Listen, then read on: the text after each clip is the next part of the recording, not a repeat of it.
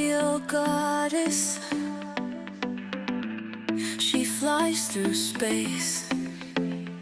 She wishes upon these stars for me, but I look away. I turn against her wind,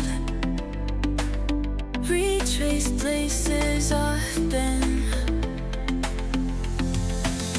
I float on sonic waves, don't worry, says the voice inside my head. I'm halfway to the stars, but still living in misery. Somewhere inside of me, she waits for a victory. Take off your crown tonight, look in my eyes, let yourself go. Choose the first thing that comes to mind before you fall behind. You are the Almighty, hiding inside of my frequency. You never left me, unbelievably. I barely touch the stars, undeservedly name one after me. Behind the cloud of sleep, she waits for a victory. Take off your crown tonight, look in my eyes, let yourself go. Choose the thing you fear. She has always been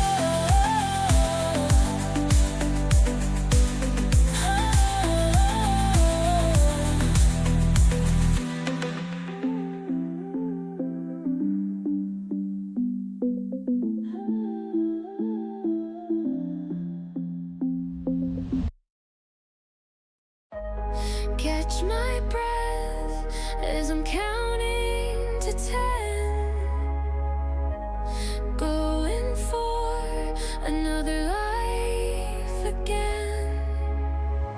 I tried living once, and I tried living twice. All it ever does is waste my time.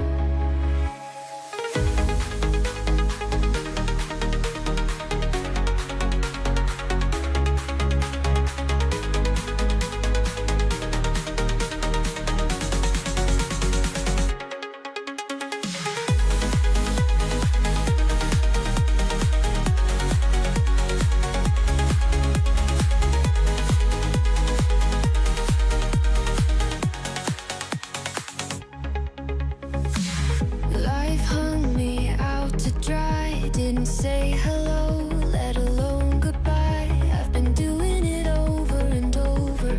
Maybe I can try as long as I'm alive, but it's always the same, and I'm always so ashamed.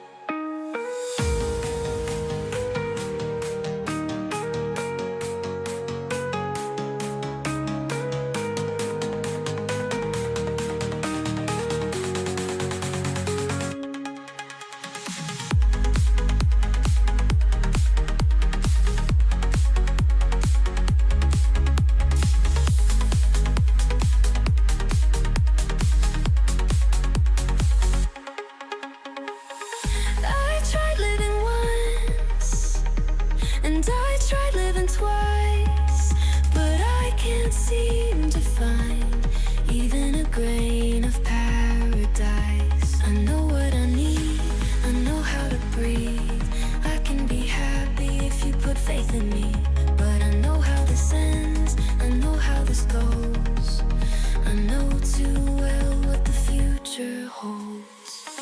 What a waste of my time when I only end up alone. What a waste of my time, but where else am I gonna go? Try and try again, it's not my time for an end. Go and start again.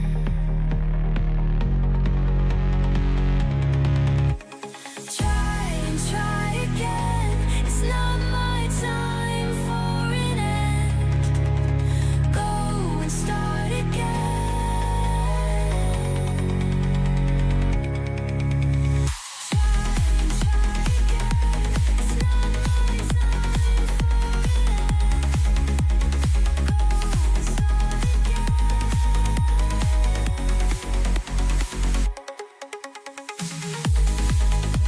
Try and try again, it's not my time for an end. Go and start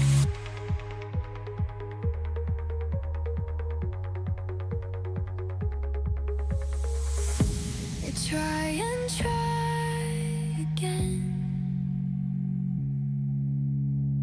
It's not my time for an end. Go and start again.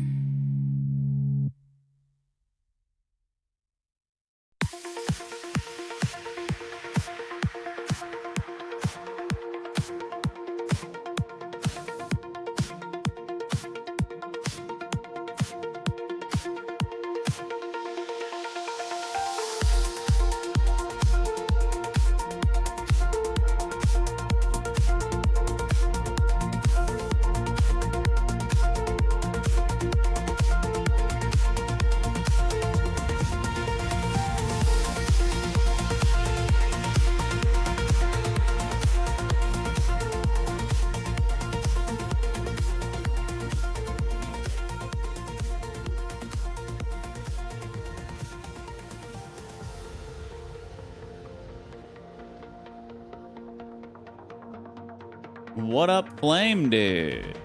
Flame coming in with the gold star? Man, Flame. Been a while since you've gotten a gold star, eh? Congrats, my friend. How are you doing today?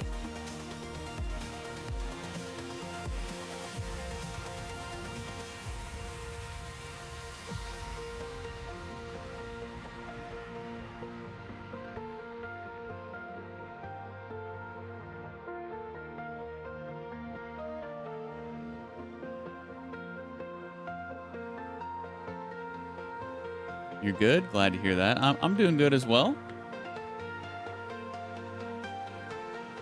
Nice lazy day today. Just chilled, researched some games, did some laundry, ate some food, took a shower, shaved, worked on my dad bod. You know, pretty chill Sunday.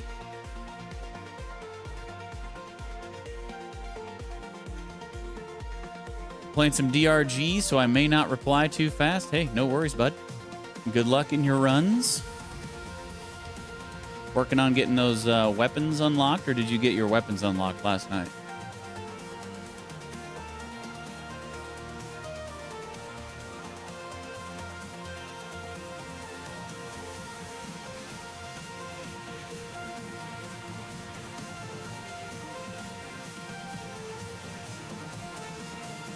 Got them last night? Nice. So what are you working on now?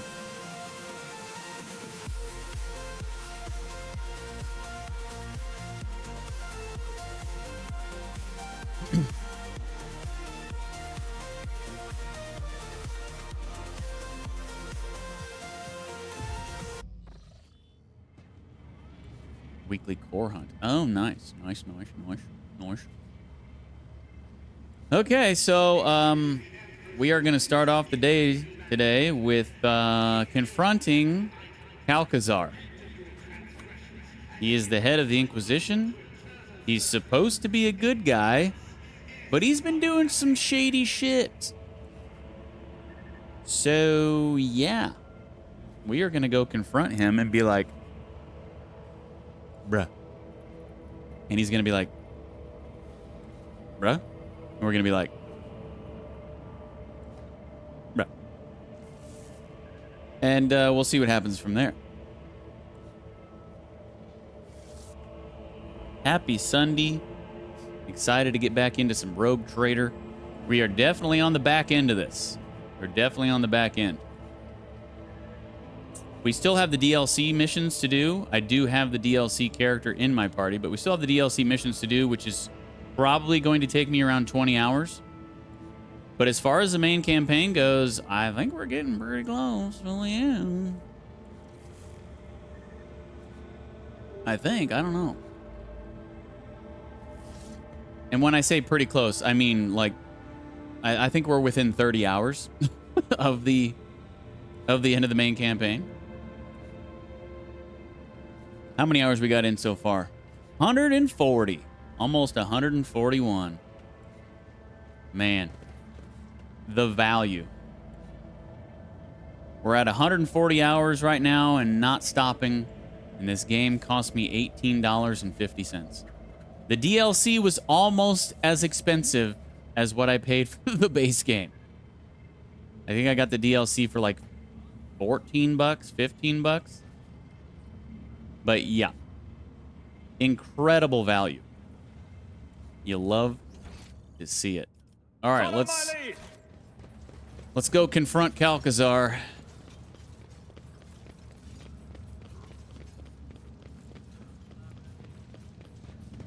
Starting off the stream with a bang here with that main mission. Here we go. The Liege's Palace. He is not the Liege. Well, I guess... Well, no, I guess he's not the Liege. He's just... Or did he make himself Liege? I don't know. Either way, he's got some splaining to do. Where the hell even is he? Frosher's here. Does he know we're looking for him and we know... Does he know that we know what he's done and he's on the run? Or what's going on here? The old servant casts a sharp, appraising glance at you. How could I be of use to your lordship? Something tells me, Shireen, that we've missed our engagement with the Lord Inquisitor. So terribly rude of him to have departed in such haste, leaving us to wonder what he is planning. I wish to know where he has gone. The Lord Inquisitor warned me that your lordship would inquire about that. He left me instructions. The servant's face relaxes, as though he has fallen asleep. What he says next carries an echo of Calcazar's rumbling voice. Your lordship, I regret that we never spoke. A matter of special importance has forced me to leave Footfall. You earned Lord Inquisitor Calcazar's trust. There are few boons more precious to be found in the entire Coronis expanse. Really? Okay, then why did he take off?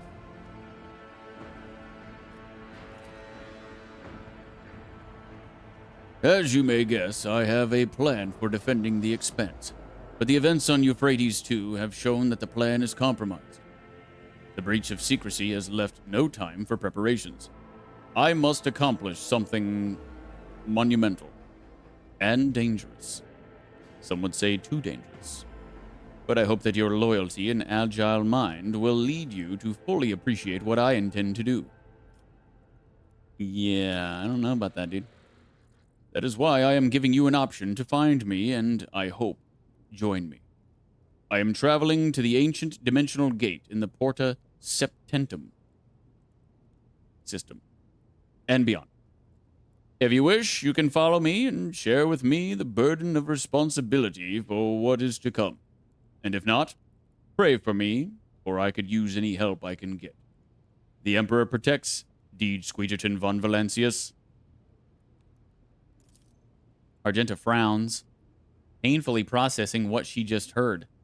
A call from his servant must not go unanswered, but what is this plan for defending the expanse that the Lord Inquisitor hides in the shadows? These tidings bring unease to my heart, rogue trader. Mine too, Argenta. Mine too. Abelard winces. And once again, the Lord Inquisitor permits himself to treat the rogue trader as a common servant. It baffles me that you are still willing to put up with this audacity, Lord Captain. You can just kill the servant outright, right here, right now. The Lannisters send their regards.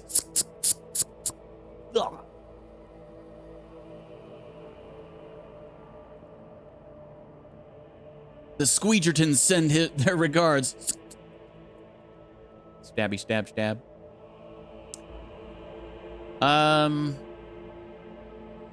What was the plan Calcazar was going to execute? Of that I am ignorant, your lordship. It was decided due to secrecy concerns that I should not know the details. Then I must go. Farewell, your lordship. I hope you help my master achieve what he has set out to do. Well, I guess it all depends on what he's set out to do. Because it sounds like he's doing some crazy bad shit. But if he would just tell me. Instead, in his letter, he's like, I hope you join me. It's like, well, dude, tell me what you're doing. Maybe I will. Maybe I won't. But you can't just be like, nah, gotta come find me to figure out what I'm doing. Like a little 8-year-old. None shall stand in But I my guess way. that's where we stand. If we really want to know, we got to go chase him. Oh, what is this?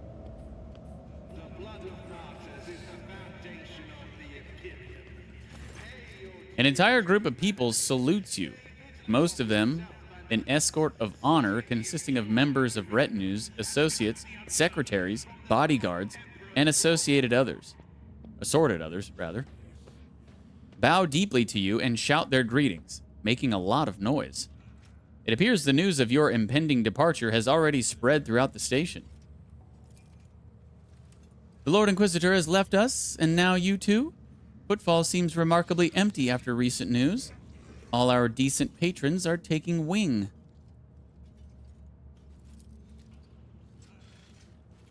There is word among my flock that rogue traitor von Valancius is going on a perilous voyage. So accept this blessing for the journey, noble DeejTheSqueej. Communicative interaction. Option unlocked. Purpose of data exchange. Strengthening ties and delivering. A gift. Material assets.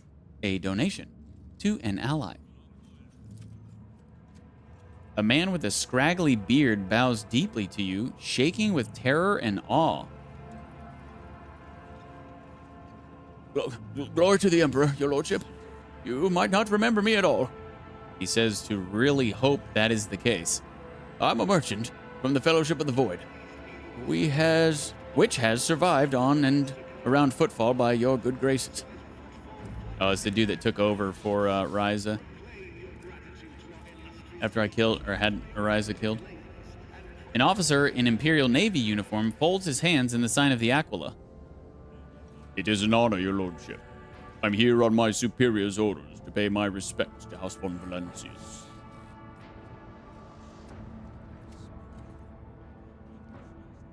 Address the trembling pirate. What do you want? The Fellowship of the Void has the greatermost respect for every deal it has ever concluded with your lordship. We may not be loyalsome allies today, but we are holding on to our hope of becoming them going forward, wise. Yeah. He has a hard time speaking. He likes to make up words.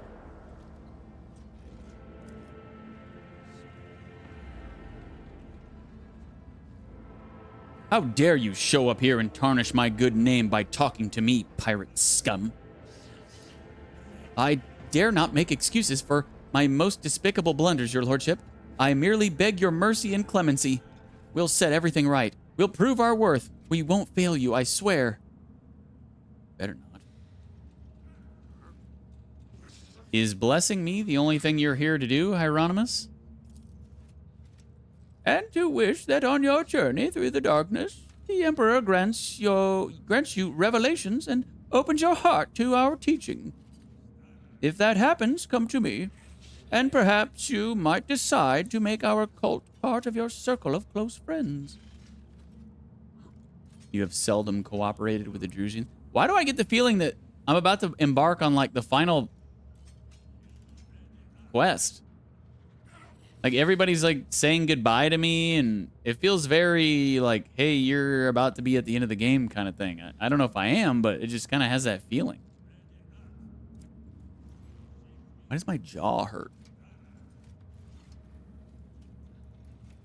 Am I getting lockjaw?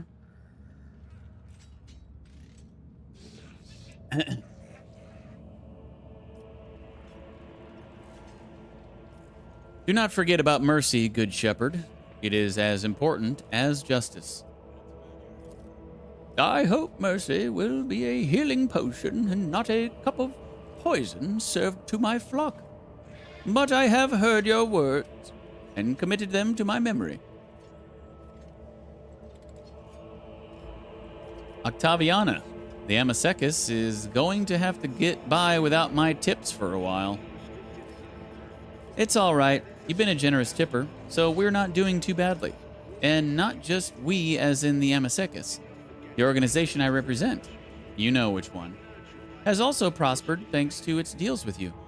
And my partners would like to contribute their investments to your expedition. The supplies are being loaded into your ship's hold, and this is a personal gift to you from the Casbala Commission.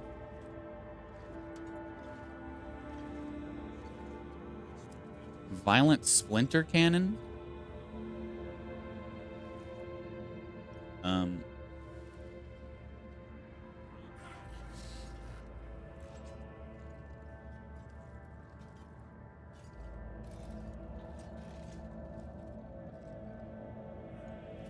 Interesting. Not sure if I'm going to use that with Jai. I expect you to maintain order on the station. We've heard our lessons from recent events. We've learned our lessons from recent events. And as for those who haven't learned theirs, I'll see to it that you can personally string up those slow-witted fools once you're back.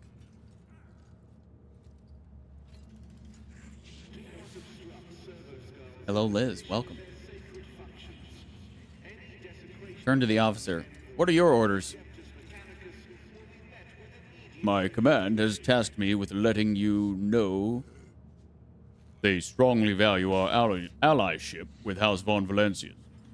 Although at this time we have not managed to build a powerful alliance, they believe that we will be able to strengthen our treaties and bring the light of the Imperium to the Expanse going forward. Someday. So this basically seems like... So I'm talking to every single one of the vendors. And it seems like at this point, since we have the Casbala Commission's rep completely maxed, I think that's why she gave me... I think that's why Octaviana gave me a gift. So if you have, I don't honestly don't think it's possible. I don't think you can have every single one of the vendors maxed. But it seems like whoever you do have maxed, they'll give you something here. This definitely feels like a we're sending you off to the final mission kind of thing. I don't know. Do your duty, but do not be needlessly harsh. The Expanse is still inhabited by free people. Although what you said is at odds with the Imperial Navy's official policy regarding this sector, I promise I will relay this to my superiors. Why have you come, Opticon? This unit regrets, is disappointed at, is indignant at the fact that links of sufficiently high priority have not been established between House von Valencius and the Cognizance fleet. While unable to place any research assets at the disposal of House von Valencius, this unit is counting on the reliability of the prediction that your expedition will be successful.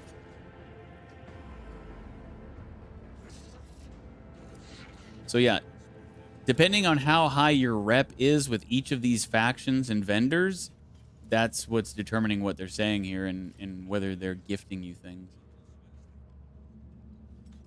Farewell, my comrade. Remember Euphrates too. Request approved. Information concerning the joint cleansing of the Sacred World cataloged under high-value data. It is time to depart. Farewell. A multitude of voices answers you with good luck wishes, blessings, parting advice, and words of respect, shouting over each other, but alike in their sincerity. For a second, you feel especially clearly that you likely will not see any of these people ever again.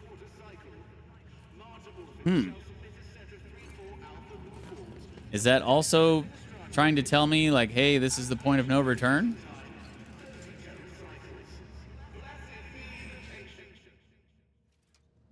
Kind of funny that if this is the point of no return and we're about to go to the last mission, kind of funny that I stopped basically right before this on Friday.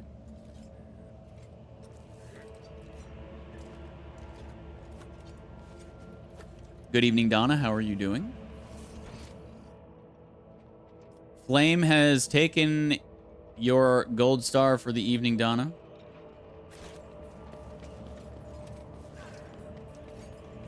We need to investigate. What? Why is there a dead body under here?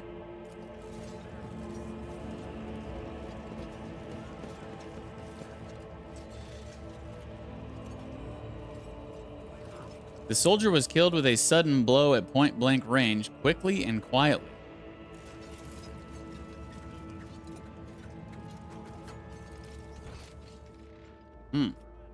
Okay. Oh, see you later. I don't know why I just now discovered that body. There wasn't anything else near him. Was there? Why did we...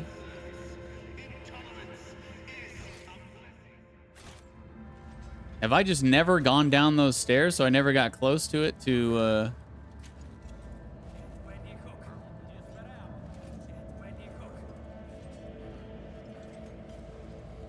be able to perceive it? Should I talk to Incendia Chorda before I go out?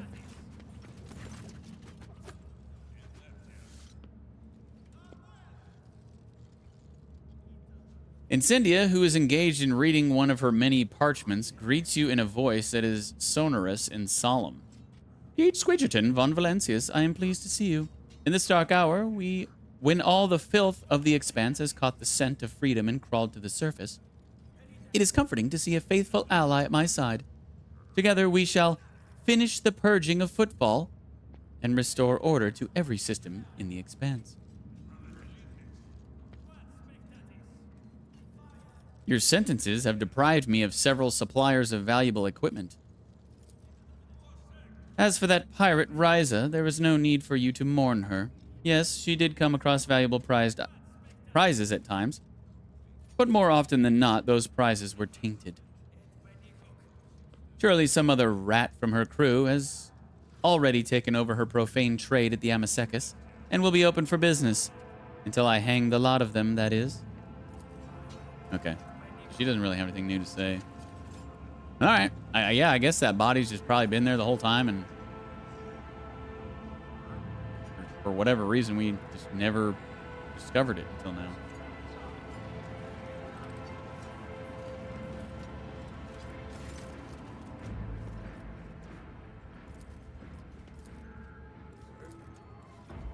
All right, well, maybe we are headed off to the final battle, guys. I don't know, but we are gonna find out.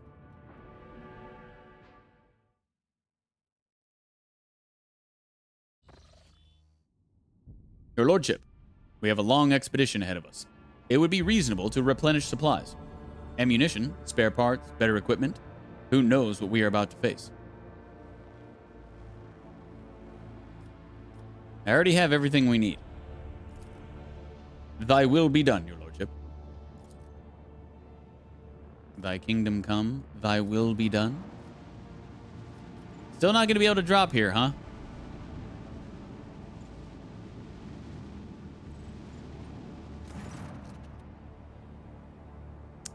So weird. I wonder if you actually can.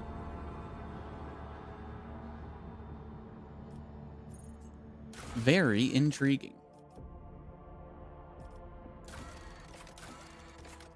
Follow Calcazar through the dimensional gate. Xavier Calcazar's expedition went through an ancient dimensional gate. To catch up to him, the Lord Captain will have to venture into the unknown. Porta Septentum. Maybe it's not going to be the final. Maybe we're about to enter chapter 5 once we go through this gate. Maybe that's what's going on.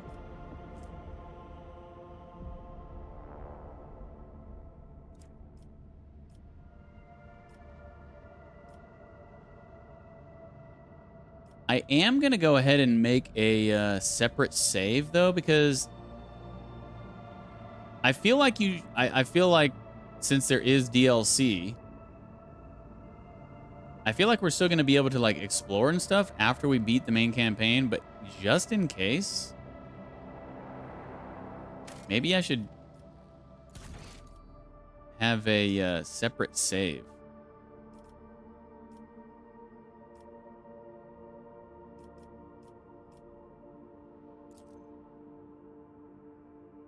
Can I make a separate?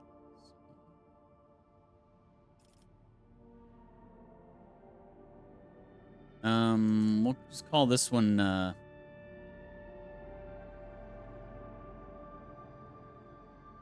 just in case.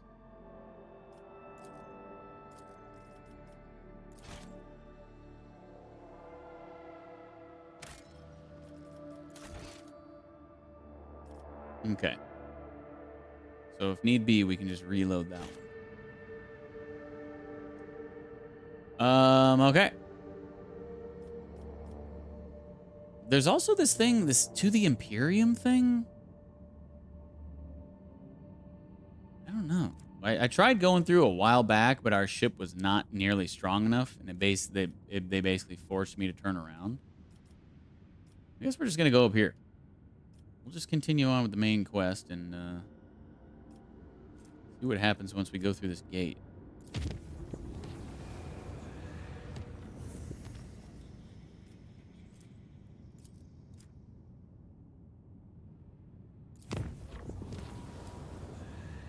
Maybe I should check on these rumor missions. Maybe our augurs are good enough now.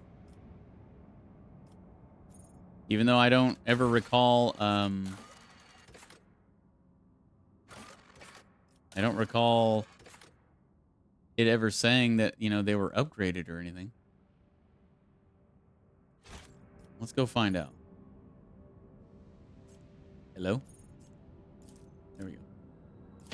For whatever reason, there's a couple of systems. It's like you got to find the right pixel to click on.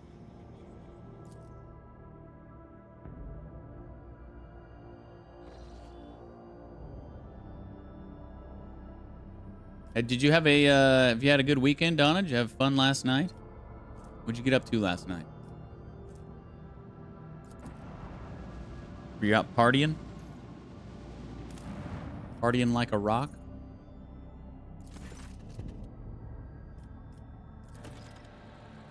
Oh. Okay, I guess my augurs yeah, I guess it's just better now? I didn't do anything, so I don't know how I don't know why I wasn't able to progress these rumors before, but I guess I am now. The Augur crew have detected signs of life under the planet's surface. There, in the caves, is a man-made complex. According to the ship's archives, this world is uninhabitable and devoid of useful resources, so the presence of someone's base seems intriguing.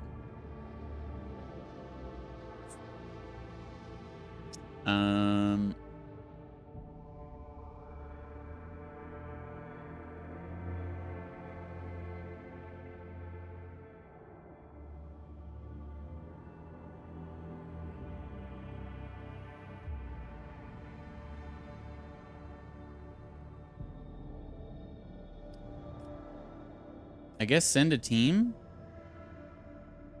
Send a team to explore.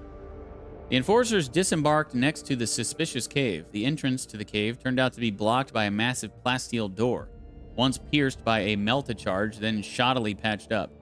Within, an ambush awaited your team. Attackers with emaciated bodies pounced from the darkness without warning. I knew I should have freaking hit it from orbit. The enforcers of the Von Valancius dynasty reacted with lightning speed. They walked away from the vicious battle not only victorious, but having captured the enemy commander. Oh. While a shuttle brought the prisoner aboard the Lord Captain's void ship, scouts searched the base and found a vast hall, the walls of which were dotted with cryo vaults. All but one were disabled and contained the remains of some prominent people, judging by their clothes. The last cryo vault was opened and stood empty. Okay. In addition, a curious machine was destroyed during the battle. As further inspection would show, this was the very contraption responsible for creating the magnetic storms blanketing the planet, concealing the cemetery from prying eyes. Its machine spirit extinguished forever. Tech priests still managed to extract those parts that still held value. What up, Godus, dude? How are you feeling tonight? As soon as you left, I was like, yeah, he's not coming back. And I'm kind of glad you didn't come back. That's nasty. Did you get some good, did you get some good rest? Are you feeling better today? No, just had a pal over for a bit. Otherwise, just resting my back. Okay. Nice chill weekends for all of us. Yes, I was very pooped. I feel much better. Good. Glad to hear it, bud.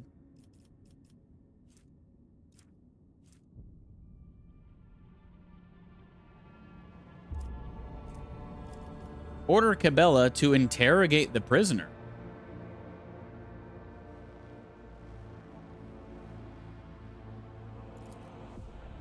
In the hours that followed, the captive became fully aware of how sophisticated and ruthless the blood-spun web can be in its quest for the truth. Under torture, the bastard confessed to belonging to the cult of Saint Drusus. He and his brothers and sisters were tasked with guarding this strange cemetery and preventing anyone from entering. He equally could not hide that the unfortunate inhabitants of the cryovaults were killed by his people.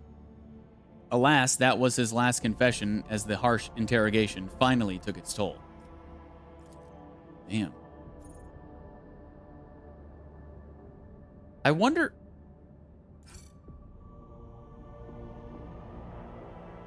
was the whole "your augurs aren't powerful enough to see anything" thing, was that just an excuse because I didn't have Cabela yet?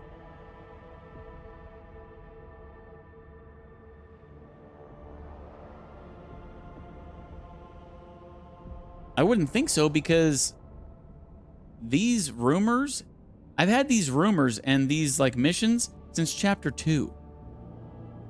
Long before I ever installed the DLC.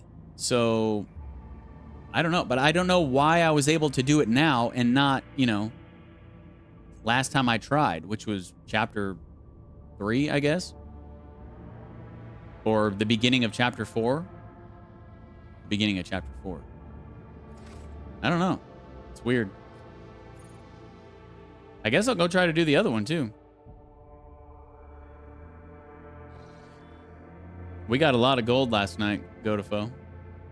We got a lot of gold. We had some good expeditions. We got all of our lunar snack costumes. It's good times. Good times.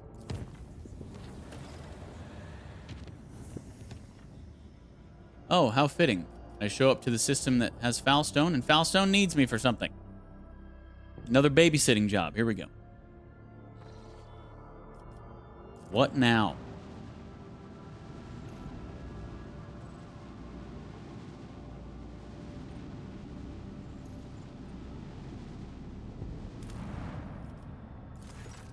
A delegation of Drukhari arrives at the colony. The Xenos offer the Monkey the chance to willingly bow before them.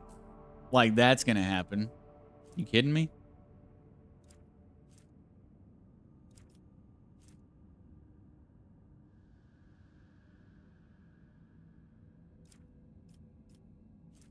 Wait, what is this? Dogmatic. I'm already maxed dogmatic. I don't need that.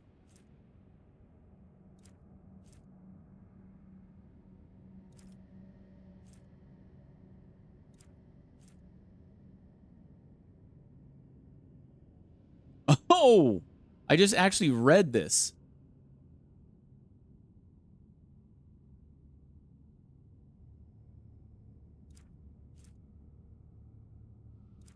Dang.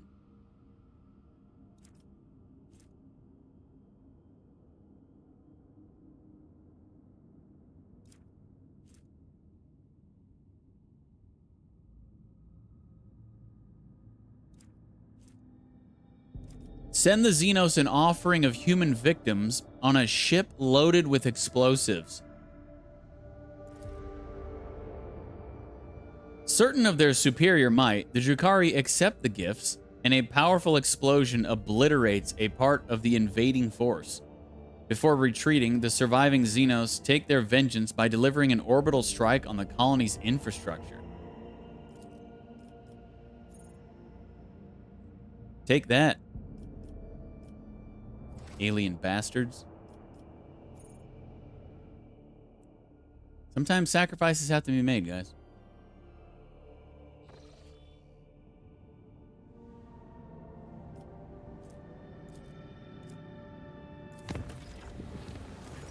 Great, now Veabo 6 wants me, huh?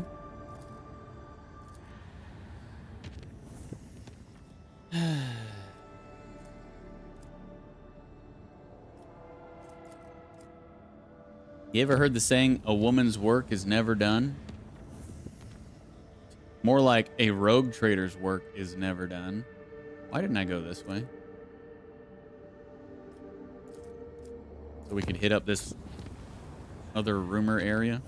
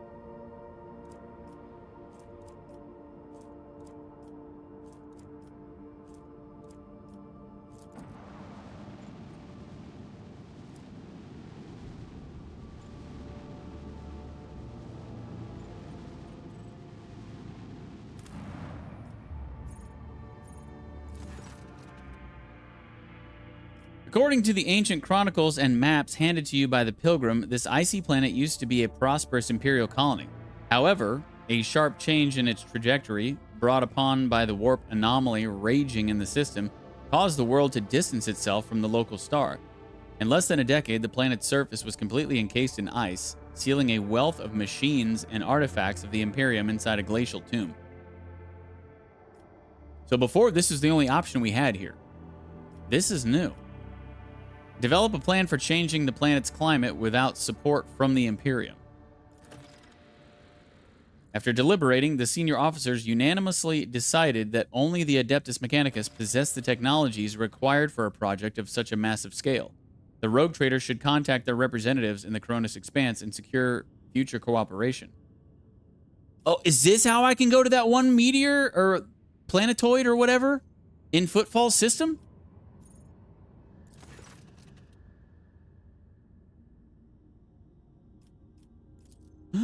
Hold up. Did I figure it out?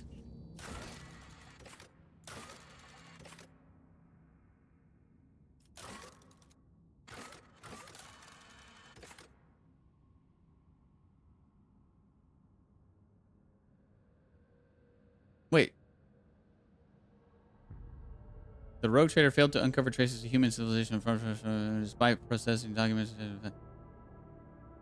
It's still saying something about the ship's augers not being powerful enough. I progressed this. What are you talking about? Was there a new one or something?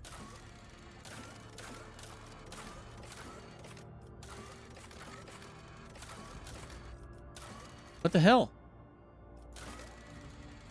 I know it's something popped up at the top, so something had to progress or...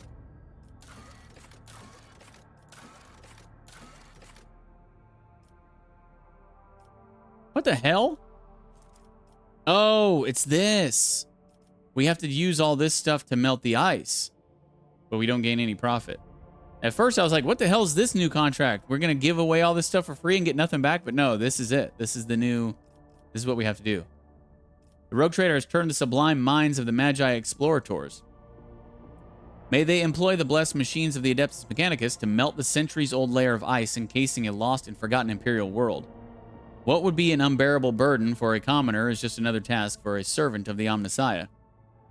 The Explorators offer prayers to the machine spirits as they prepare for this unorthodox planetary-scale mission. Let's do it. Chivo, you melted the ice planet.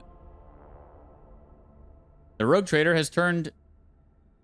Oh, that didn't change. Okay. Okay. Can we land there now, or...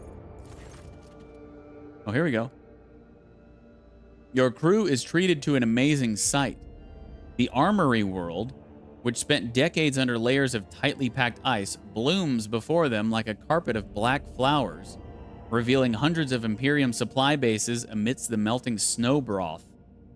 They are practically untouched by time.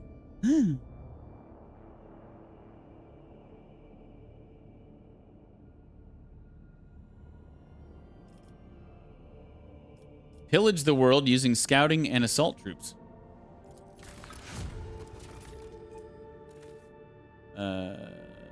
Shit. This ring grants the wearer +5 bonus to fellowship. It also increases resolve by 1. And 2 mobile extractiums? There's hundreds of bases here, and this is all we get? What's this? But wait, there's more?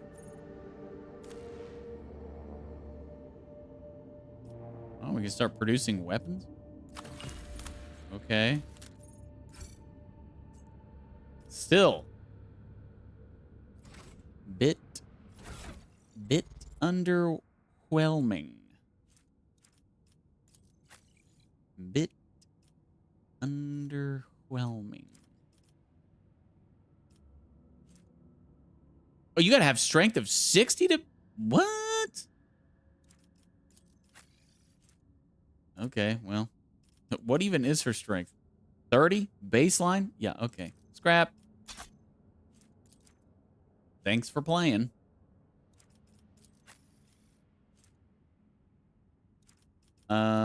I guess...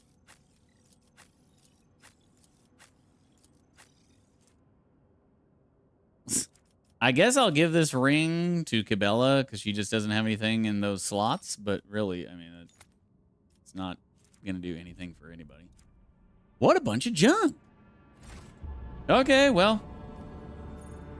Both of those encounters were pretty underwhelming, considering we had to wait all the way until now to be able to do them for some reason.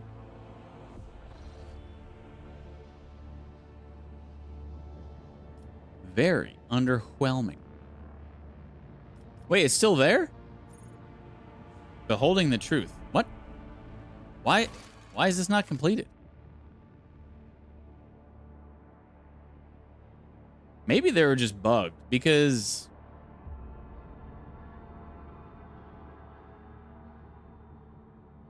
Yeah, we completed this, but it's still in... It's still in our quest log. We can't do anything else.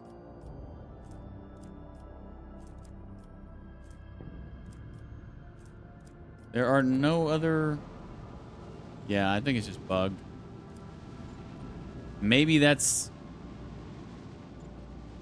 I don't know.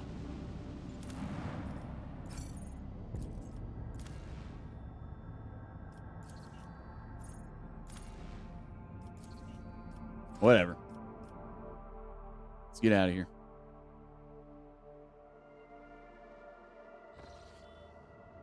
That's pretty annoying. It didn't close out.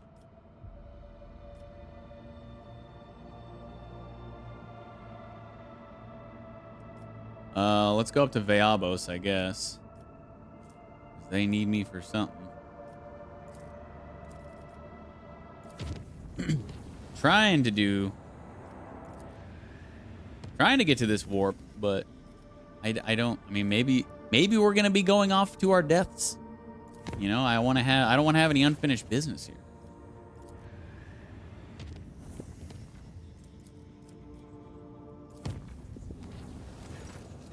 Even though we still have the DLC missions, but I'm pretty sure we're not going to be going off to our deaths. So we should be able to do the DLC missions after. I would hope that the developers didn't design DLC for this game forcing the player to start a new playthrough. That would just be... I don't think that would be very smart.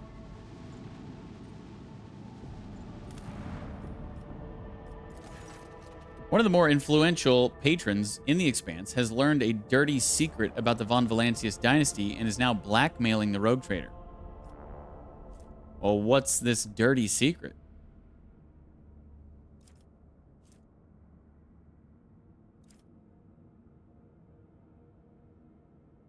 Do not give in to demands. What happens if I do not give in to demands? It doesn't look like there's any sort of bad outcome. If I do this one, I lose 2 profit factor. If I do this one, I lose 1 profit factor. If I don't give in to the demands, nothing happens. I'm not going to give in. Soon the Expanse is shaken by scandalous evidence proving that Lady Theodora plundered ships and colonies belonging to her rivals. The dynasty's reputation has been sullied.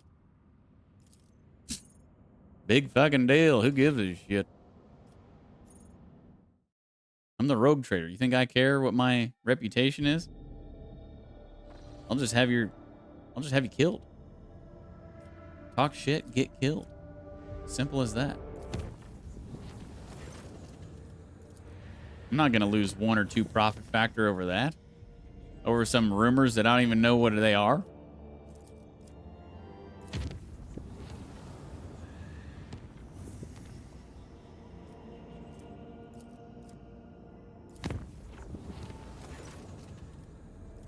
Speaking of which, I need to go in and check my vendors one more time before we actually head into this.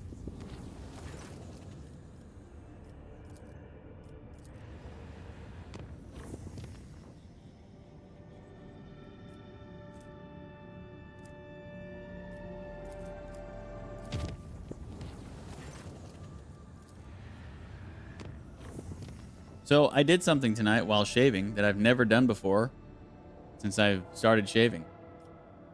I nicked my nostril with my razor.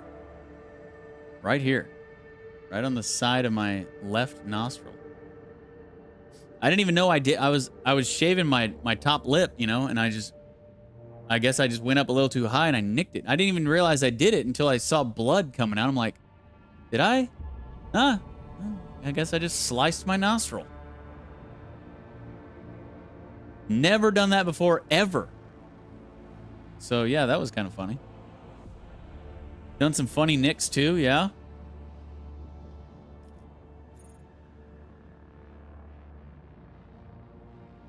Shaving, it's dangerous business.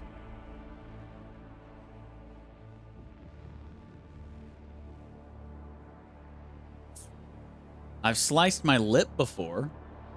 I've nicked my lip. Probably at least a couple times. But I've never, ever sliced my nostril. It really is. Those blades are no joke. Oh, hell no. That's why you can't even feel it when it happens. They're so sharp that you cannot even feel it. It's just such an absolute clean cut Didn't even know what happened until I saw blood. I'm like, oh, shit.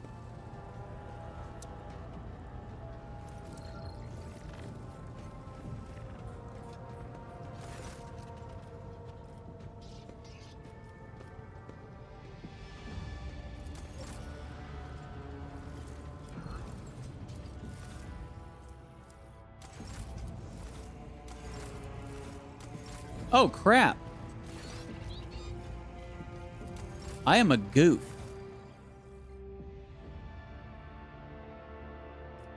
I totally... Since we maxed out the Casbalica mission, I haven't actually gone in here to grab all of the stuff. I just been like, oh, well, we don't need to do anything else with them anymore. We're maxed out. I didn't actually ever get all the freaking stuff. Look at all this stuff that's in here. Oh, Deej. You silly bastard.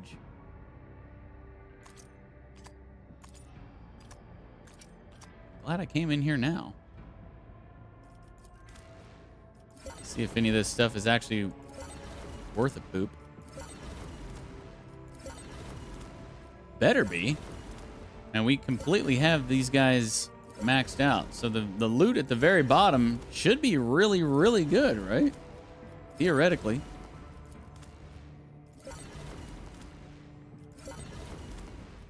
Let's see. What's this very last one? The wielder's single shots and deadeye shots reduce the target's deflection by damage dealt. It's actually not that great. It's actually not that great. We got more stuff in here.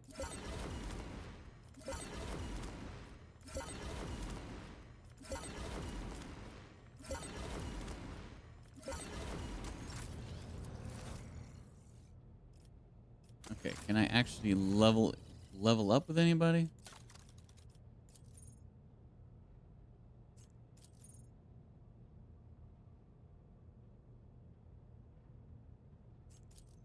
$31, yeah. Level up these guys.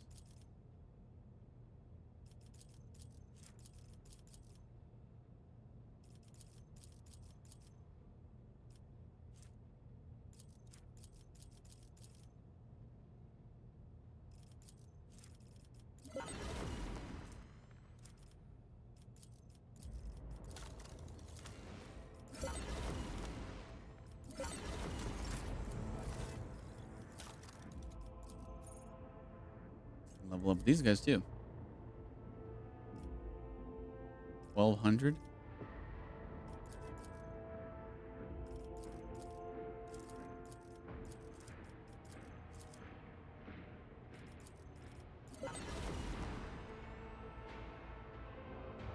$1250.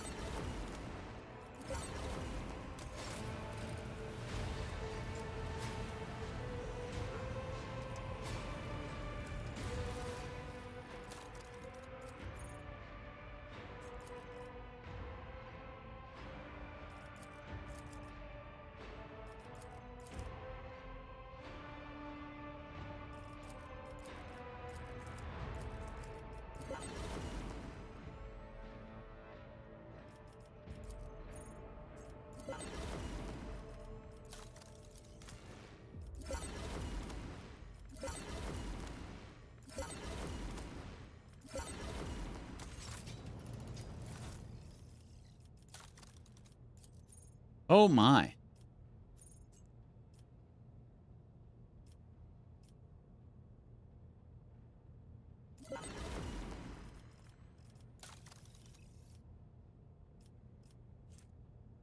That only got us up one level? Are you serious?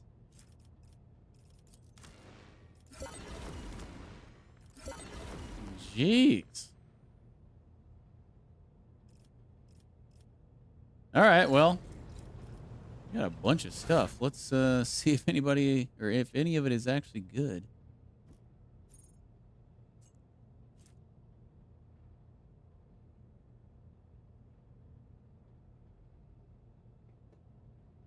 Whenever an enemy attempts to make an attack of opportunity against the wearer, that enemy is pushed back by 1 cell before the attack is able to hit the wearer. No. Crash. The Roar. Exotic, two-handed, ranged. No. Death from above deals an additional 18 mental damage.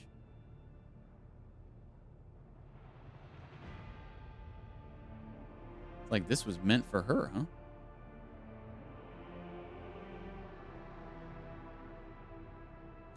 Right? She's the one who does death from above, right? Yeah. Interesting.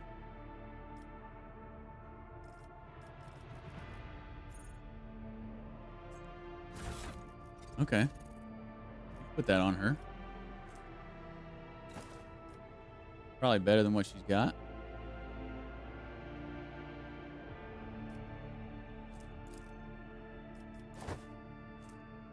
Each hit made with Blade Dance increases the wearer's critical hit chance by 14% until the end of wearer's turn. Wow. Okay, so this is also meant for her. Okay. If the wearer's target is suffering from bleeding, the wearer's melee attacks deal an additional 2% damage for each point of the target's agility bonus. Dang, this is also meant for her.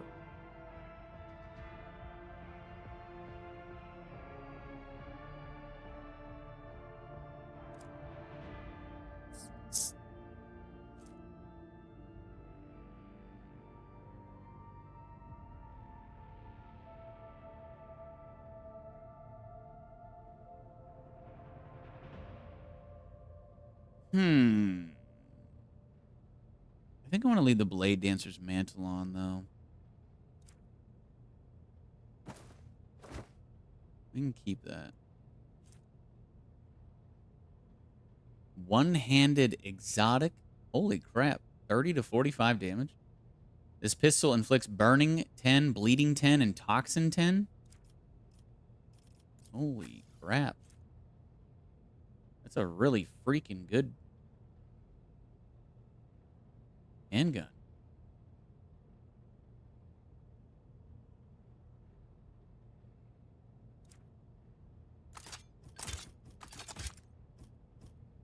Give that to Jai. They probably expect you to give it to Cabela, but I'm not running ranged on her. Whenever the wearer fails a demolition skill test, they can immediately re-roll it using agility instead of demolition. Nobody needs that.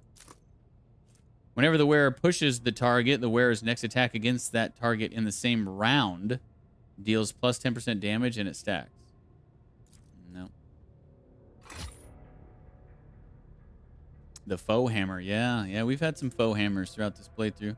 They're not that great, to be honest. But I mean, they're basically like revolver shotguns. So obviously, you know, a regular shotgun is going to be better. Reduces the hit chance of all ranged attacks made against the wearer and their allies by 18%.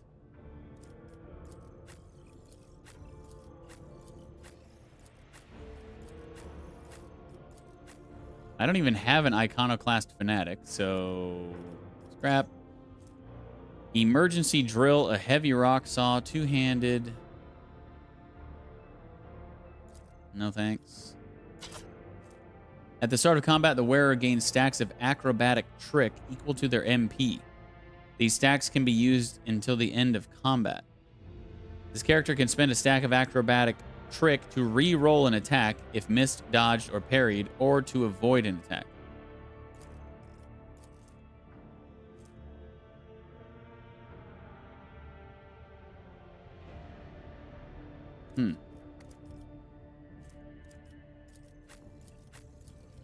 Yeah, I don't know about that.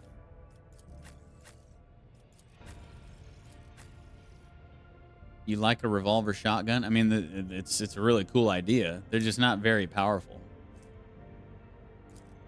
It's not something you... I wasn't really maining it. It was more of like a secondary.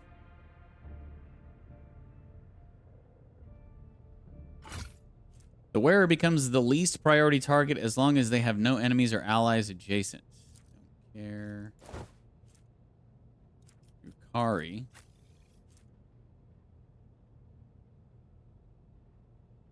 $28.42. Nope.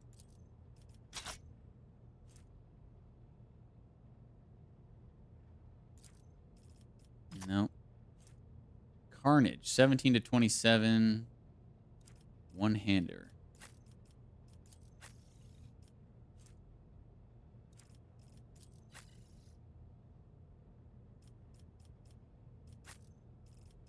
Nah.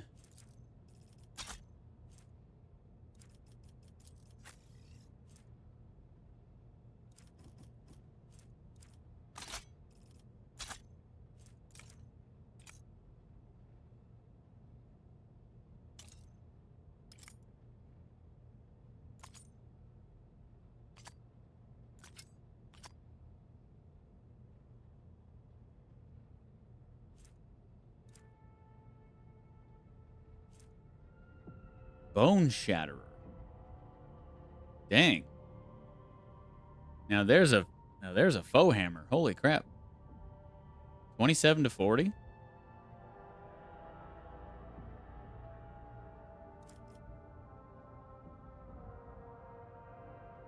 IRL, it's great for hunting little rodents and snakes.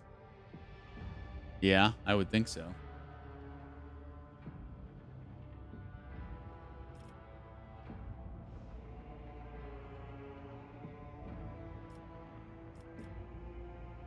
This one seems pretty good, though.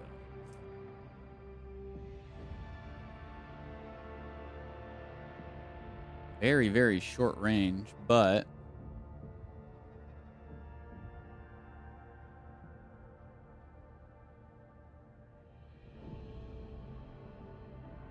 I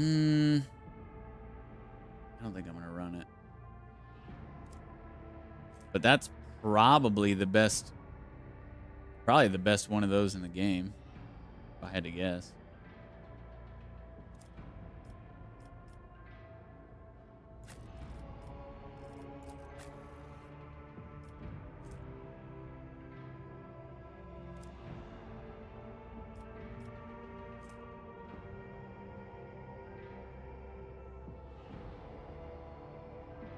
I'll give it to him.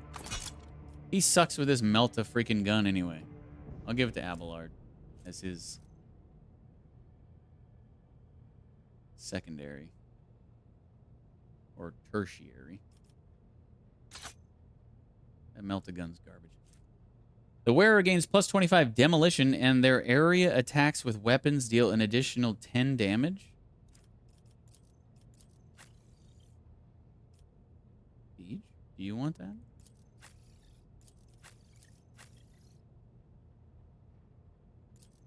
Or Argenta, really.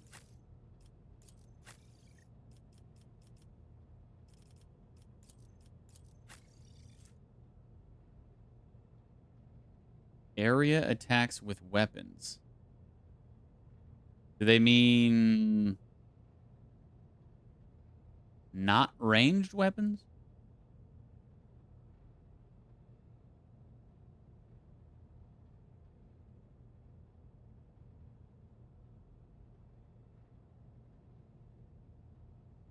Or does that... Do ranged weapons count?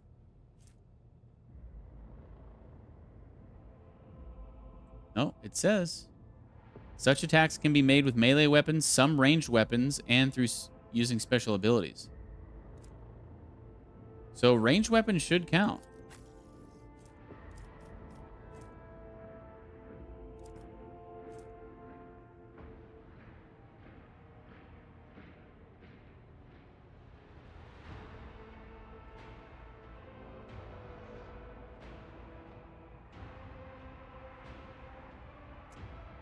I'm actually going to swap this out with a Seal of the Purifier, I think. That'd be good for her.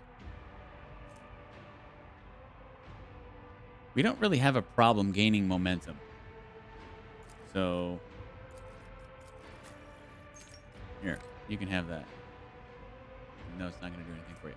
These boots grant their wearer a 15% dodge reduction bonus for attacks with melee weapons. Eh. This item grants the wearer a +5 bonus to parry reduction. If the wearer has Conviction Iconoclast, all allies gain plus 10% hit chance against enemies adjacent to the wearer. Blah, blah, blah, blah, blah. No. Deadly Repeater.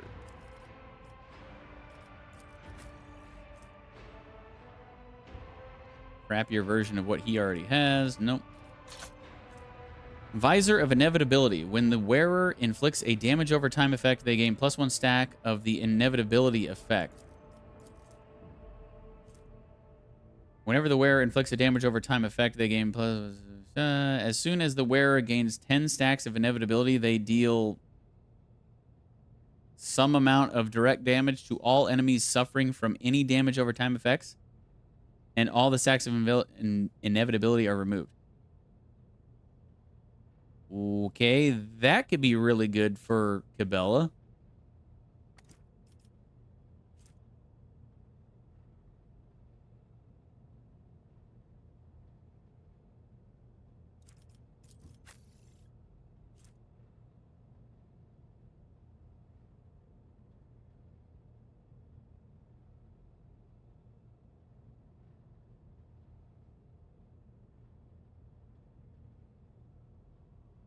Yeah, I think we're going to have to try this. That seems really good for her.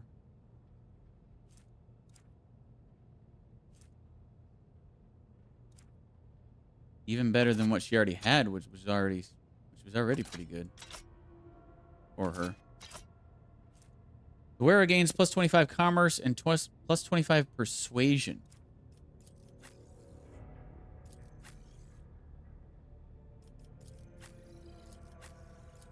Haven't I already seen this one before?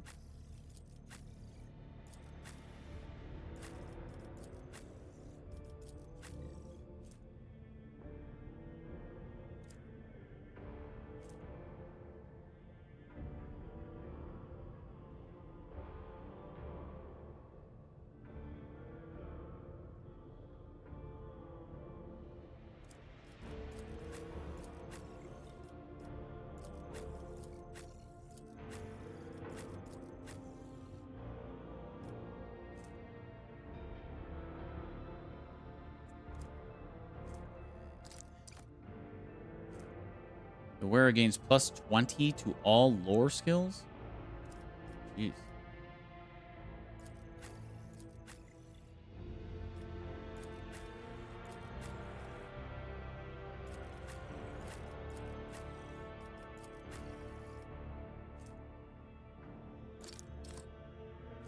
These gloves grant the wearer a plus 10 bonus to tech use. They also increase the damage of plasma weapons by 3. I've definitely seen this one before. This actually might be what he even has on.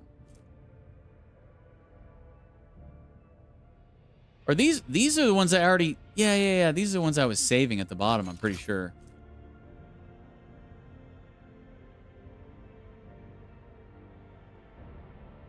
Yeah, I think so.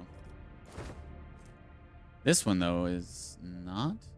After using run and gun, the wearer gains plus 15% cover efficiency, win and cover for 1 round.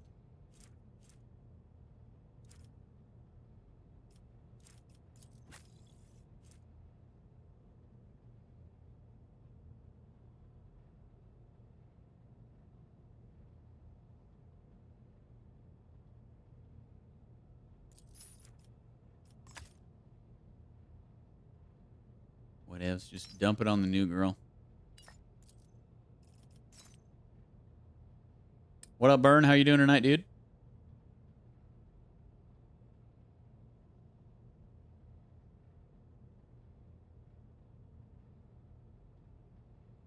Work schedule is noon to 8:30. Good old swings, huh?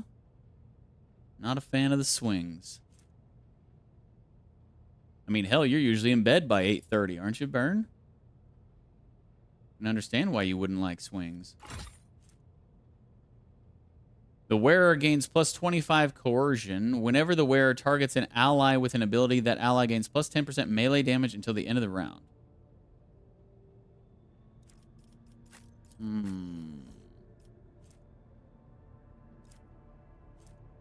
We don't really need increases on coercion because we never fail coercion tests. I mean, that's not bad. That's actually pretty good, but...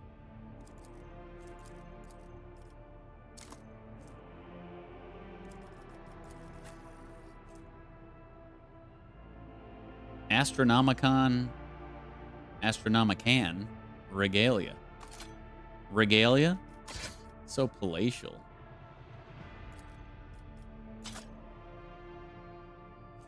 All right, let's check out what these ship dealies are.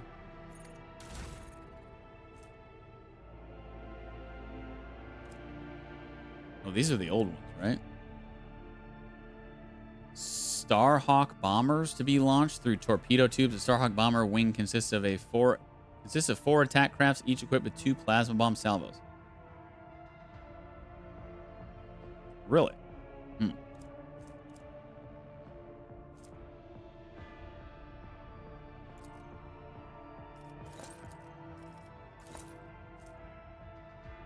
Medium range lance weapon dealing from 91 to 105 damage to a chosen enemy within a wide firing arc.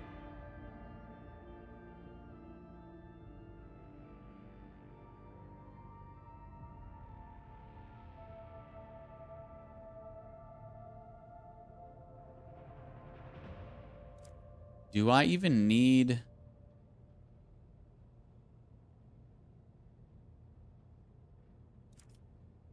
I don't even need the torpedo tubes one anymore, right? Because I can't launch torpedo tubes anymore if I'm doing the fighter's deck.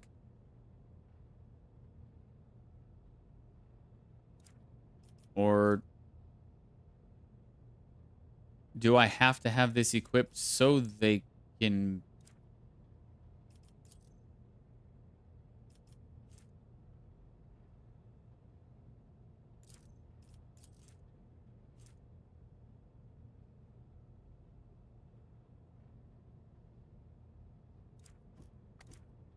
I wonder if I have to have this equipped so I can do this.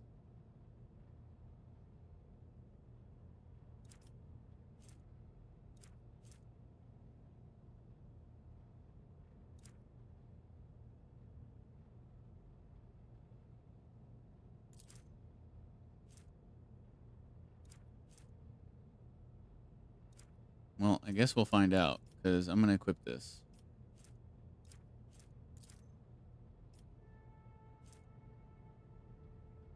This is definitely an upgrade here.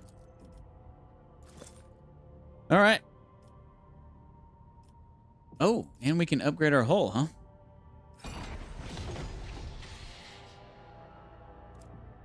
Nice. Yeah, we'll have to see on the whole torpedo thing.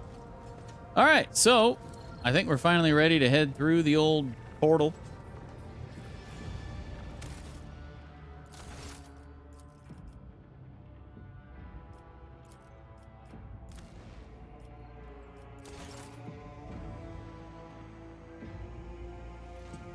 Working 4 to 11. That's even worse for Burn. Burn would have to set a cot up in the back and have a little nappy poo before the end of that shift.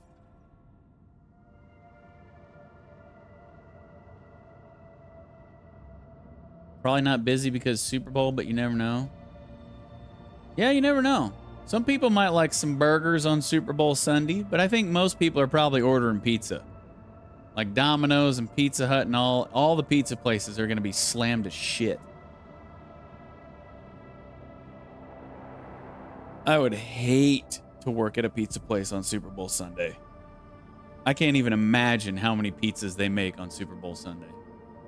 More like Super Bowl Sunday. Am I right?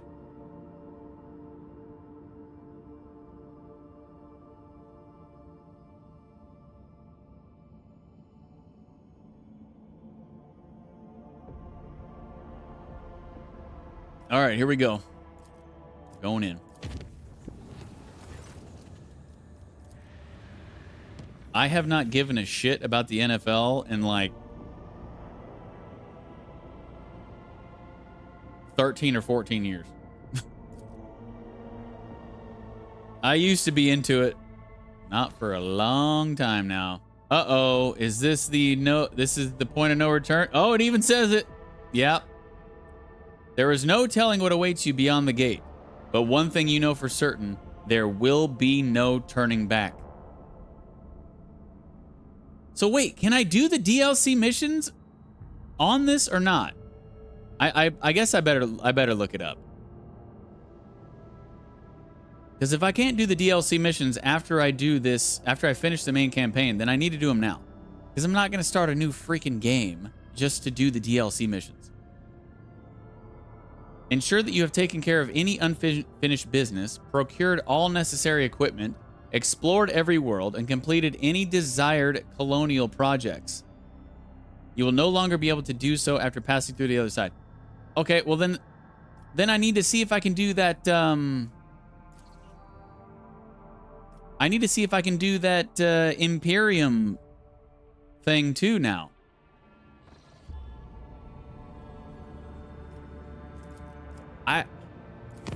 If you cannot do the DLC missions after the campaign is done, that is a fail on their part. Why would you design it like that? Why would you force the player to either have a save right before the point of no return? You know, because this DLC came out a year after the game came out. So everybody who's played this game before the DLC came out has finished it, you know? So would they really force somebody to load an old save, hopefully if they have one, or to start a new campaign to play the DLC missions? If that's the case, that is not good. Regardless, though, I want to try to do this again. Maybe our ship is strong enough to make it through this time.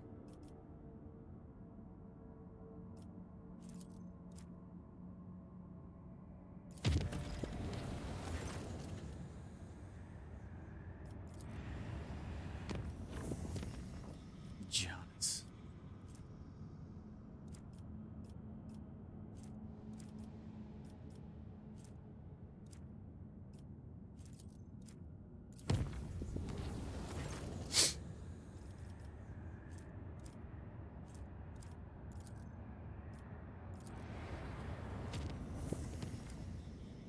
Another thing that's interesting,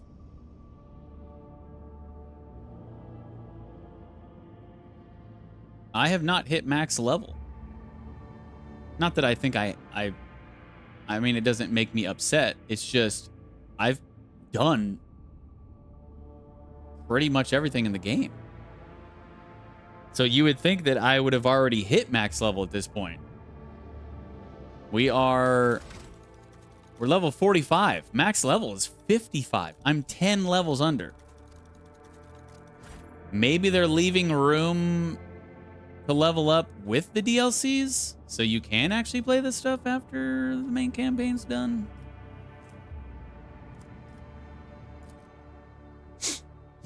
I don't know. So many questions. So many questions. But we're going to have the answers very soon.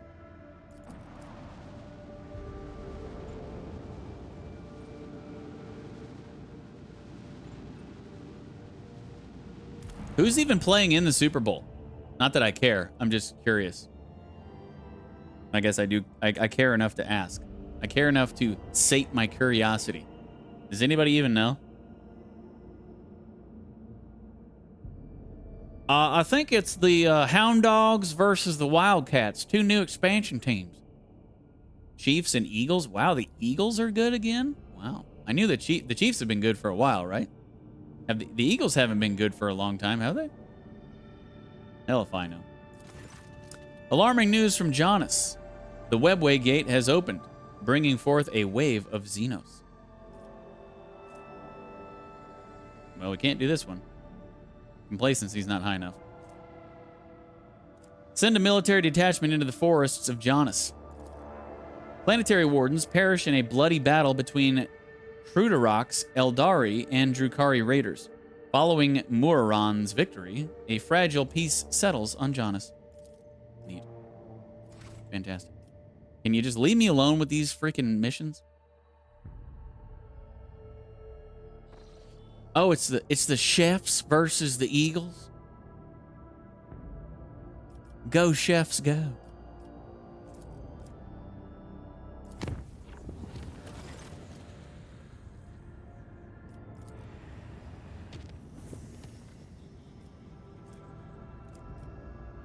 Hello, John. How are you doing? Happy Sunday to you as well, my friend. Good to see you.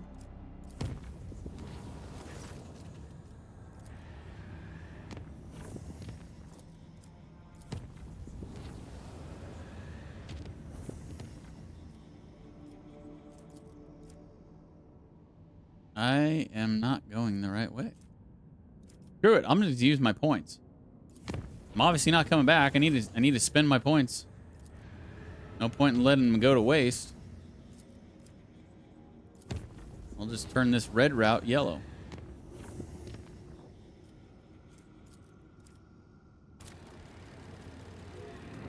There you go.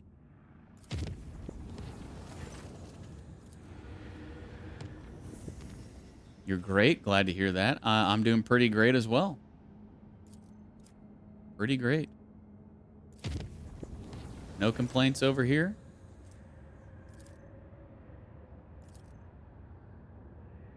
Oh, we just got another 6 navigators insight points.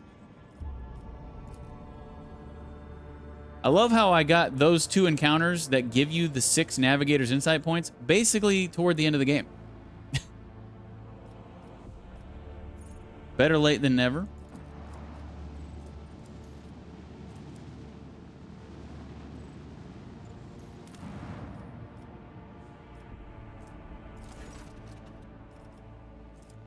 A death cult has flourished in the colony, driving its members and others to the brink of religious frenzy through bloody sacrifices and self-flagellation. News of their bloody deeds brings uncertainty and fear.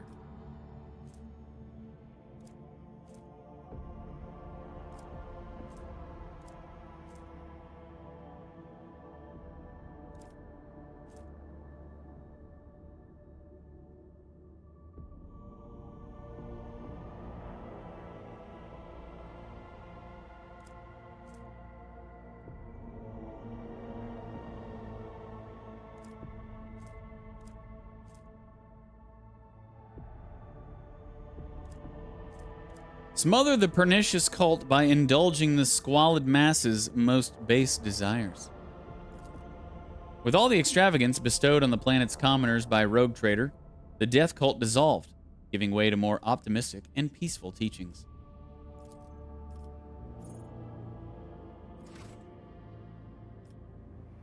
Okay, please leave me alone with these missions, because every time one pops up, I'm like, okay, I gotta go do this now. I mean, I guess I don't have to, but that's just the way I am. I don't want to leave any unresolved stuff, no matter how small of a quest it is.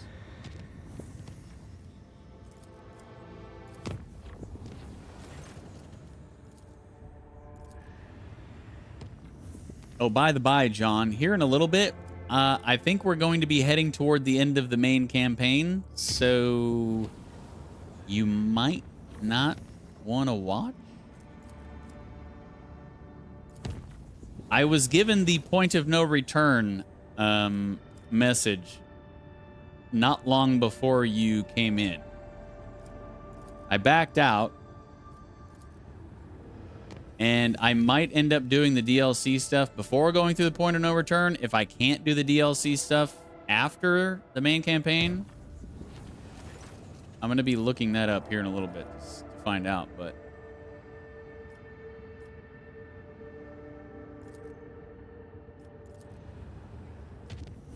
yeah, we're getting pretty close. We're actually closer than I thought we were.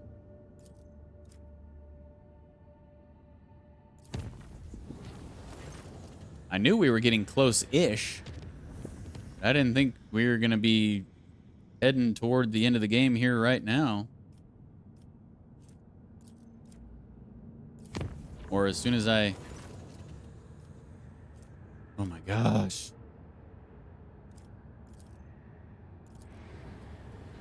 Just let me travel. Unbothered.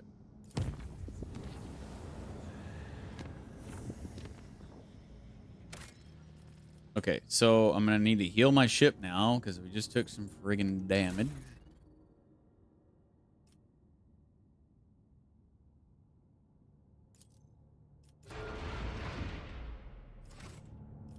Okay. Let's save. We are fully healed.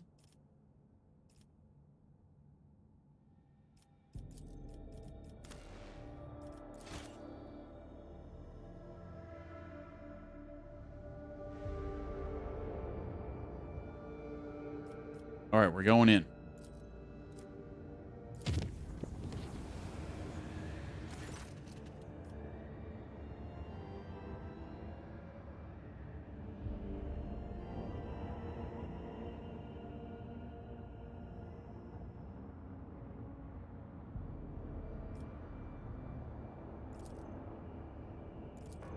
All right. I've already read through this. I'm just going to click through it. See if we can make it through.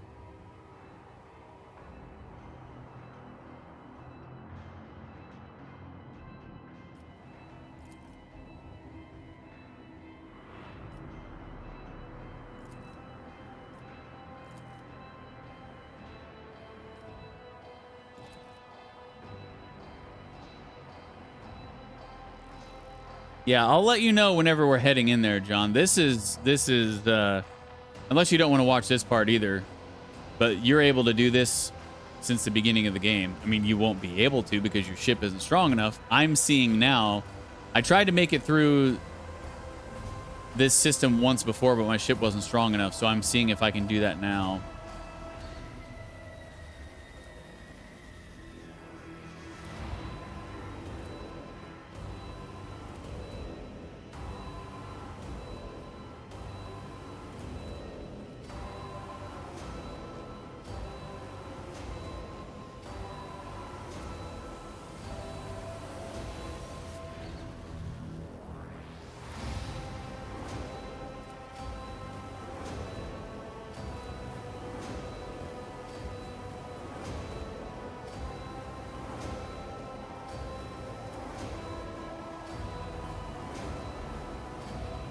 Yeah, it doesn't look like we can... Doesn't look like we can make it. I don't know what you're supposed to do with this system. Is this just going to be like a part of the third DLC or something?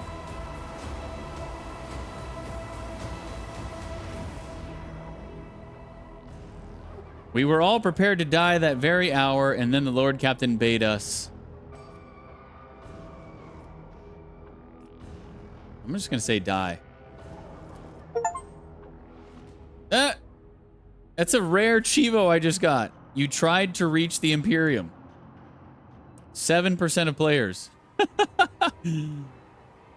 Huddled next to the Voxcaster, I, First Deputy Carto Artifex Sebulon Primex, scream into it, hoping that my voice will by some miracle break through the turbulent abyss of the Immaterium into the real world. The Voxmaster is dead. Virtually everyone is dead. And I, disregarding the sacred Vox system protocol, scream my dispatch over and over. All Imperial vessels, help! We are dying! Dying! We're dying! Stop it! I'm afraid!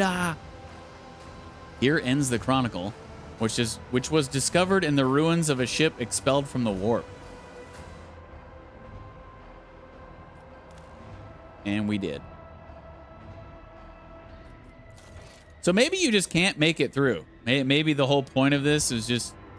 The whole point of going to the Imperium was just to die and get that achievement. But that's kind of weird that that's a thing. But all right. Okay, so now, John, I'm going to be heading in past the point of no return. So if you want to head out, then by all means do so. We're going in.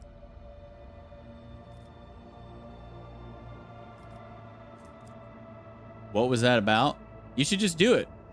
You should have this. I mean, this has been a thing since the very beginning of the game. Just go down here to the system that says to the Imperium and just play it yourself. You won't be able to make it through. But you're basically just trying to make it to the Imperium, and for whatever reason, like, your ship just gets jacked up and you end up dying. It's kind of a cool little story, though, if you actually read through it.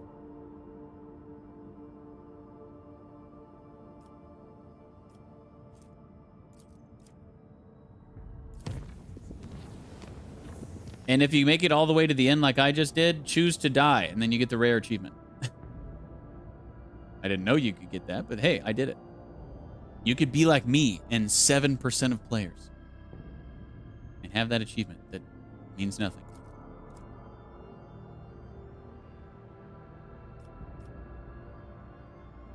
Wait, could I could just chart all the way here, actually. And then just make it green.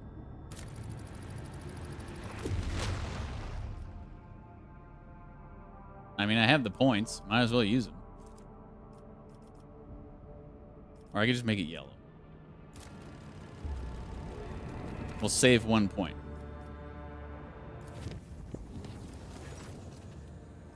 Are you kidding me?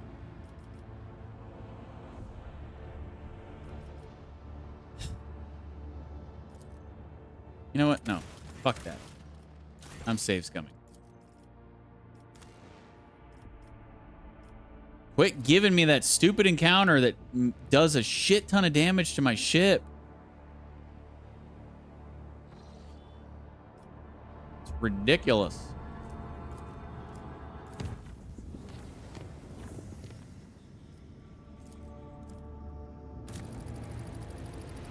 Wait, actually, you know what? I'm going to do this differently. Since that line basically goes through one of the settlements already, I'm just going to have it go. I'm just going to make another one to there first.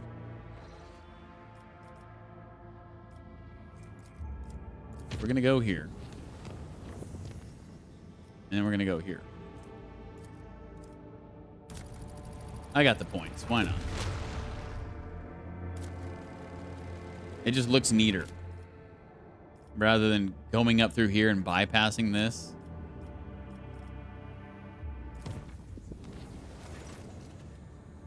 Dude!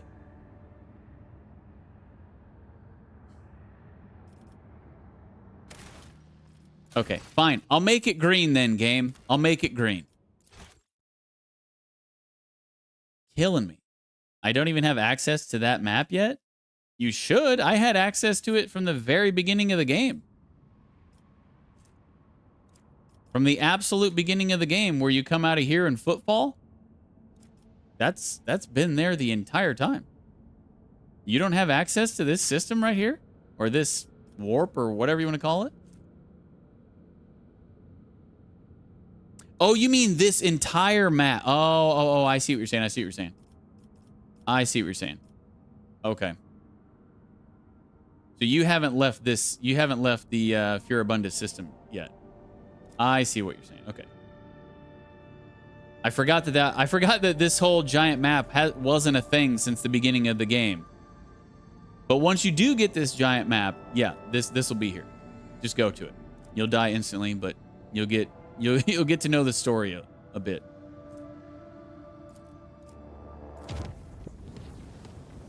The more you upgrade your ship, the farther you'll be able to make it through. Like, I think I made it to what is actually the end.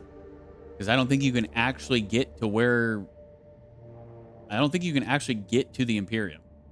But I think I made it as far as you can. And you have to upgrade your ship and stuff. Anywho.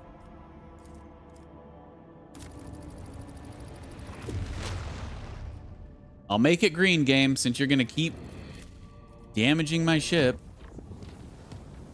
2 times in a row. Oh, crap. I can only afford to make this one yellow.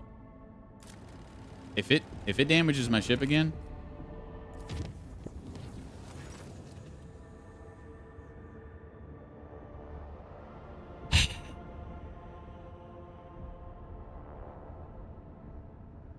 I mean, I could go do the fight but I don't want to do the fight. 100 freaking damage. Do I have enough to heal that? Is it because I'm traveling such a far distance on yellow? Is that why it doesn't? Okay, whatever. I can afford the repair. Barely.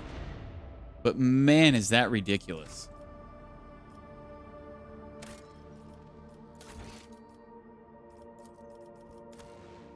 Oh, crap. I need to look up whether I can do the DLC afterwards or not.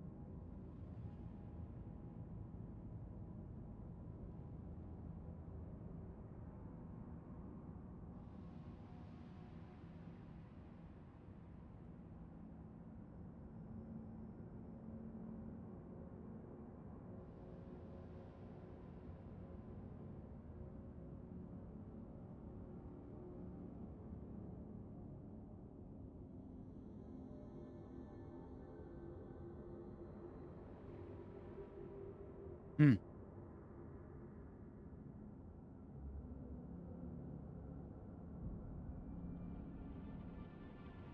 Any player who has already played the campaign will be able to just continue his own play and receive all the DLC content, while a new player will experience a more polished, more organic, I guess, more organic story of the Coronis Expanse itself. That's our vision of the DLCs for Warhammer 40k Rogue Trader. They won't be separate entities, but an organic evolution of the initial story, with it branching out for the different aspects of the world and the setting. That's really stupid. Why would they do it like that? So, the way that reads, it sounds like I will be able to play the DLC missions after the main campaign, but it's better if you don't?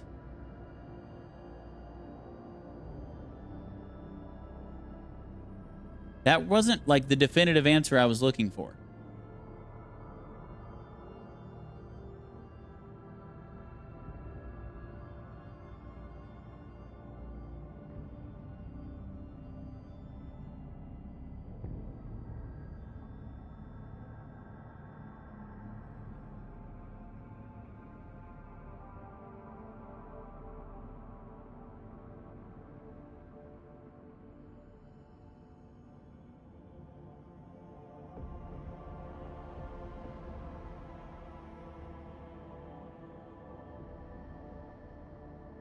Oh, fun fact, I have read over 1 million words in this game.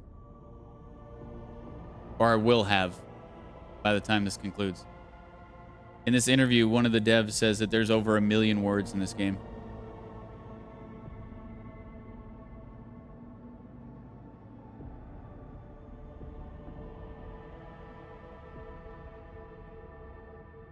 Yeah, I need something more definitive than that.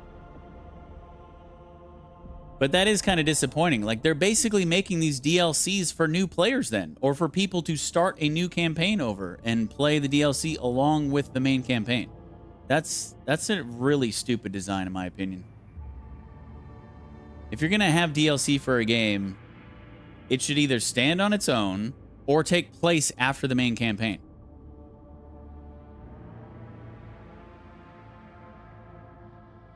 having it run alongside the main campaign is just dumb. And I wish I would have known that. If I would have known that, I would have been already playing it through my main campaign, but I didn't know that. But regardless, it's still stupid. You expect players to come back, like players who have already played your main campaign, when the DLC comes out a year later, you expect them to come back and start an entire new playthrough to play your DLC the way it's quote unquote intended. This is a long ass game to be able to do that.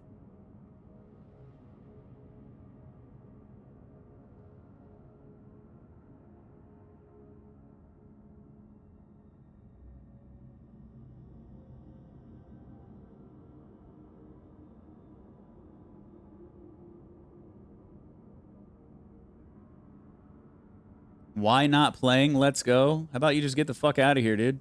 Bye. Fucking idiot. Nice first message, dipshit. Can you switch out characters when you're in locations, or do you have to go back to the void ship? No, you have to go back to the void ship. Whenever you are, basically when you leave the void ship, you are setting your party in stone. You can't change it out. I'll probably play halfway through the game and then do the DLC before I finish the main campaign. Well, I don't know how far you got into the, I don't know how far you got into the DLC, but there's definitely, like, you can see that there are missions for it. Like this one right here, it's for Chapter 1. This one right here is for Chapter 2. So, I mean, I'm not trying to tell you how to play the game, John, but knowing now what I know after reading from these sites, I would just play the DLC right alongside your main campaign. I wish I would have done that. But I still would like a definitive answer of, like, can I play it after the main campaign or not? And I'm not really finding anything super definitive. A lot of this stuff is just like, how do you start the DLC?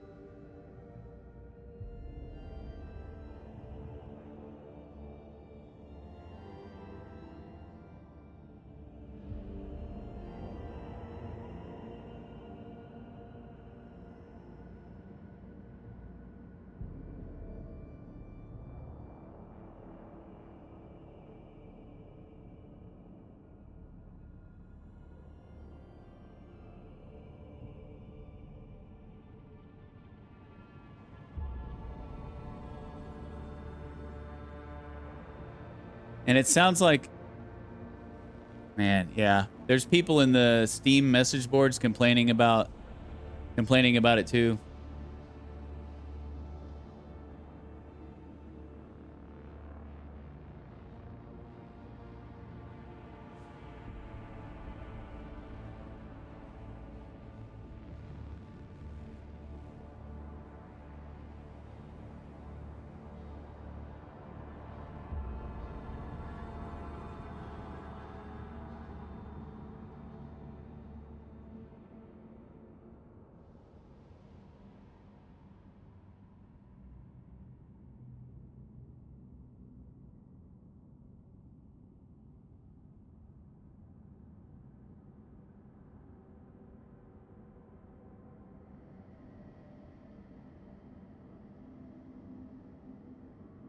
Yeah, there's a lot of people who have the same exact feeling. Like, why would you force players to replay the campaign? So it sounds like you can't play it afterwards, despite what one of the developers said.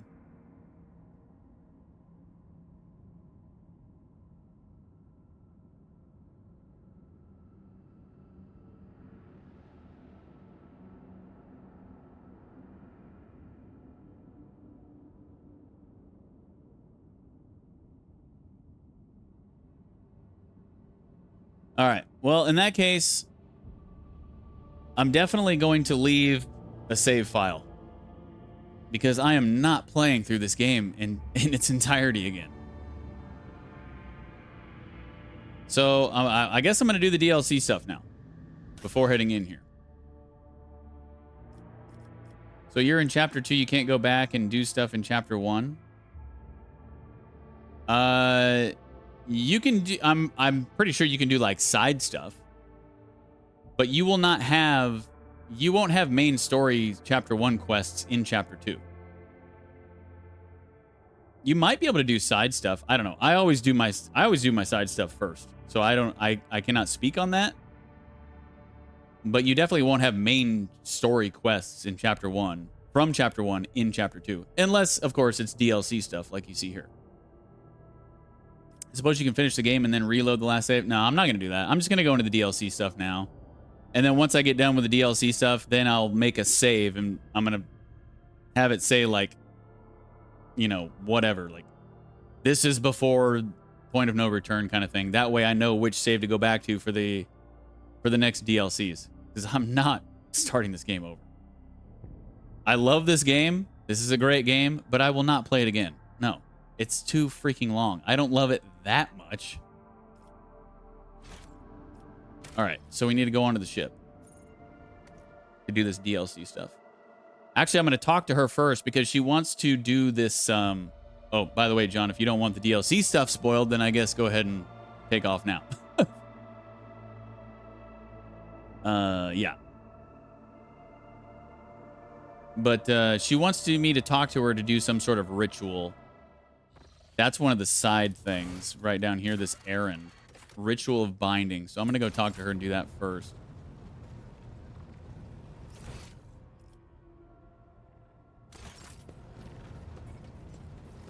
Also, I can't believe we're at the end of the game, the main campaign, and I have not had a chance to romance Argenta.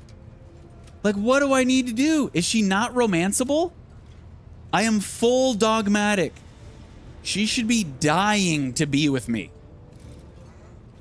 I've never really said anything bad to her that I can remember. So why? I'm going to just have to end up romancing Cabela, I guess. I guess that's what I have to do. Domin. Argenta doesn't want me? Okay, fine. Then I'm gonna have Cabela.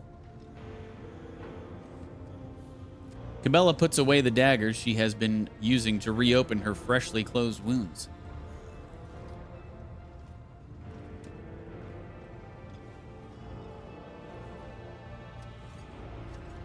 Did you ever meet Theodora von Valancius?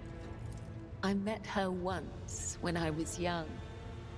The Vizier saw a serpent hiding among those close to Domin Theodora, ready to sink its fangs into her throat. I was ordered to find the serpent and sever the soul from its body. I watched and waited for weeks. I hid among the shadows, the air ducts and the faceless masses. Once I found the serpent, I sliced off its head and returned to the temple. I doubt that Domin Theodora ever saw me, but the 3 ritual cuts I left behind on the body let her know that this death was pleasing to him. They sent us a grand feast from the upper decks before the cycle's end. We gave it to the hungry.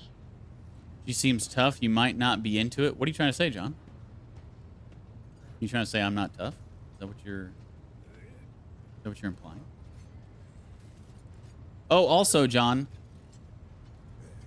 you should play the DLC along the campaign because of the stupid design choices of the devs, but also Cabela's pretty insane.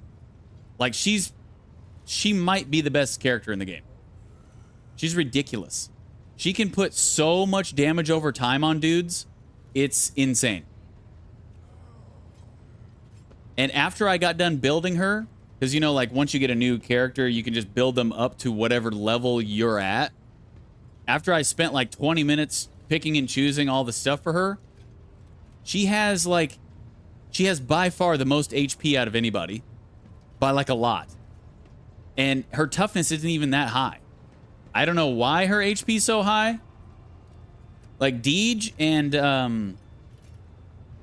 Abelard are basically the two tanks. Abelard's more like offensive. Deej is more defensive. But she's got like 40 HP more than Abelard, which is just insane. I was gonna say she is powerful. Oh, she's insane.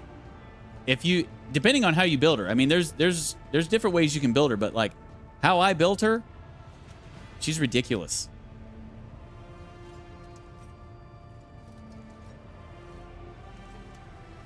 Gesture at the scars covering Cabela's skin.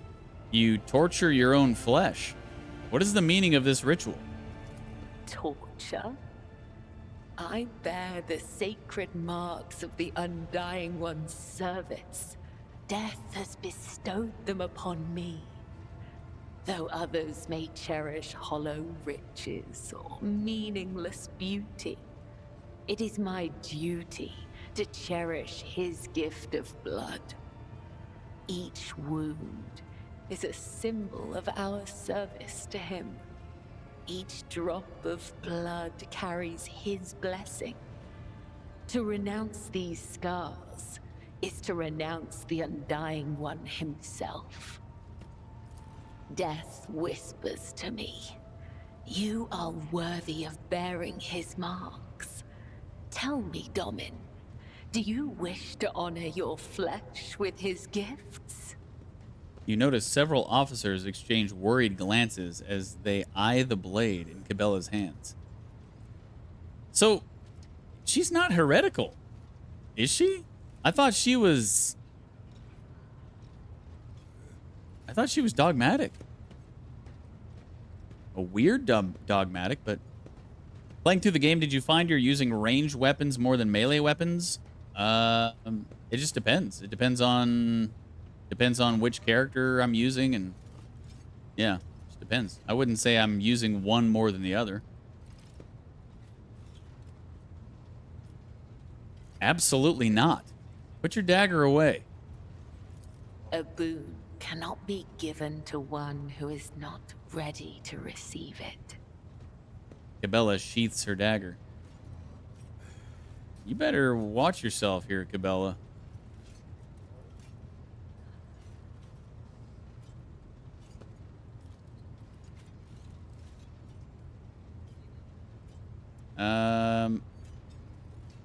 If the Undying One whispers my name, will you carry out his will? Lords and wretches are equal before death. If such is the Undying One's will, I will guide you to him, Domin.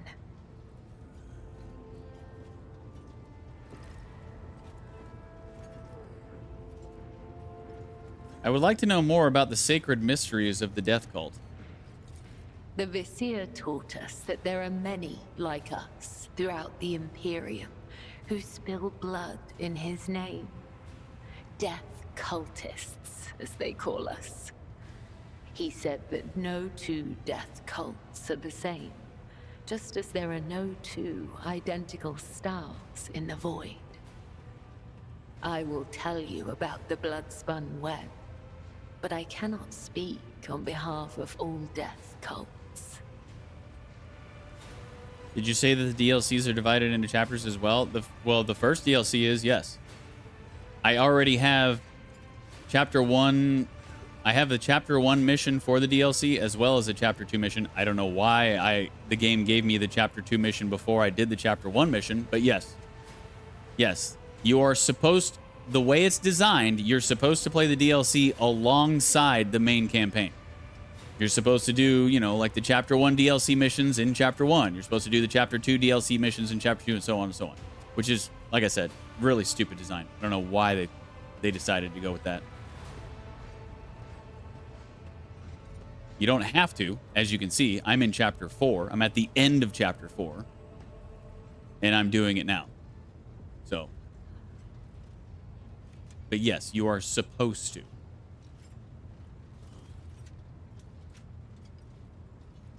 Can you teach me to follow the tenets of the blood-spun web?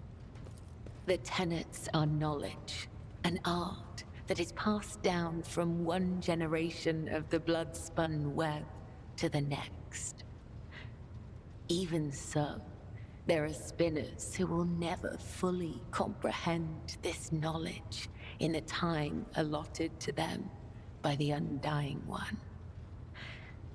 The tenets dictate how one follows the thread of life, but they are also the thread itself, from first breath to last. The tenets cannot be taught, they must be lived. Only then will you understand.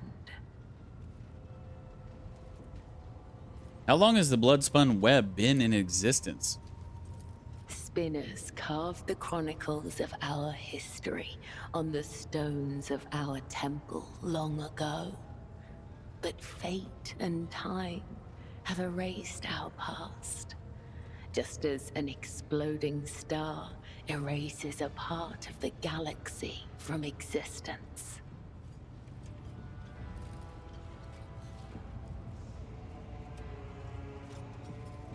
What are the responsibilities of the Vizier? It is the Visier's duty to watch over the flock, to lead those who want to learn more of the Undying One, but are fearful of death, and guide those who seek answers in death, but do not know how to live. The Vizier protects all, those who do not know we exist, those who are grateful for our service, and even those who hate us. The Vizier sees what is to come, remembers the past, and accepts the present. They spin a web of faith and blood so strong that no enemy may sunder it. This is the Vizier's burden. This is the legacy of the matriarch spider. What is the cult's purpose? The blood-spun web holds the bays of the flagship together with the threads of its faith. Such is our service to the Domini of the Von Valancius line. The Undying One commanded the Domini to embark on a ship and sail the void's expanse. And thus, it became our duty to protect your dynasty and the Ark that became its home. This great relic of blood and adamantine. Some loathe and fear us. They call us murderers and reapers. Others call us dancers of death, who send the souls of the dead on their way. Both are right, both are wrong. We are servants of the Undying Emperor. When he whispers that the time has come for a righteous martyr's soul to be laid in his blessed hands, we come to claim it. When he whispers that the wicked must know of his wrath, we come to reap. This is how we maintain order on the ship, unseen and guided by death's will. Be that as it may, your thirst for blood is troubling. There is no thirst, only duty. Killing brings us no pleasure. We are instruments of his will, and this is how we serve him. How do you know you have never made a mistake? How can you be sure you have never wrongly robbed one of your victims of their life? We are carried along by a current of blood in the great river of fate. Life is not given or taken away by chance. If I see an enemy of humanity, my blade will sever the thread of their existence. I will not wait for a sign of his divine bidding. I am his will, and I do what must be done. You hear a whisper in your mind telling you to kill someone, and you obey?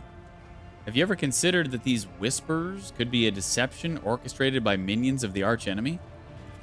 Death's whisper is unmistakable. It is not like the murmur of stars or the hiss of corruption. It is truthful, pure, unyielding. Only the most eminent of us, the high spinners, can hear the whisper of the Undying One and give voice to his will. They must hone their senses and temper their body and soul for years before his call can reach them. If it puts you more at ease, you can think of these whispers as his providence.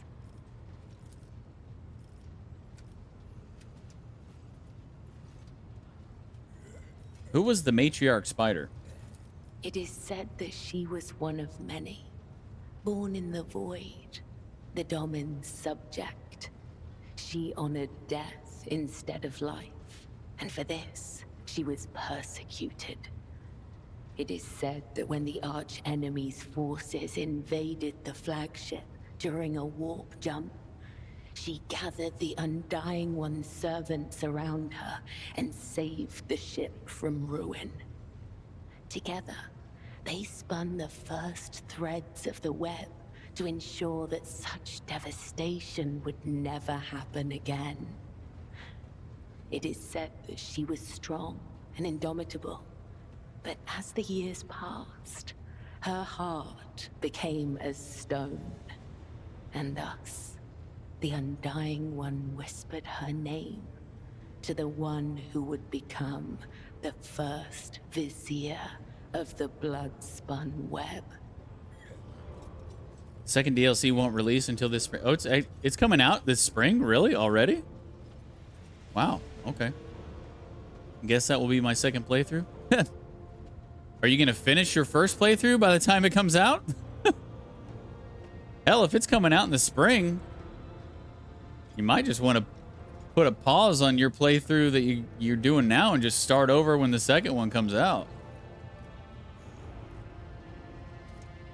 Why do you call yourselves spinners? Through blood, sweat, tears, and the strength of their convictions, the servants of the Undying One spin the souls of your subjects into threads of balance.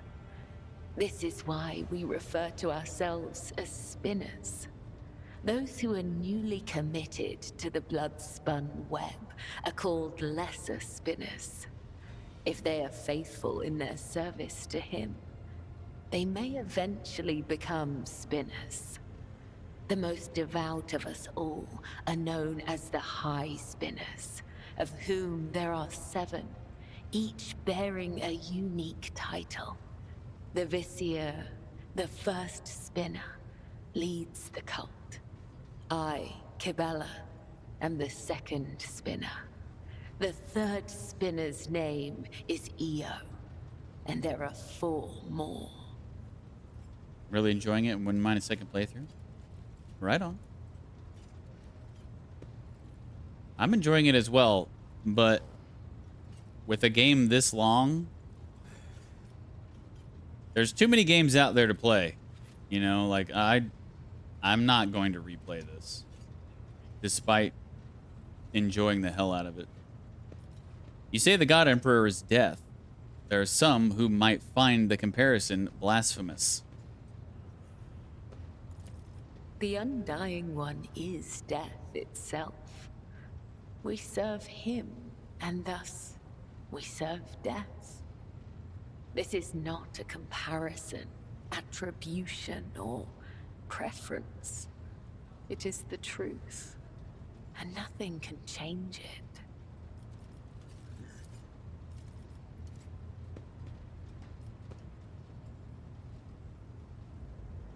Tell me about the Emperor's Tarot. I use blood to read his sacred cards and hear the whisper of the Undying One. His tarot is not an answer, but a question I ask of the universe.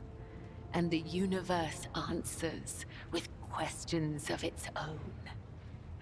In this sacred communion, I perceive hundreds of possible outcomes.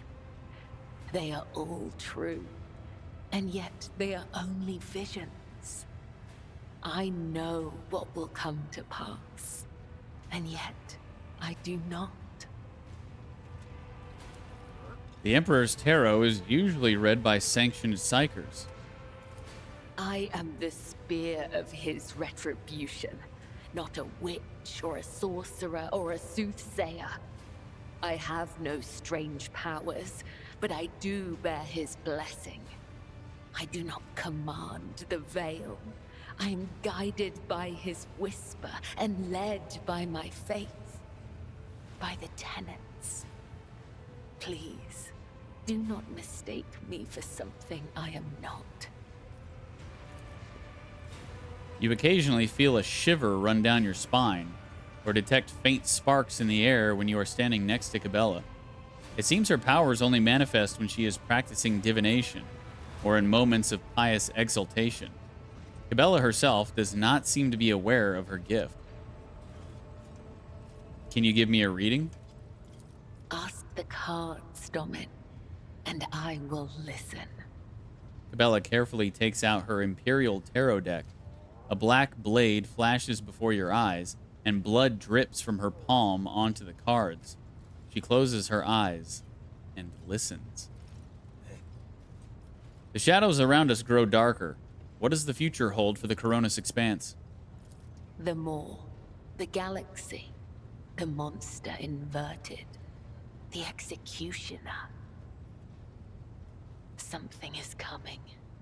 It is inevitable. Soon the expanse will tremble, and you will be the cause. You are not the beginning, but you will be the end. Some will see you as death, others a powerful force, still others as a portent. Or you might simply fade into nothing. She mentions the Maw. I have told you everything I can, Domin. But there may be more to this than I can see. These omens are unsettling, but we cannot alter our fate. All we can do is wait and prepare for the inevitable. How did you come to have a deck of his tarot? It is a holy relic that has been passed down from generation to generation. Only the first and second spinners are allowed to study the sacred cards and interpret their meaning. We use his tarot to guide the cult and discern the tangled threads of fate. How many cards are in your deck? 34. There used to be more, but some have perished in the darkness of time. Their loss is a great tragedy for the blood-spun web. So, how could she tell the future if she doesn't even have a full tarot deck? That seems a bit weird.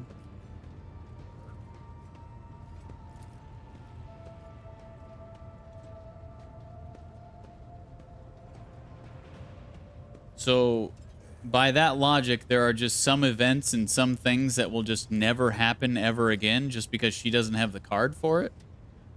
You know? Kind of weird. Tell me about yourself. I am the second spinner of the blood-spun web. A spear in the hand of the undying Emperor. I am your shield and shadow. Your blade.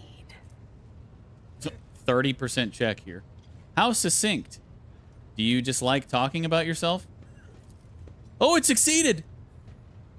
A look of curiosity flashes across Cabela's face before it is masked by her usual stoic indifference. The tenets compel us to let our deeds speak on our behalf. There is no one in the cult who does not know me, so I have grown accustomed to taciturnity in matters regarding myself. Ask, and I will try to give you an answer that will satisfy your thirst for knowledge. Tell me about your past. I remember nothing of my childhood. The Vizier says this is because of my training and the injuries I received in battle. He told me it is the fate of all high spinners. The only memories I have are of the blood-spun web and the brothers and sisters who serve the cult alongside me. What was it like growing up in the cult? What do you remember? When we were young, we would sew our eyes shut and wander through the bays for months at a time, starving, surviving, dying.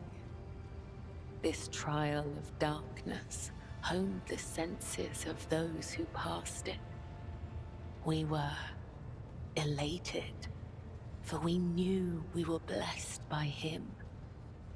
When we grew older, we learned to wield our weapons, and our mentors tested us with pain, poison, and the weight of deceitful words. In time, our bodies no longer felt pain. Our blood became resistant to toxins, and our focus could not be shaken. We were at peace, for we had shed everything that could encumber our faithful service to him. When we came of age, we faced a great trial, a year-long vigil spent in unceasing prayer to the Undying One. When hunger and other base sensations faded away, we attained true comprehension of ourselves and our place in the world, our place between life and death. We were proud, for on that day, he truly accepted us, and we accepted him. I can see now why you are the best assassin in the cult. Cost was worth it. Those who devote themselves to the service of the Undying One must be prepared to pay any price. Emotions, blood, life, death, memory. We all must lose what we hold most dear to become a spear in his hand. Some may lose everything, but they will also gain everything. Do you truly feel no pain at all? You can see for yourself. Cabela removes a small leather pouch from her belt and opens it to reveal several instruments of torture. I will not torture you. You honor me by taking me at my word. That wasn't me taking you at your word. It was just me not willingly going to torture you. She is a freak. Your fighting style is unique. Do you think it is something I can learn? Your body will fail you, Domin. Your bones will break. Your tendons will snap. Your heart will stop. Our rituals of self-perfection are unending. They demand absolute dedication and decades of special training. However, if you devote the next 30 years of your life to its study, you might be able to learn the basics. Your parents, your family. You never mention them. When we join the cult, we relinquish our past. The blood-spun web becomes our new family. I have seen the pain, terror, and doubt in the eyes of those who hear the Undying One whisper the names of their kin. For some, the blessing of oblivion is a gift not unlike death. Do you not wish to know what became of your family? No. Oh, okay. Fellowship test failed. Cabela is too devoted to the teachings of the web to let her emotions lead her astray.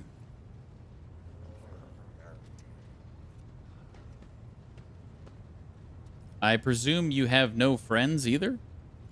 Attachment makes us weak. The weak meet their demise prematurely. But such death does not please the Undying One. For a soul must not be claimed before their time has come. It is true that spinners occasionally cross paths with those outside the cult. But such paths always diverge in the end. We may walk the same road together, but we are nothing more than temporary traveling companions. It is similar for those of your retinue. Our threads may intertwine for a time, but all will go their separate ways, as is inevitable. But not you and I, Domin. Our threads cannot be unwoven, and only the Undying One will end my service to you. You may not remember your real family, but are you truly so unconcerned by the deaths of your fellow cultists? It brings me comfort when my brothers and sisters cross to the other side. The Undying One has called them to his side, so they can serve him in ways we cannot. I understand you better now. Know your enemy and prevail in battle. Know your ally and prevail in war. Thank you for sharing with me. It is not difficult to speak the truth. You always address me as Damen. What does that word mean? The Gothic we use to communicate is different to that spoken on the upper decks. Domin has many meanings. Giver of life, Lord or Lady of the Ark, and Shadowless Sun. The matriarch Spider gave this title to the rogue trader who allowed her to form the blood-spun web. We use other titles as well. For example, Venai means Master of the Immaterium, or Watcher of the Veil. Vil means one who must go to the other side. Amik means one you can trust in battle. I am ready for the binding ritual. Then follow me, Domin. We're about to do it. No. She's going to get out these 4-inch pumps and start doing some dominatrix shit to me or something. Step on my cubes.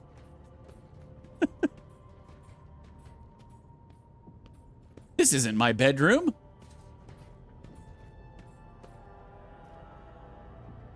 Are you ready to step into the labyrinth, Domin?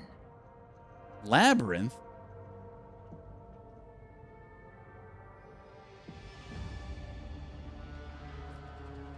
Get on with it. The sooner we are done with this, the better.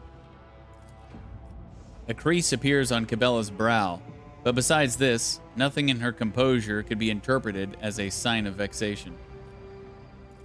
Your weapon for the ritual. Watch the lines on the floor. You can only pass through the gaps.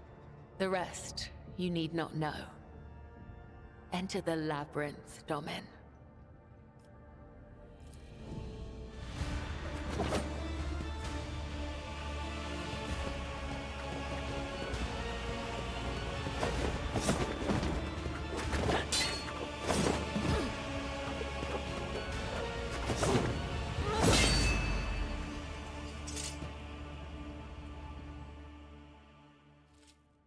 You are now upon the path. Your shadow now walks the labyrinth, and my gaze can now see when danger draws near you. Her lips continue moving for a while longer, her eyes tracing the lines on the floor. Can you tell me what this really was? What is the true meaning of this rite? You are not required to understand. You have joined the ritual. That will suffice.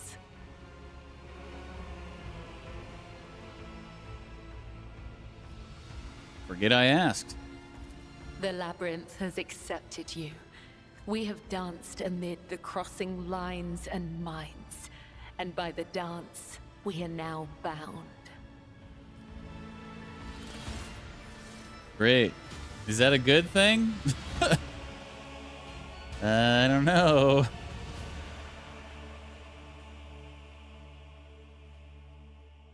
This is an incredibly elaborate way to just say, hey, I want to bang you, DeejTheSqueej.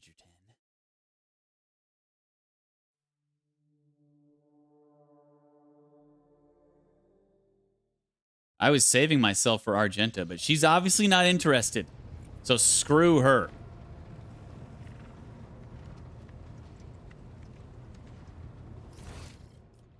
Deej has needs.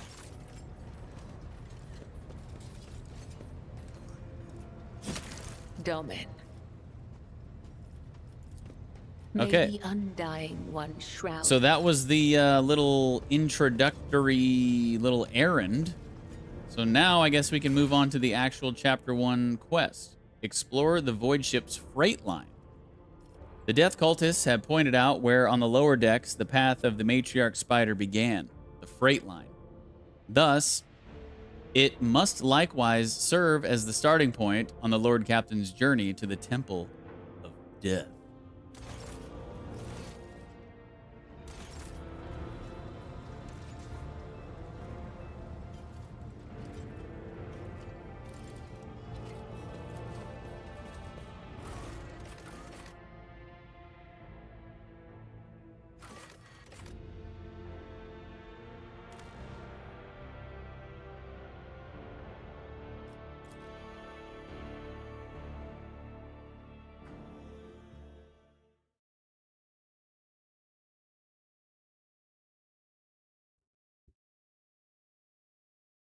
I know we had talked about Baldur's Gate 3 before and how I said, like, you know, I wouldn't mind playing it, but I would like to play it. I would rather play it with like a full party of people. But hell, after playing this game on stream, I mean, I probably could play Baldur's Gate 3.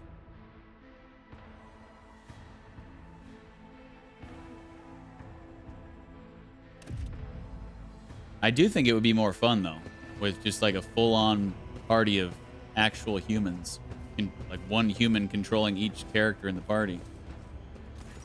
But that is quite an ordeal to set that up. A sturdily built man with an augmented jaw stands at attention.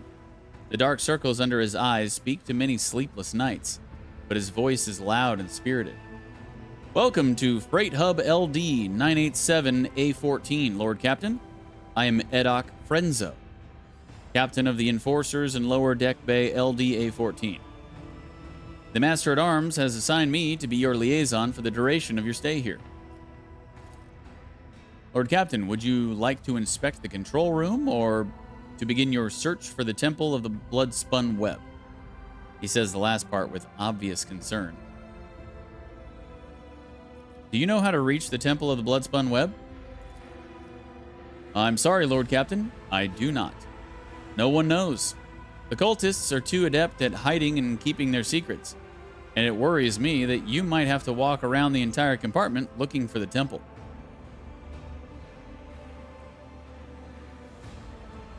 I am here to inspect the entire compartment. I am curious to see how people on the lower decks live. Frenzo glances at you warily. As you will, Lord Captain.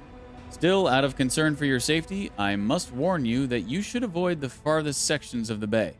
They are ridden with disease, and the locals can be particularly unpleasant to deal with. With the kind of riffraff that dwells there, you might even be attacked. He frowns. To put it bluntly, although the bay performs its functions well, even its more civilized sections are sorely lacking in discipline. I was only assigned recently, so I haven't had time to straighten everything up, since doing so will require making some serious changes. I am not inventing excuses, Lord Captain. As the officer in charge, I accept full responsibility for what takes place in this compartment. Being assigned here seems almost like exile. Did you commit an infraction? Renzo shakes his head fiercely. No, Lord Captain, quite the opposite. I was commended for my service. This compartment has always been a troublesome one, and the Master-at-Arms assigned me here because she thought highly of my merits.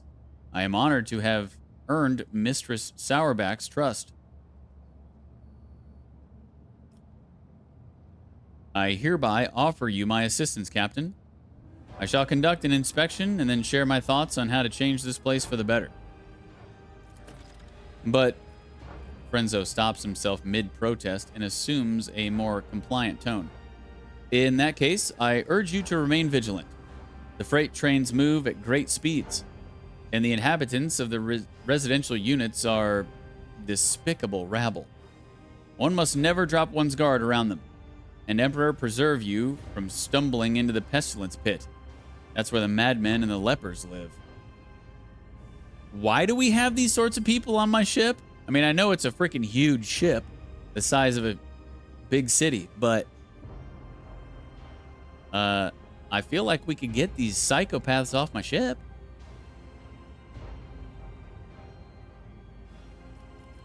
Be steadfast in your duty, Captain Frenzo. See you later, friendo. The Emperor protects, Lord Captain.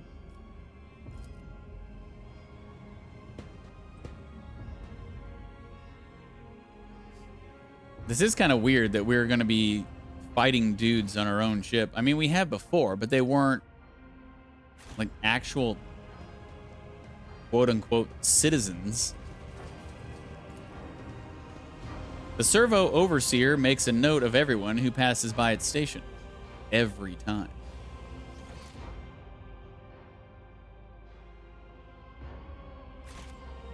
Every time.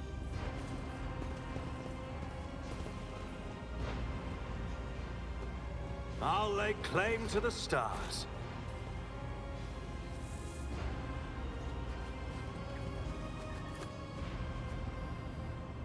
The Cogita dashboard controlling the rail junctions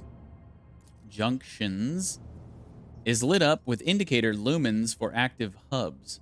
Arrival and departure announcements are pouring out of the Vox systems.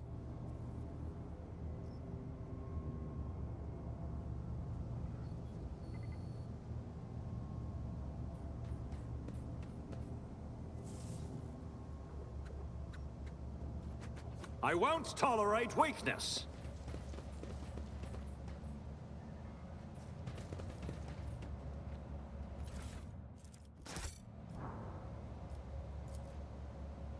The Technomats are performing a sensing rite on the sacred power transformer, but the machine spirits are running rampant and will not be swayed.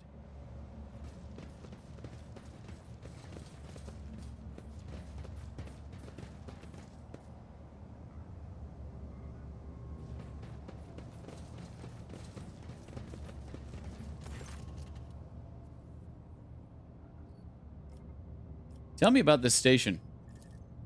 HUD LD 987A14 connects to lower decks freight, residential, and artillery bays. Our task is to monitor the flow of the labor force and prevent supply disruption between bays. The rabble cause you no problems, I hope. Surely you are joking, Lord Captain? The rabble are base in nature, and mutiny is always on their minds. They steal whatever they can get their hands on, and lately they've moved from rations and tinned food to weapons. We confiscate these regularly, of course, and keep the serfs meek and terrified. That's the only way we can protect the mindless herd from themselves. Oh, another thing the bastards do on a regular basis is build their shacks in front of service tunnel entrances. That has delayed the arrival of Infernus brigades during several emergencies and caused air and power supply problems in adjacent bays. We burn those saboteurs along with their shacks. They just keep pressing on regardless. Mutinous rabble? How paranoid of you. To the best of my knowledge, being paranoid is practically a requirement in our line of work. In any case, the rabble are always plotting. Take my word for it. What is the situation on the lower decks? Most of the locals unload trains and sort provisions. We give maintenance jobs to the more capable ones. The rest are reserve workforce.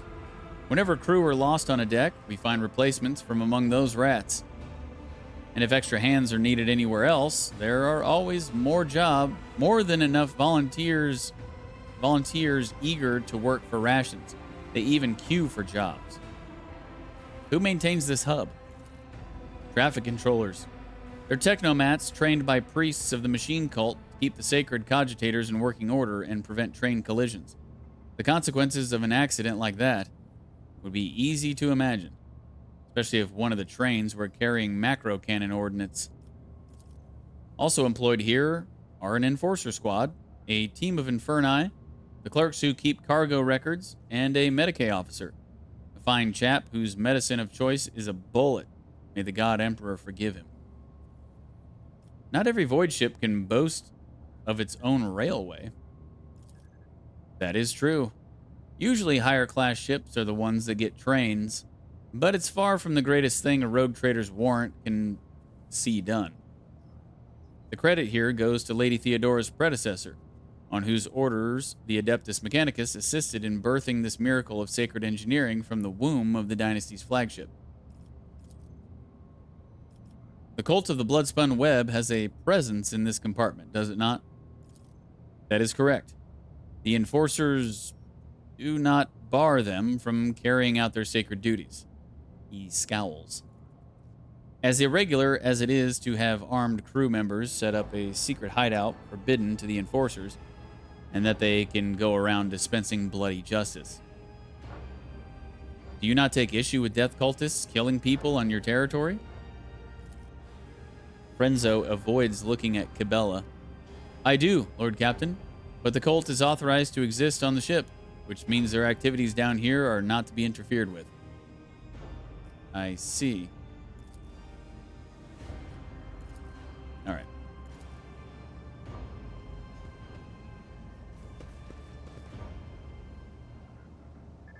Is that blood? It can't be. We scrubbed the deck 3 times right before the rogue trader came. Void, take me. The captain will have our heads.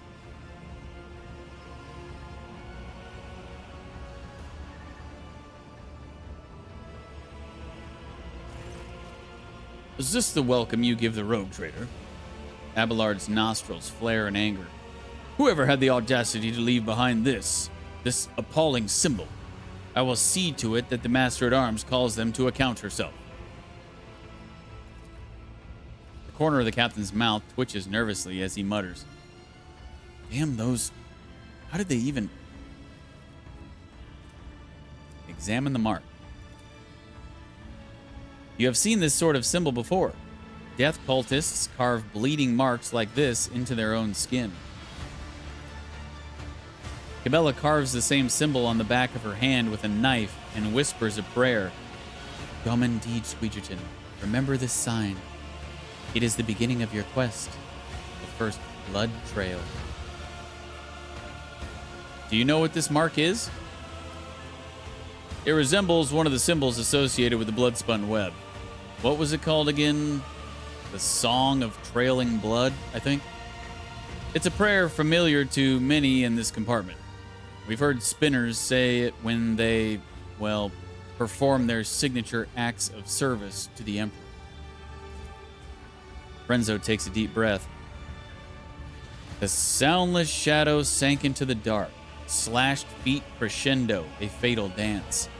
Blade song and tempo, each edge an echo.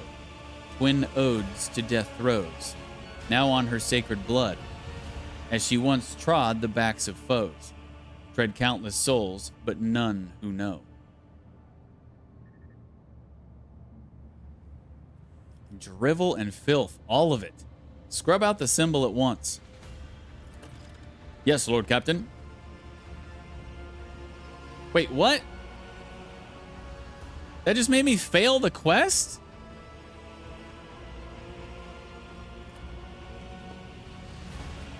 Are you serious?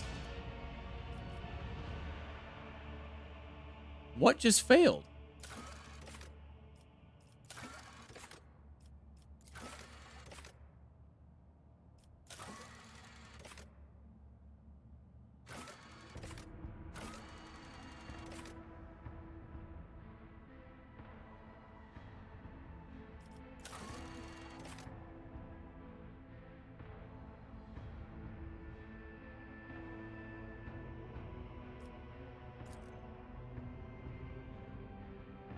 What the hell?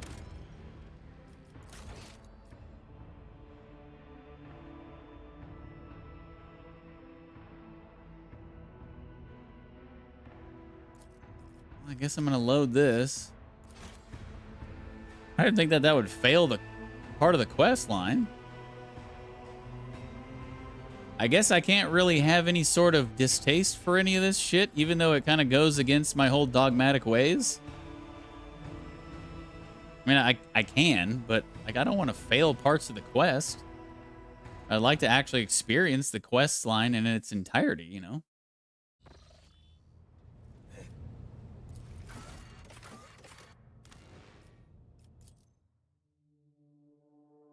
Okay, well, let me click through to get back to where I was just now.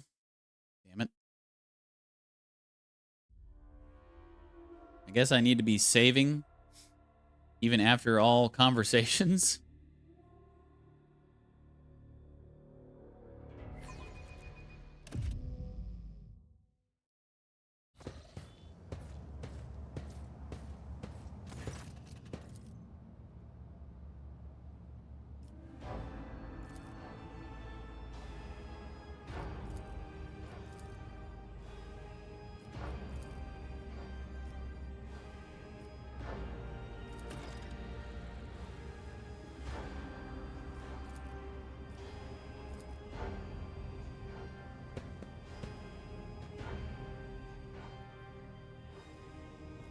Follow my lead!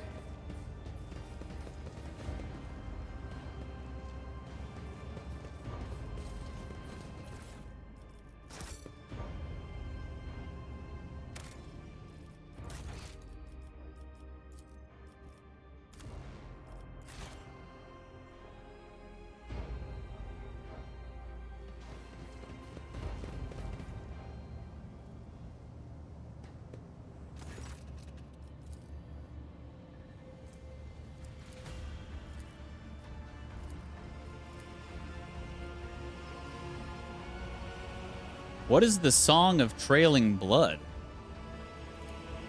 From what I can tell, it's something like a prayer with several verses that tell about the life of one of the cult's saints, Ariane, or the matriarch spider, as they call her. So I am invited to follow a trail of blood, it seems. I accept the spinner's invitation. I hope you find what you're looking for and return to the upper deck safely, Lord Captain. And away we go. You think you can make out the letters woven into the intricate symbol, and though the meaning of each individual letter eludes you, together they unmistakably form an arrow pointing in a certain direction. Well, is the arrow pointing this way? I'm assuming it's pointed... I'm assuming we're going the way of the tip of the sword or whatever it looks like. Because if it's an arrow, this looks like, you know, like it's pointing this way. But I don't think that's actually the case. A new challenge for me.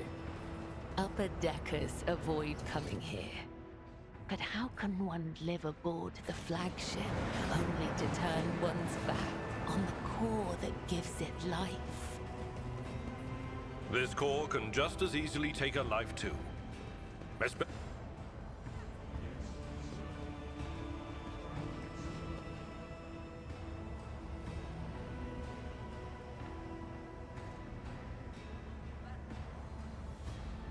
This is where they train the rabble.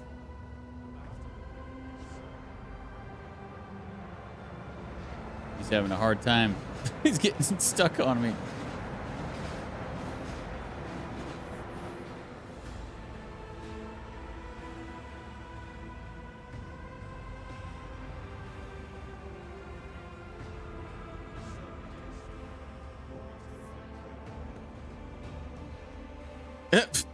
Did he say, I hope you get hit by a train as he was running off? I think he did. Dang. Ungrateful rabble.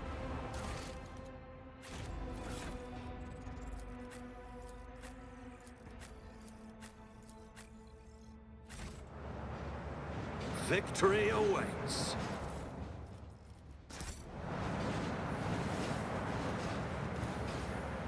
The bulky doors lead to the Enforcer's living quarters and the hub's provision depots.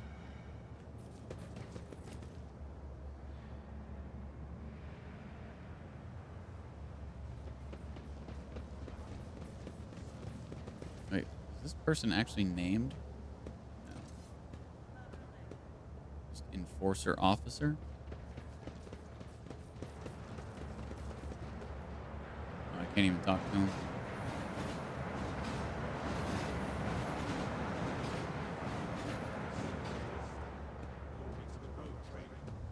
I'll lay claim to the stars.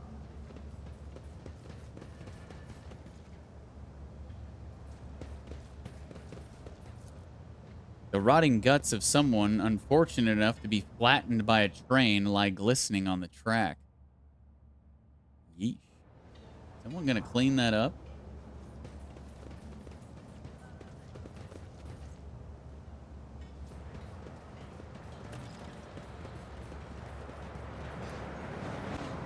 The longer you stare at the mark, the quieter the sounds of the station become.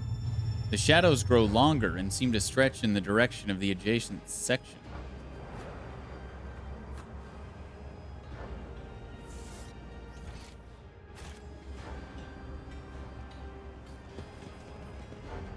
None shall stand in my way.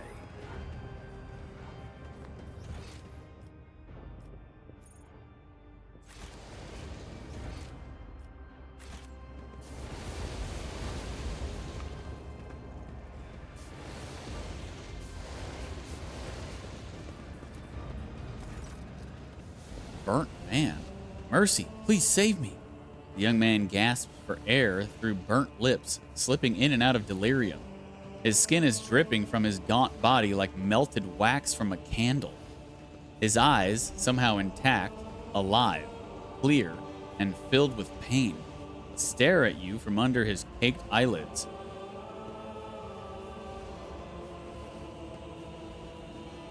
You know anything about the mark next to you? He tries to turn his head, his blackened skin crunching as it opens into scarlet cracks. A spinner came. He painted the symbol.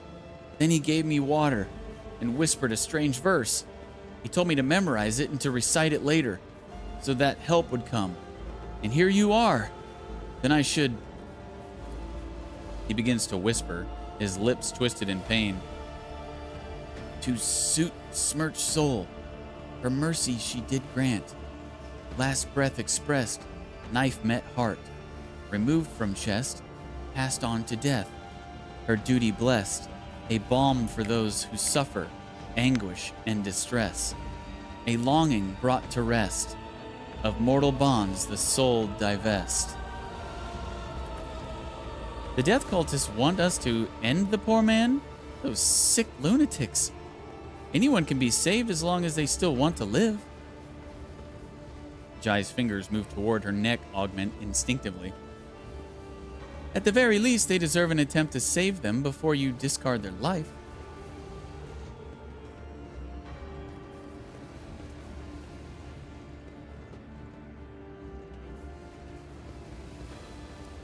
Assess the man's chances of survival. He might survive, but he will be maimed for life. Too much of his muscle has been charred down to the bone.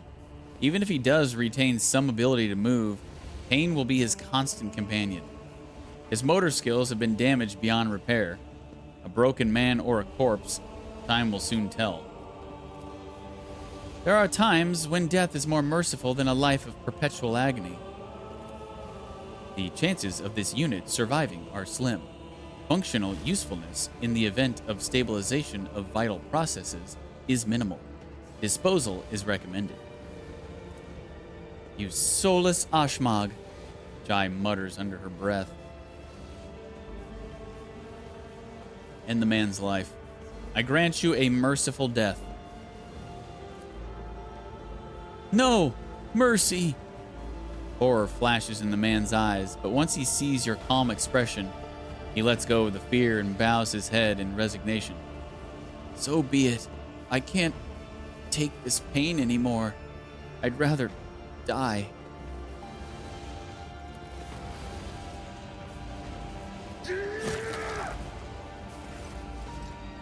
There is no curse more terrible than an existence between unlife and undeath. You have liberated a tormented soul, Domin DeejTheSqueejerton. The Undying One sees the good you have wrought.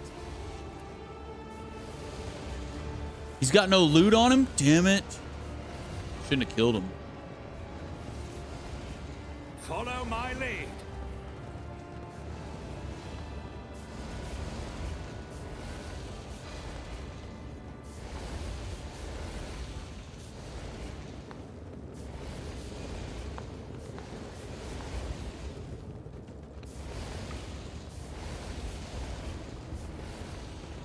Experience?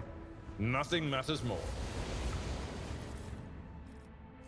Charred scrap of parchment.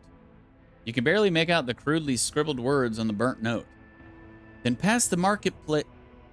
Sure the enforce you or you'll ruin entire operation. On the tracks, find a little gift for. Give it to him and you'll see for yourself. On the tracks, there's a little gift, huh? Stack of ration cards.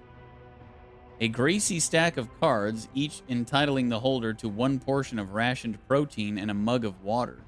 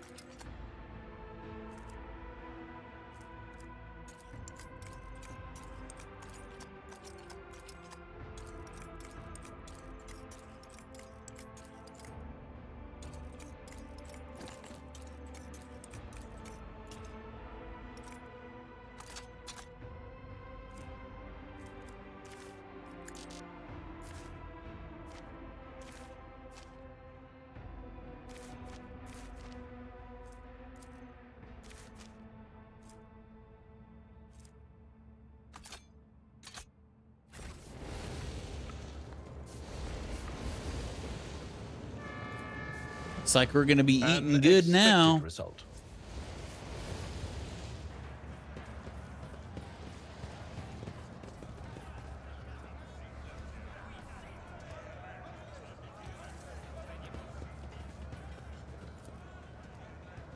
The time-worn loader is barely fit for purpose at this point, but the enforcers still see its complex maintenance as the lesser evil compared to hiring ignorant, clumsy scroungers to do the job.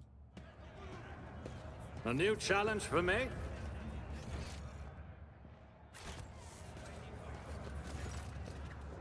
The Infernus Master salutes you cheerfully with his low stick. Lord Captain, what an unexpected encounter. What brings you to this compartment? The famous cuisine and magnificent vistas, no doubt? And what are you doing here? I'm here to patch up Savage, locomotive number 3, under the tech priest's supervision. That old grump is my personal favorite on the entire freight line. Every couple of years, Savage gets mad, his boiler catches fire, and starts spitting steam at the repairman. Guess who they call to take care of him in these situations? The Inferni, of course. And after I've done all the most dangerous work, that's when the Iron Brains come in. But that's alright. I love Savage.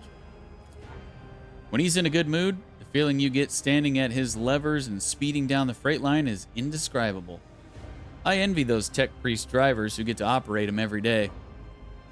The roar of the boiler, the wheels thumping like mad, and all that furious power pulsing in your hands, responding to the slightest movement. How about, there's a mischievous spark in Heinrich's eyes, I introduce you.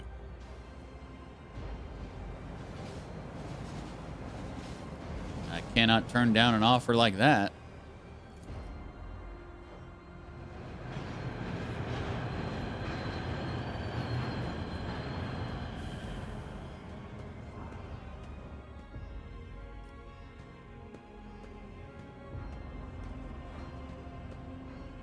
The panel before you is covered with technical runes, lumens, and levers.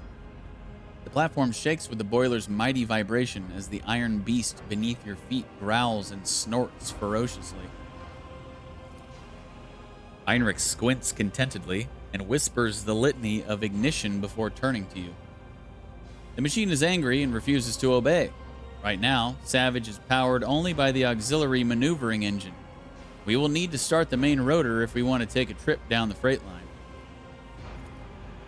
Initiating the train blessing algorithm. Let not corrosive wear separate the wheel sets. Let the traction drive receive the touch of the motive force, granted by the invisible hand of the Omnissiah. Let his grace strengthen the joints and supports that lift the body above the decay of mortal tracks. Hear me, driver, and praise the machine god thrice, for it is only by his will that the miracle of sacred locomotion is accomplished. The blessing has been successfully executed.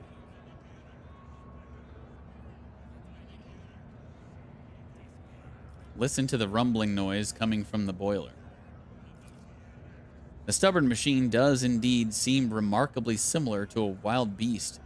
The roar of the mechanism resembles hoarse growling, and the scarlet glow of the lumens on the control panel makes you think of the malicious glare of a predator. The spirit of this machine is vicious, but strong and lively. Resolutely grab the biggest lever. A deafening clang resounds from Savage's innards, and the train shudders underfoot, as if preparing to leap forward. Whoa! Careful, your lordship. Don't let this monster smash us against the nearest wall. Put your hand on the big lever and gently give it a pull. Very gently.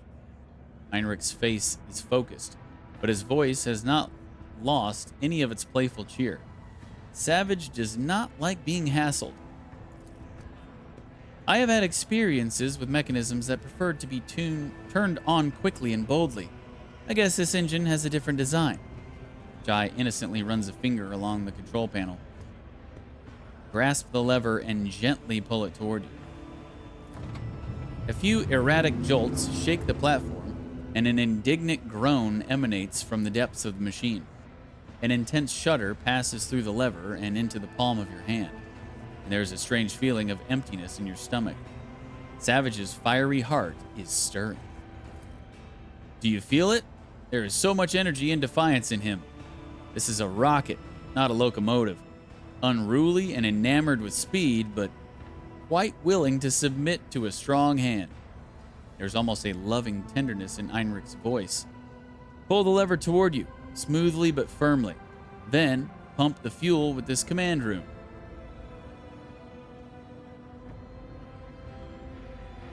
Pull the lever and pump the fuel.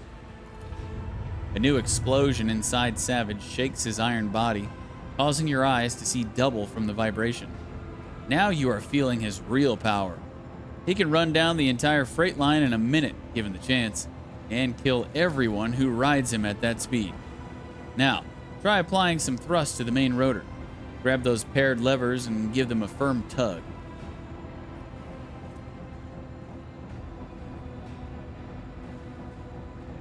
Reach for the ornately carved levers and awaken the beast.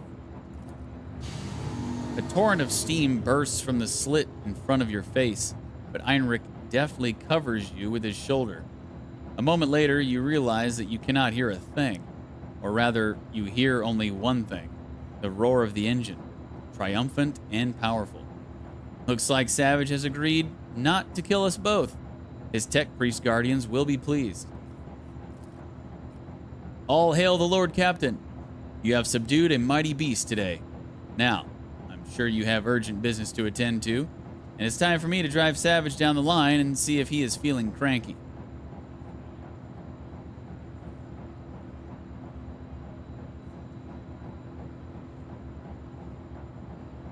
A change of plans.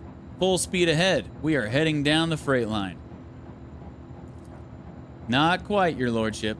I said Savage is not dangerous, but not dangerous ends right here. He might just pull a stunt and bake us to death during the ride, and it would be better if the ship did not lose another Lord Captain.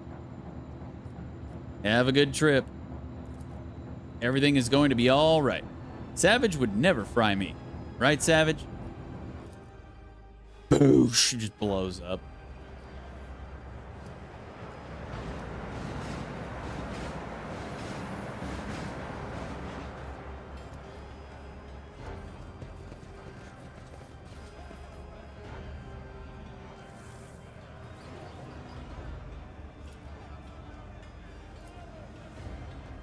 My success is an irrefutable certainty. Okay, well, where are we supposed to go then?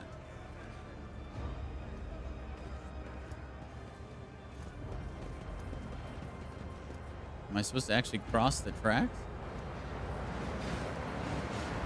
I don't think so.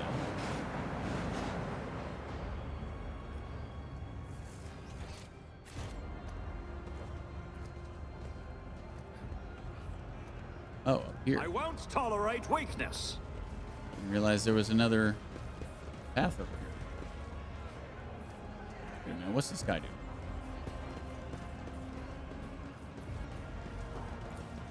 The workers, beaten to within an inch of their lives, are returning stolen power panels, wire, and microlumens to containers marked disposal. Wait, what?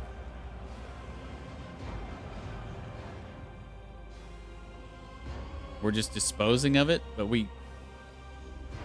they can't have it? Why not? We're just gonna dispose of it.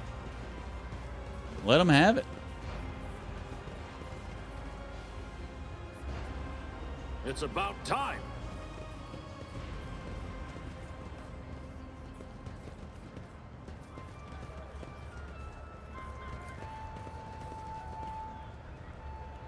We got a flute player?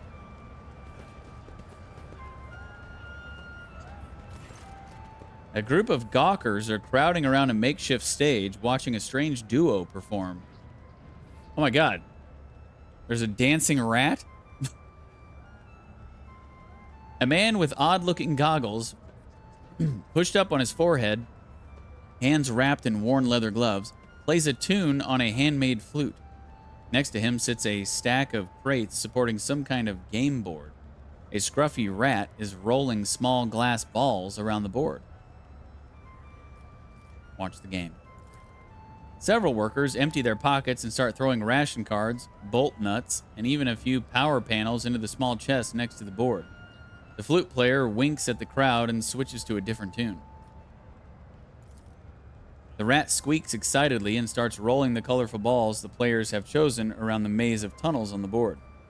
But not a single one reaches the goal, a hole marked with a red circle. The rat just rolls all the balls off the board or into dead ends. Once the first group of players get their hopes dashed and leave empty-handed, new workers immediately take their place. Watch the rat. The rat scurries around the board, spurred on by the flute. Its movements appear erratic at first glance, but after a while you notice how consistently the balls seem to miss the goal at the very last moment. While the rat's clumsy, amusing scampering distracts the spectators, its nimble tail directs the balls away from the hole. Jai whispers conspiratorially in your ear. Hey, Shireen, what do you say I give it a go? While those poor Ashmogs were busy losing all their paltry possessions, I think I've figured out that swindler's tricks. Listen to the tune. The rat's movements, from the flicks of its tail to when and where it pushes the balls, obey its master's wordless commands with uncanny precision. The notes, the pauses, the rhythm, every part of the melody serves as a signal to the flute player's tiny assistant. Toss a coin into the chest. Fine show. The crowd, which has been too absorbed in the performance to notice your presence, turns to you, expressions of frightful awe appearing on the workers' faces. Many start whispering prayers. The flute player's clear eyes widen in surprise. Then, with an open and friendly smile, he says, "Many a grand story of the Lord Captain's generosity is told, and I swear on my own flute, today I will add another. To a fortune peddler, the Lord Captain's grace is a gift from fate itself." He applauds you with gratitude, and the workers timidly join in. "Perhaps you would like to trade us some of that captain's fortune of yours, your lordship?" The flute player bows respectfully and gestures at the game board. The crowd buzzes with anticipation. Gesture at the board. "Are you suggesting we play a game?" The flute player smiles eagerly. "Please, bless our little lark with your attention." Jai, you wanted to play, did you not? Be my guest. Jai leans over the game board and starts humming a slow Ifrit melody, snapping her augmented fingers in time with the music. The rat stops dead in its tracks, listening to the new rhythm, and then drives the ball right into the red hole. "I dedicate this victory to you, Shireen." The flute player glances at the rat, somewhat disheartened. It's true what they say. The power of the great lies in the talents of their followers.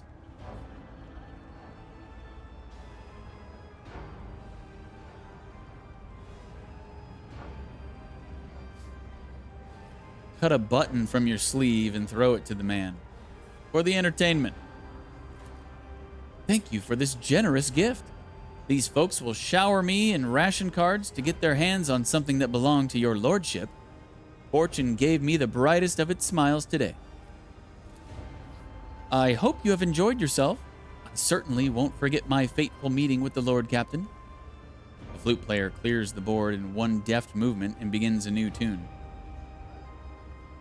That is a curious-looking flute. How did you come by it? He pats his instrument gently. My mother loved music. She used to hum beautiful melodies to me, and when she passed away, I carved this flute from her hip bone and learned to play, out of sorrow and respect for her memory.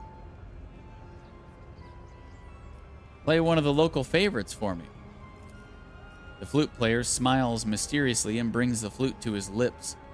A simple, brisk melody pours out of the instrument. The glum faces of workers and traders soften a little, and the tunnels around you seem less squalid than before. Long after the music has stopped, many continue to whistle the unassuming ditty.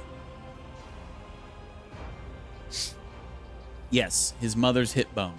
He carved that flute out of his mother's hip bone. She must have been a very large woman, because it's a pretty big flute. A flute needs no words to sing, but I am curious to know what story your melody tells. The flute player awkwardly adjusts the goggles on his forehead. The story of a simple man from the lower decks, honest with himself and others. He risks his life to protect the oppressed from those corrupted by power. He takes from the rich and gives to the needy. He helps without asking anything in return. Nemesis? Nemesis? Hero of tales, admired by children and grown folk alike.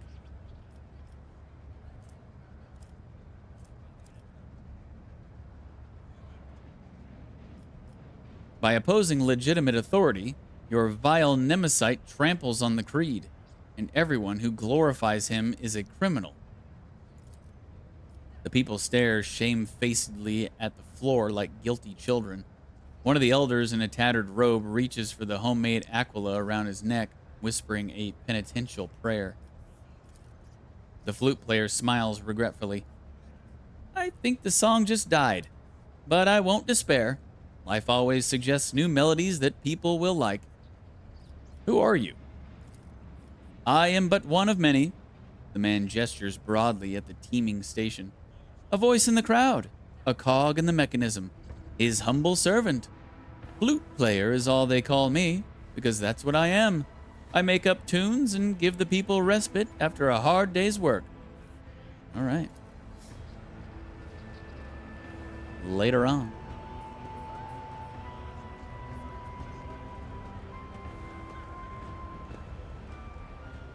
Fortune smiles on us, an ill omen. Nothing's impossible for this old officer. This is where he keeps his winnings. They're ours now.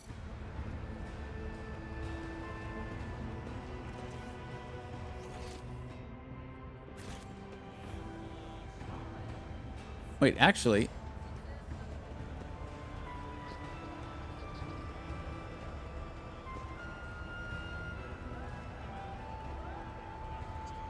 Oh, for a second I thought he was actually playing along with the background music, but I don't think he is. I think it was just coincidence. My pleasure. Judging by the merchant's round, well-fed face, the rusty junk laid out on the counter is merely a smokescreen for the more valuable and likely illegal goods that are for now hidden from idle glances.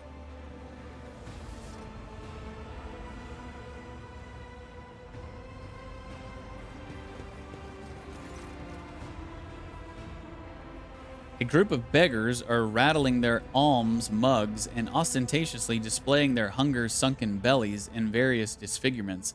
A toothless man falls to his knees before you. Your lordship, spare a throne for those who can't even get the worst jobs.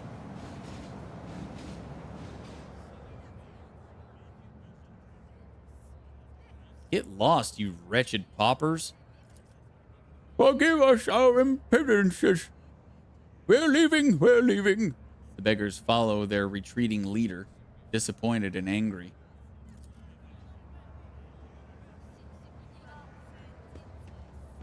How dare you beg to the rogue trader. Almost said load trader. Victory awaits! The shadows reveal their secrets. Eh? I see what others do not.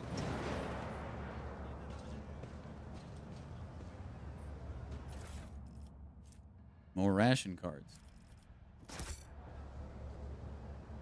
Eating good in the neighborhood.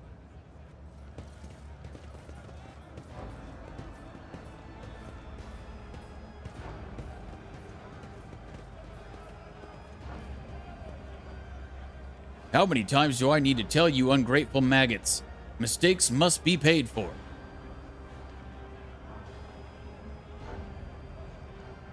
Have mercy! In the throne's name, I beg you.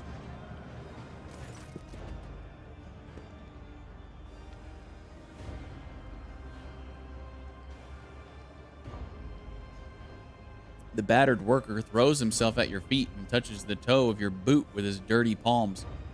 Your gracious lordship, hand of the God Emperor, save your unworthy servant. Get lost. The enforcer's heavy baton pummels the man's back and shoulders several times. His bones crack audibly. My sincerest apologies, Lord Captain. Your boot, I'll clean it right away. A murmur of discontent breaks out among the gawkers who have gathered around. None of the other workers dare come close, but the anger on their faces is plain to see.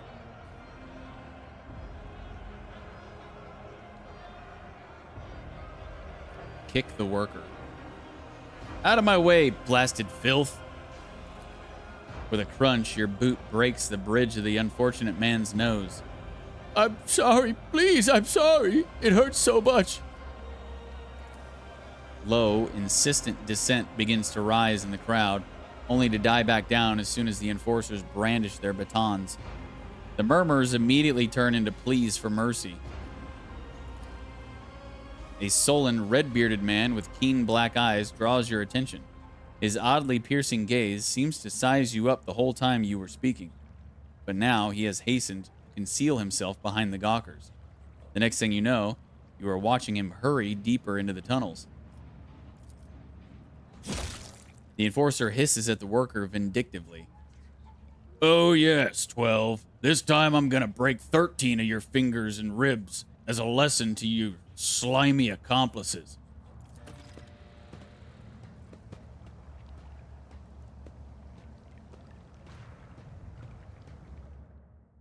Who's that guy? I get the feeling we're gonna have to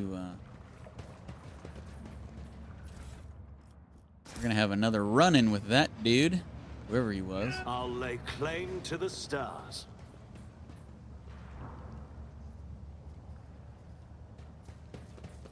Ooh, levers. Can I pull the levers?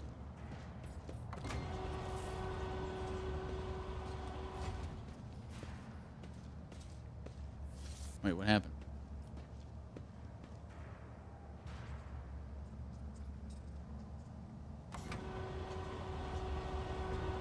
Oh. Hey, it's like Claw Machine from Party Animals.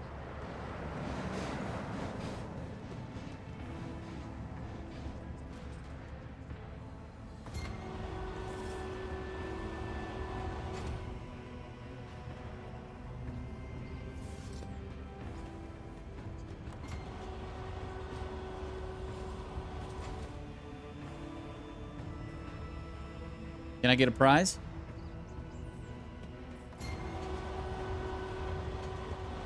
Oh, hey. I did.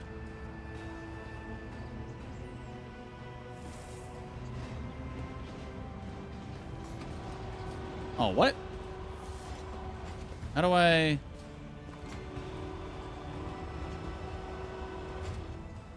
Looks like I'm about to pick up this box.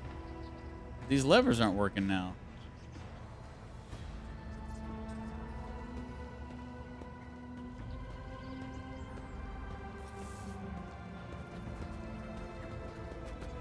Aren't they working?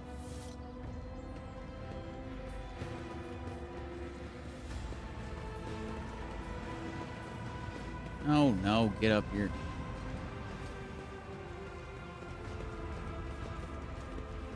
Maybe there's something I'm supposed to do down here? My lead.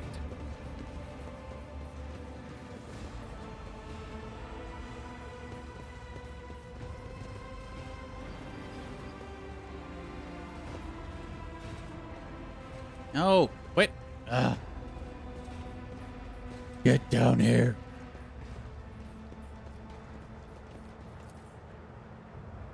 The bay's bulkhead is marred by traces of gunfire and rust-colored stains from old blood that was never properly washed off.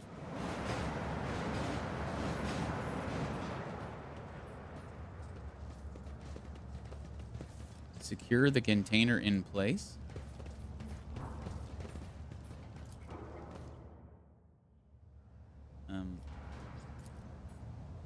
Okay. During each shift, railway hubs direct thousands of containers carrying the rogue trader's cargo to various destination compartments.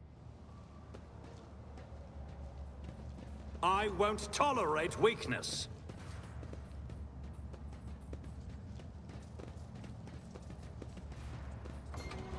Oh. Oh. I see.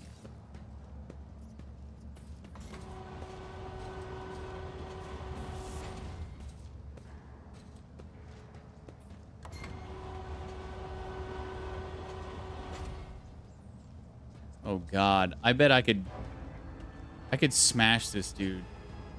I don't want to do that, but I think you could. Let's just set her down.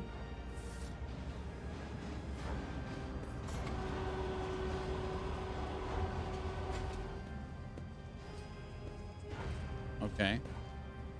Now what's back here?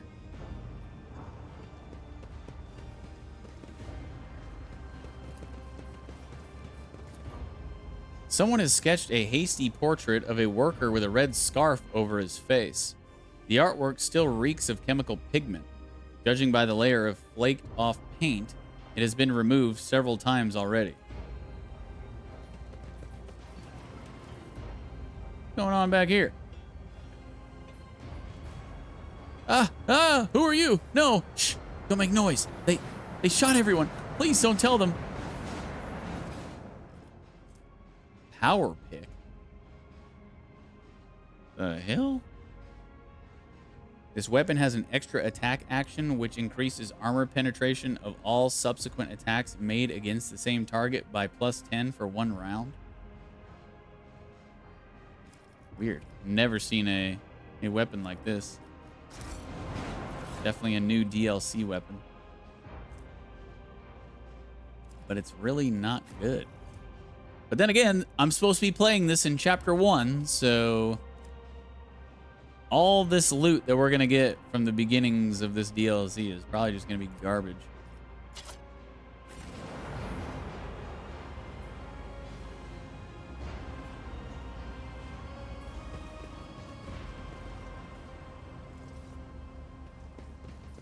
Good for the scrap heap.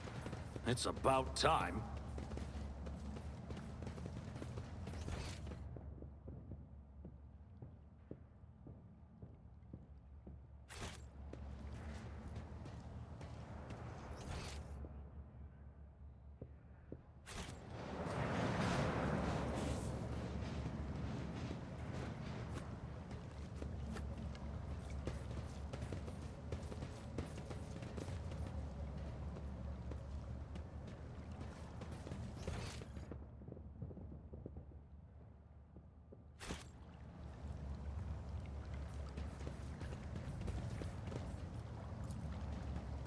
Experience.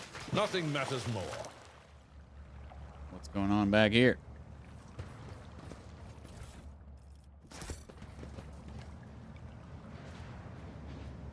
Dead body next to some goods. All right.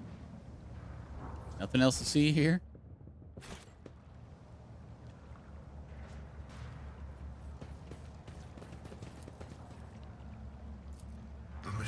Now, why do I have to hack my own doors here? I should be able to go auto-saving, huh? Thief gunner, thief brute. I smell a fight up there. Let's see what's over here first. Victory awaits.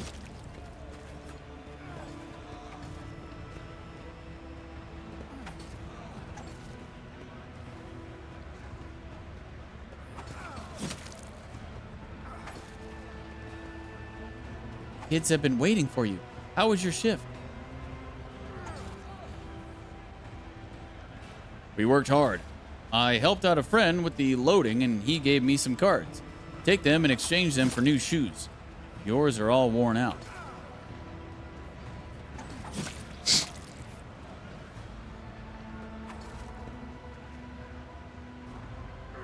Oh, thank you.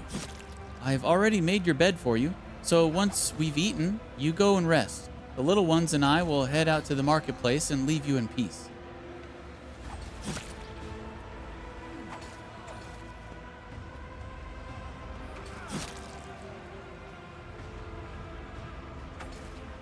Why did the Emperor send me such a wonderful wife?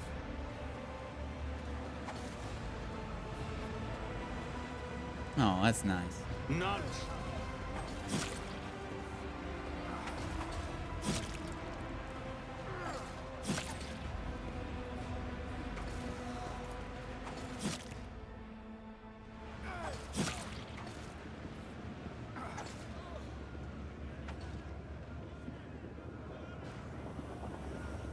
That looks safe and well contained.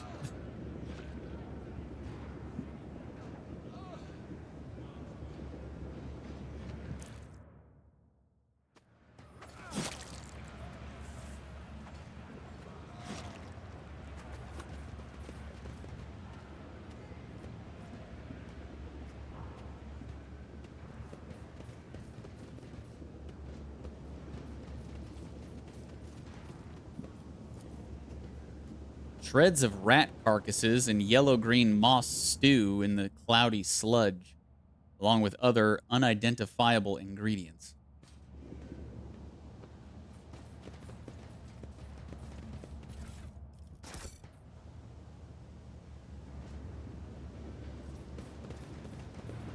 I won't tolerate weakness.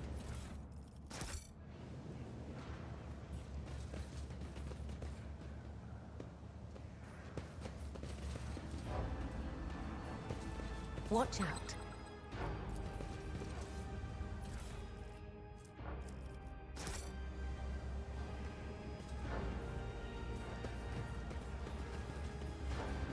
Fortune smiles on us. An ill omen.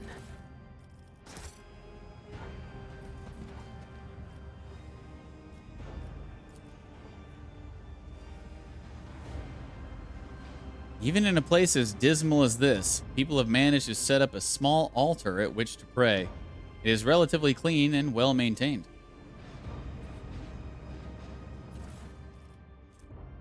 Book of War Prayers. The wearer deals 10% more damage to Xenos and demons. If the wearer has Conviction Dogmatic, this bonus is doubled.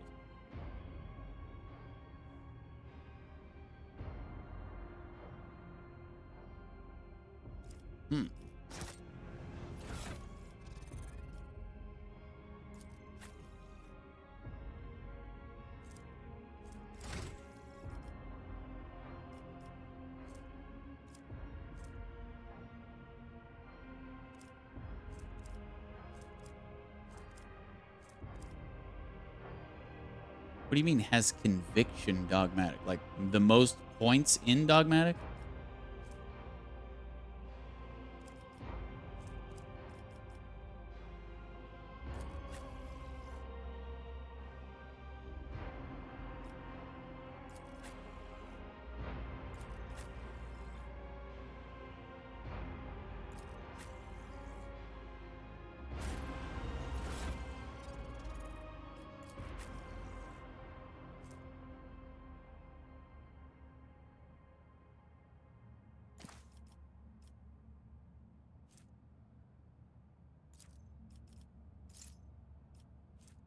Seems like she could use that.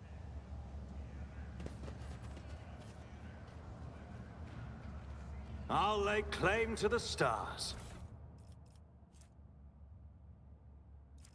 I don't know why I'm collecting all these ration cards, but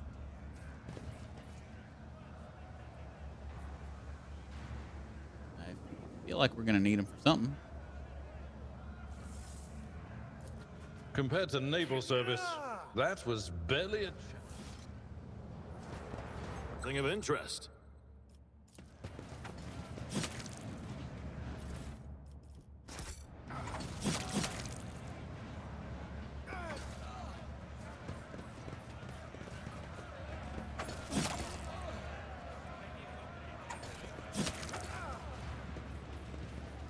It's about time.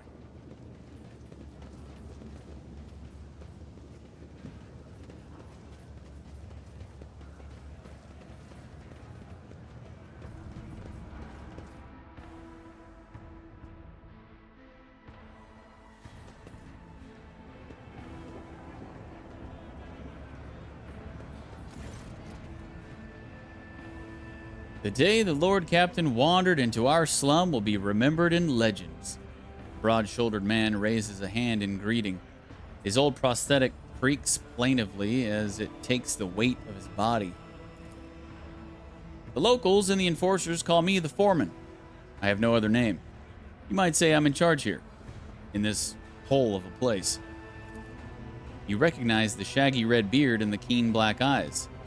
This is the man who was watching you during your encounter with the enforcer and the station worker. Ah.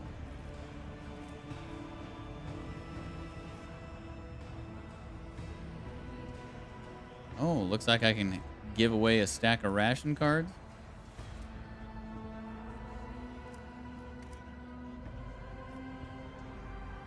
But I'm not iconoclast.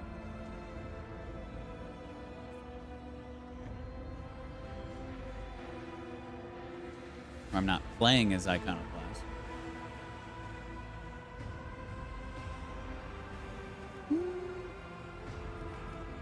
I think I'll still do it.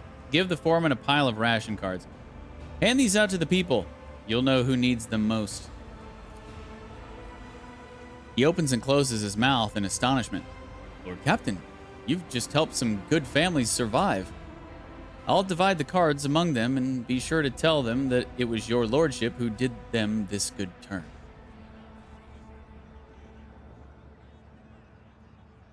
I saw you near the marketplace. What were you doing there? Watching one of my workers take a beating. I feel sorry for the lad. There was nothing I could do. The foreman smiles wryly, showing his yellowed teeth. Almost all the front ones have been knocked out. I've stuck my neck out in the past, not doing it again. I seek the Bloodspun Web's temple. You know where it is? The cultists don't let people like me in on their rites and mysteries. I'm grateful to them for their service to the God Emperor, but to be honest, I can't get behind their love of death. I'm much too fond of living. Tell me what life is like for the workers on the lower decks. They toil day in and day out for the glory of the ship. The rest of the time, they do their best to survive, faced with hunger, the more deranged of the enforcers, void leprosy, fires, floods, noxious fumes. The foreman lists these on his fingers, although he has fewer than nature's average to work with. In a word, it's a decent enough life. If you work, you survive. If you freeload, you also survive, if you're clever. Well, and if the God Emperor wills it. What are you cooking in that vat? Believe it or not, this soup made from mold slime and technical drain water has been simmering here in this vat for at least 200 years nonstop. See the growth on the walls over there? We harvest it, dry it, and use it to season the soup. If we're lucky, the smell attracts a void rat, and someone gets to have meat in their bowl. The foreman points a finger proudly toward the vat. It's for those who can't even earn a ration card. I feed them in exchange for services or favors. Sometimes it pays off, and sometimes it doesn't. My people keep an eye out for workers trying to eat 2 bowls in one sitting. One is enough to fill your stomach for an entire watch. Some complain about the taste, of course. Ingrates. Give me some of that soup. Let my servants see that any food is a great blessing. I don't think that's a good idea. Mold slime is something of an acquired taste. Takes 2 years, maybe 3 for your stomach to get used to it. Lord Captain, you must be joking, surely. I will follow your advice and not take that risk. The foreman breathes a sigh of relief. The last thing we need is to poison the Lord Captain. Emperor forbid. Oh, see you later. I guess he's not a bad dude. What is that? I thought we were going to have issues.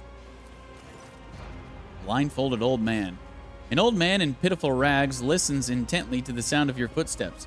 A stinking piece of cloth is wrapped around his eyes with greenish pus oozing out from under it. The old man lays his trembling hands protectively on the heap of junk that serves as his bed as well as his table.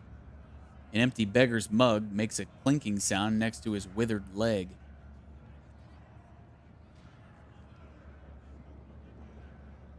Throw a strip of dried ration meat into his mug. Here, have something to eat. The old man ravenously sinks his remaining teeth into the meat's tough fibers, but soon gives up on chewing and swallows the piece whole. Could this be a true miracle of the Emperor, or is it just another dream? What happened to your eyes? The void rats gnawed them out while I was asleep, and the sewer water my wounds were washed with was infected, turns out. The pain became a stinging feeling that wouldn't go away, and only got worse. How does a blind old man manage to survive in a place like this? People help me. Good people. Not so good ones, too. He sweeps his withered arm vacantly around the slum. Jeez. A job for me. These crates are typically used to transport weapons. the worn away markings make it impossible to determine where the shipment came from, and the scuffed surface indicates that the crates have been moved frequently.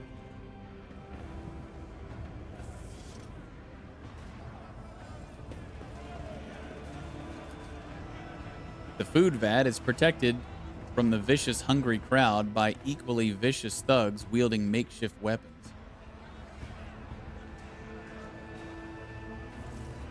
Victory awaits.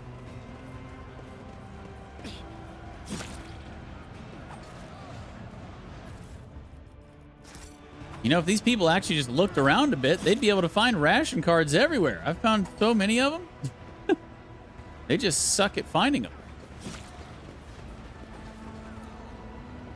Lush yellow-green moss covers the walls of the slums, seeming to especially favor the warm, moist pipes. Judging by the marks, the people here regularly shear off the moss, only for it to grow back again.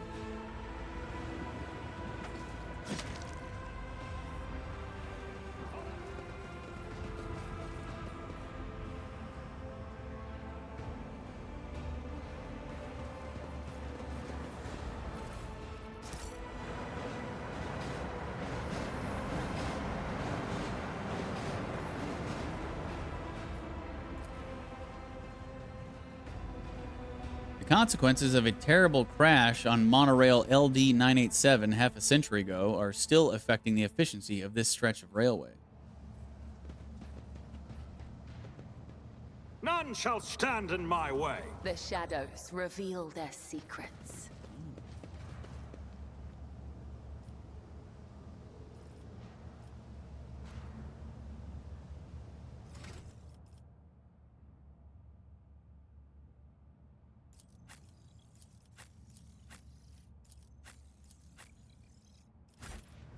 Doubt is for the weak. Done.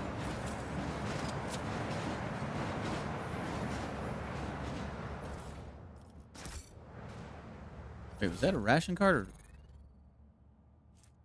No, it wasn't. Crumpled scrap of parchment. Give our gift to the one who sees nothing but hears everything. Then the truth will be revealed to you. Give our gift to the one who sees nothing but hears everything. Then the truth will be revealed to you. Well, it's not talking about the old man. A new challenge for me? Outcasts. They're going to be fighting here too.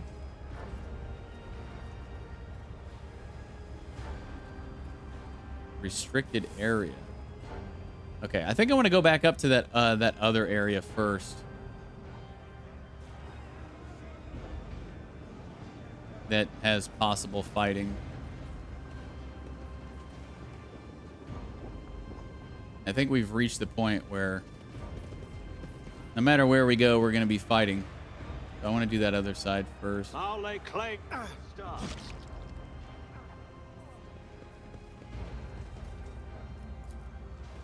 An expected result.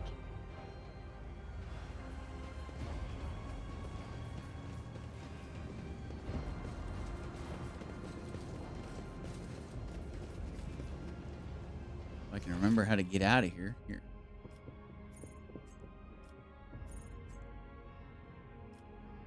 Did I miss some loot? How do I get over here?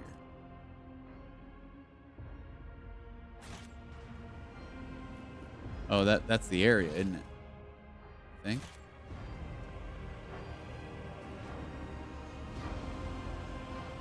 Yeah. It's the area with the thieves.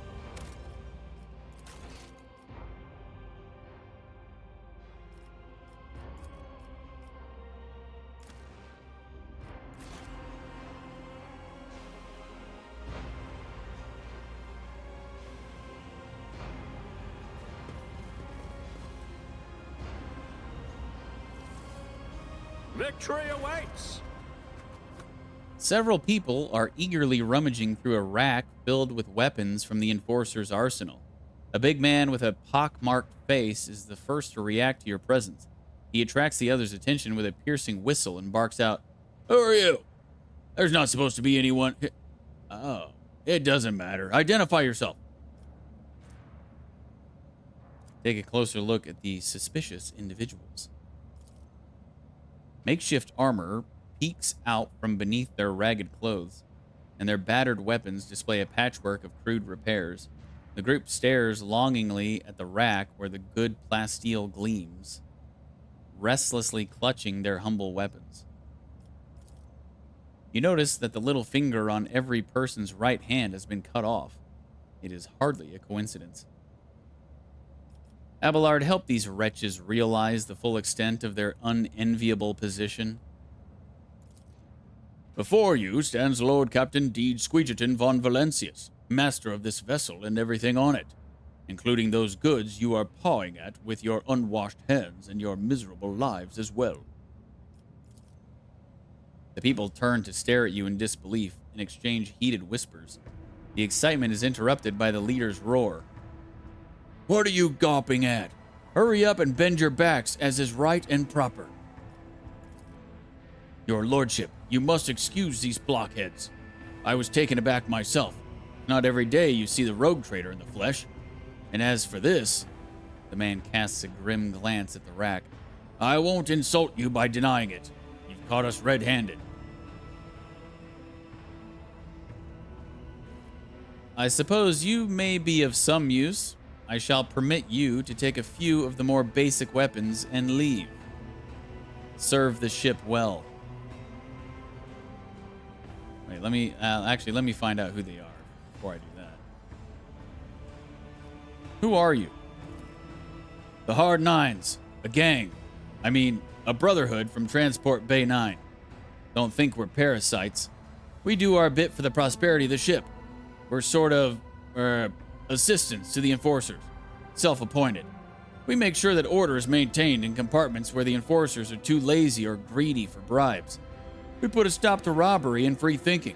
And, well, we accept a small contribution as a show of thanks.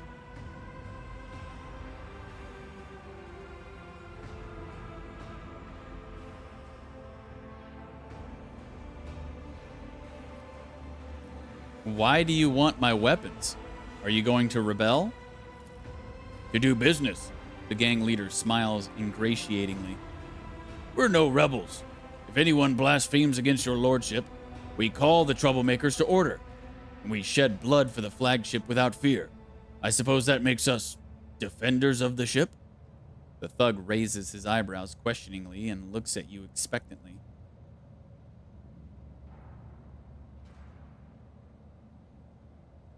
You all have your little fingers cut off. What does it mean? It's our gang's initiation rite, a fine tradition. By voluntarily removing a finger, the newcomer shows their determination and willingness to join us forever. It's also a badge of honor. He proudly shows off the stump of his little finger.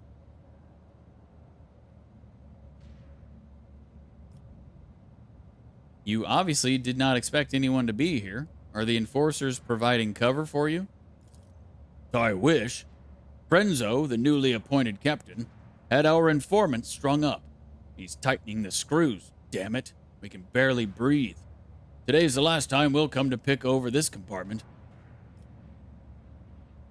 Okay, they seem all right to me. I suppose you may be of some use. I shall permit you to take a few of the more basic weapons and leave. Serve the ship well. The seneschal grits his teeth, impotent in the face of your choice. One day I will realize the depth and wisdom of your decisions, Lord Captain. But in the meantime, I will pray that this act does not come back to haunt you. Like they're gonna kill me, dude. I mean, come on. Hear that, boys? The Lord Captain himself is expecting good things from us. We can't let him down. His cronies make sounds of approval. We will fulfill your command to the letter. You better. I won't tolerate weakness. You hear that? I won't tolerate weakness.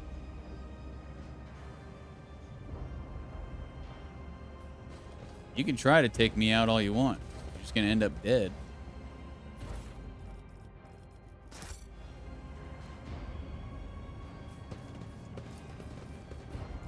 Operation successful.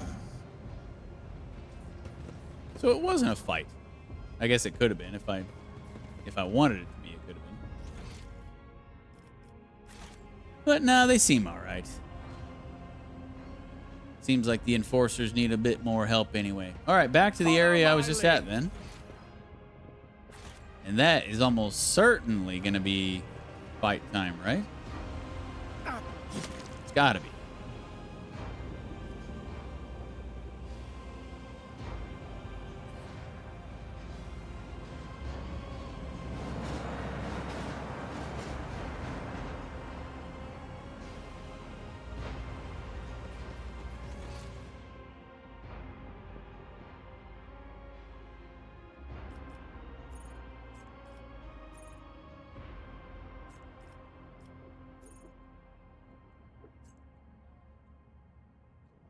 I missed some loot back at the beginning part.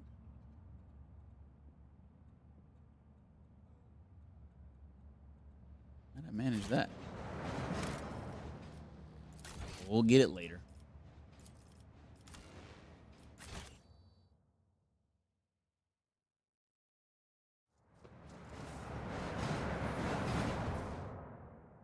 Lord Captain, this is where the sick and the broken are herded to die of their various diseases. Don't touch anything. The stench of decaying bodies creeps into your throat and lungs, forming a sticky film lining your airways. Ugh. That's nasty.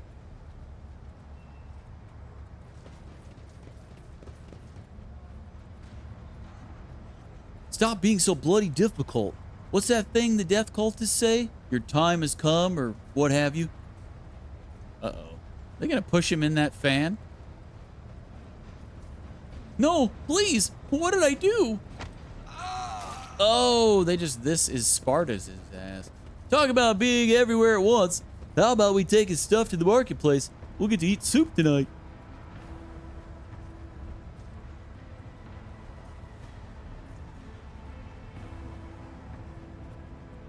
We might have to deal with those guys. One and it's done. This man is suffering from a severe but curable disease. One vial of medicine administered in the early stages would have saved him.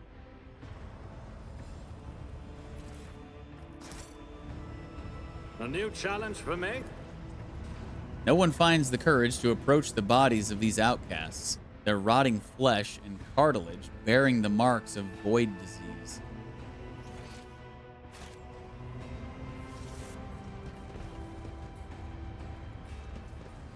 Zadina the Outcast. A figure in decaying tatters is rocking to and fro, muttering indistinctively in several different voices, occasionally breaking into hoarse laughter. As you come closer, she freezes and turns slowly to look at you. An ugly, rusted mask covers her face. Are you here to take Zadina to the other side? No. No. You're just wandering around in the dark, looking for the light, but it's nowhere to be found. Do you really not see it? What is this repulsive place? Do you live here? The woman scratches her neck nervously. You note her deformed fingers, ravaged by some unknown disease. Here, where the unfortunate meet their undeath. Here, a dumping ground for the bodies of those the undying one rejects. Here, where pestilence dwells, Zadina welcomes them all, talks to their ghosts. Here, where Zadina lives? Yes, that sounds right. Who are you? Old Zadina, Zadina the Outcast, Zadina the Mad, Zadina the Disaster, Zadina the Curse, Zadina the Spurned. The woman hugs her arms to her chest and starts cackling loudly. Broken chains clink at her emaciated wrists and neck. A ghost of the past? A shadow of the present? Only the undying one knows. He alone. Why are you wearing chains and a mask? Emotional damage! You haven't escaped from the enforcers, have you? Ah, these. Gifts they are. The chains clink to announce Zadina's approach, or others to hear. She slides her disease-darkened palm down the rough, rusted metal of her mask. They hide fearful of becoming like Zadina, afraid of losing face. You talk to ghosts? You can't hear them? Zadina points somewhere off to the side, laughs, then stops herself sharply. We don't like it when people come here. Lord Captain, this woman is clearly ill in both spirit and body. Best to leave her be. Okay. The woman turns away and starts talking to someone only her eyes can see.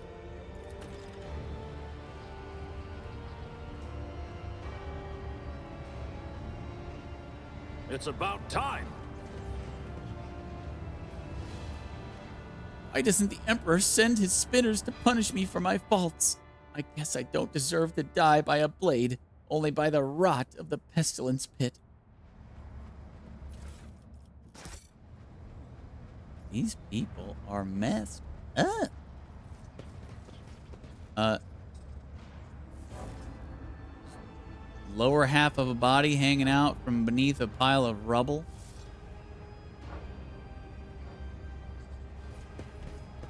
I see what others do not. The trap. We must act. We need to investigate. It's a lot of traps. And some goods. I did fine. Excellence matters. Done.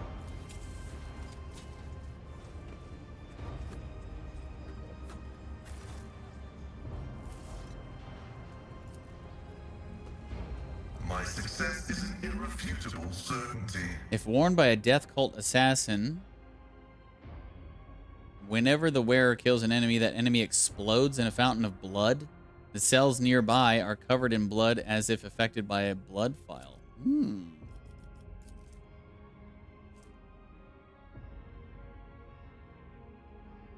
But wait. Wait, is she a death? She's death cult, but I didn't pick assassin for her. Does that matter, I wonder? The hell? Well, there's a death cultist just walking around. A maimed and chained person is shivering under a robe soaked with blood and pus. Their teeth and nails have fallen out, and their shrunken skin is covered in abscesses. Yeesh.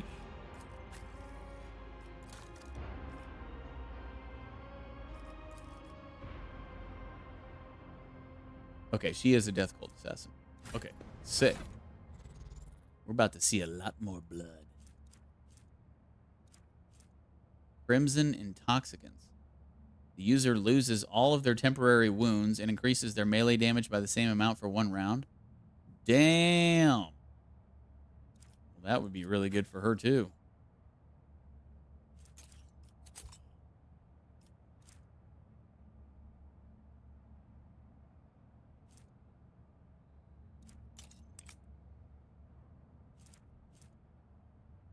Oh, man, she's already got...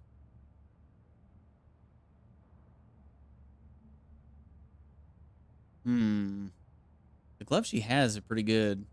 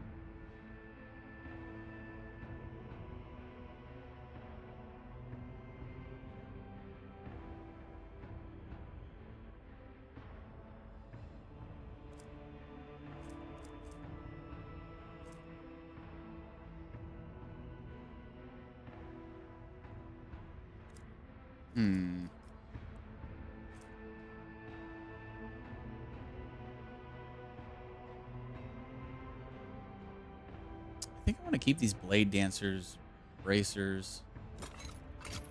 As much as I would love to see blood just spewing out everywhere after everybody she kills, I think I want to just keep the gloves she has on. If worn by a Death Cult assassin, when the wearer gains a stack of Blood Blessed, they also gain plus 10 toughness for 2 rounds. Does not stack. Yeah, we'll put that on her, though.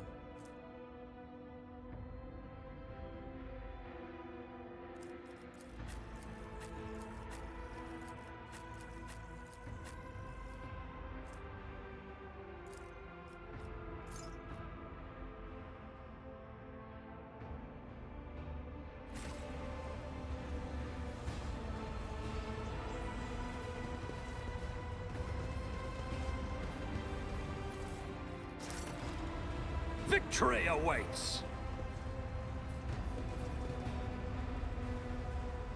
Wait, what did that say? The Lord Captain spent too much time in the Pestilence Pit by the Void Ship's freight line, and now his skin is covered in inflamed blisters. There must be someone on board who knows how to purge the rogue trader's body of this affliction. What the fuck?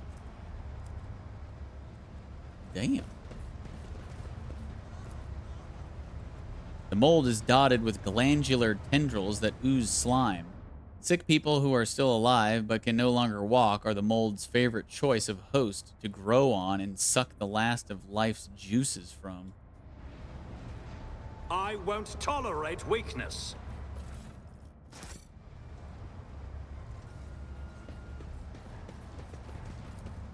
This explorator is blessed with multifunctionality. Go talk to these dudes.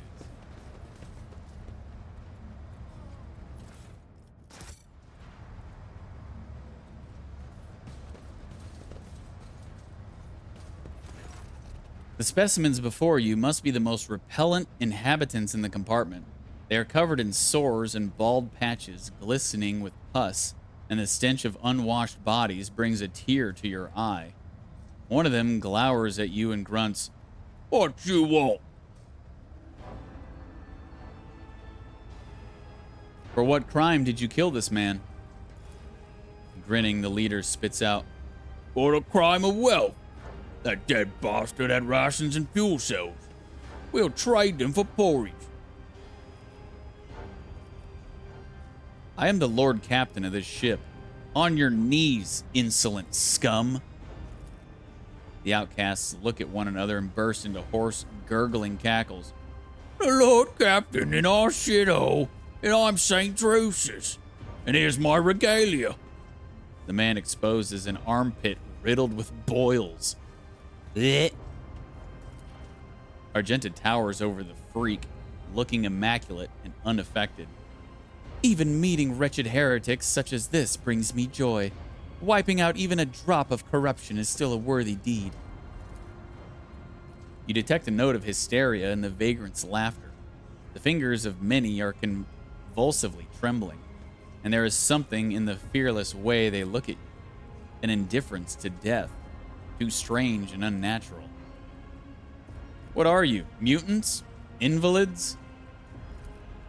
"Mold eaters, outcasts, folk who have no place even among the lowest of the low. Some were born that way. Some were driven out to keep them from spreading the contagion. The foreman won't let us near the vat. The enforcers try to shoot us on sight, as if it's our fault that we were born in a terrible place. We are worms in the rotten belly of this ship, fodder for disease." The outcast licks his lips, and you see a tongue studded with small, underdeveloped teeth. This is no disease, but an obvious mutation. "Oh, he's a mutant, huh?" The longer you stare at the man, the more deviations from the human form you detect. Wretches such as this, disfigured by genetic abnormalities and disease, are the perfect breeding ground for true corruption.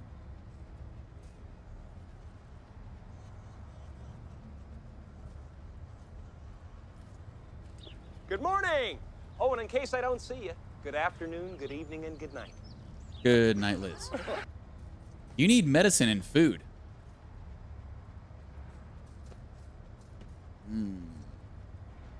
Do I attack this guy?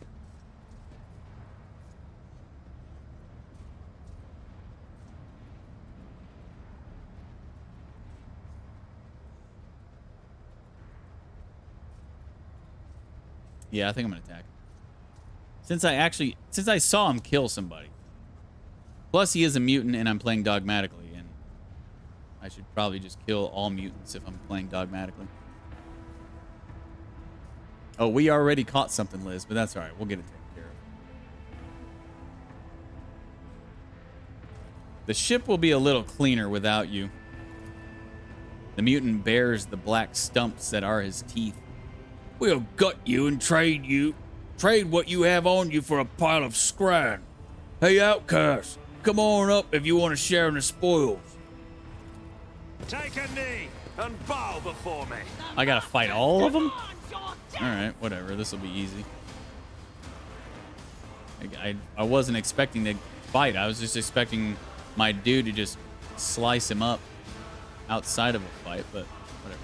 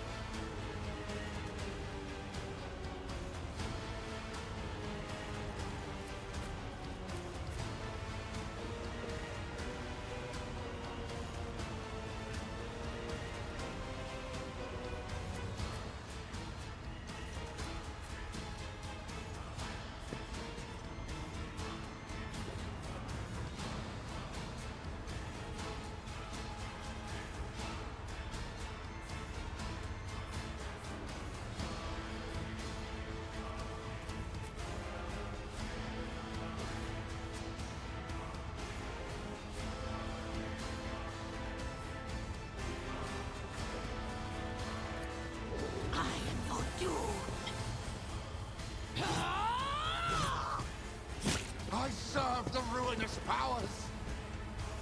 Crush the feeble. You're all dead because I got a disease from you. This guy's moonwalking or something. Huh.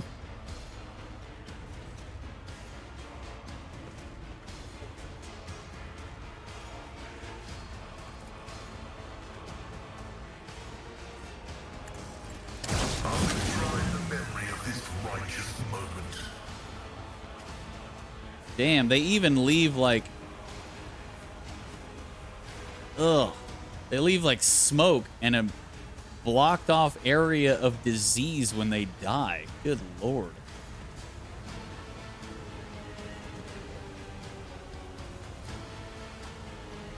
Does any of them have like any sort of large amount of HP whatsoever? Or are they all just...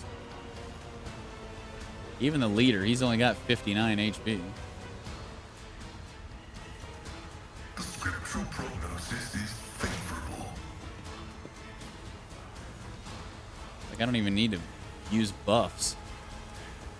See, this is also going to be the problem of playing these DLC quests now. Because this is supposed to be a Chapter 1 quest, and I don't think that they're going to scale with where I'm at now. So they're just going to be ridiculously easy. Request approved. Vital function successfully terminated.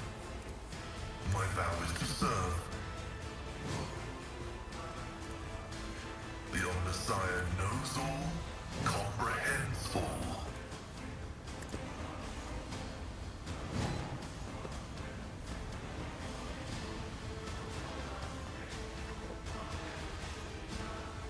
Yeah, I'm not even going to, like, waste time buffing my dudes.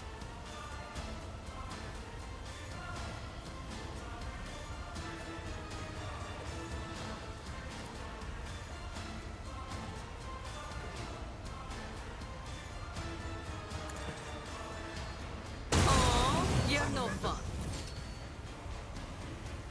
Ooh, sorry, guys.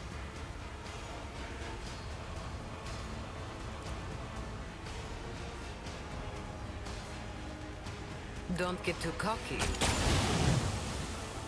We got the gas on us.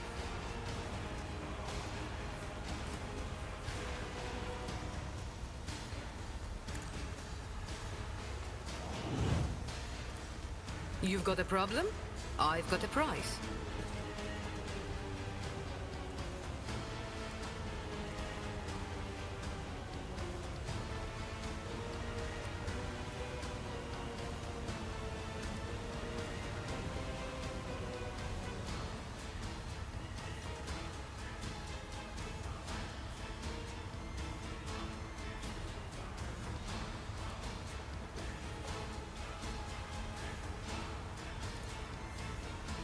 as the tenants demand.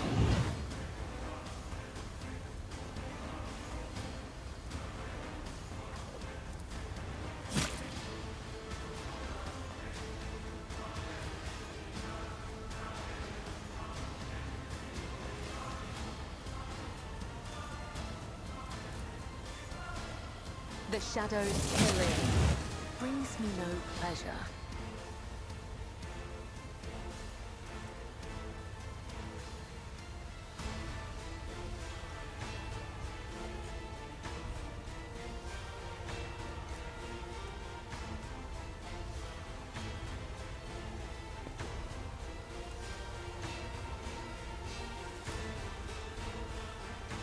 As honor ordains.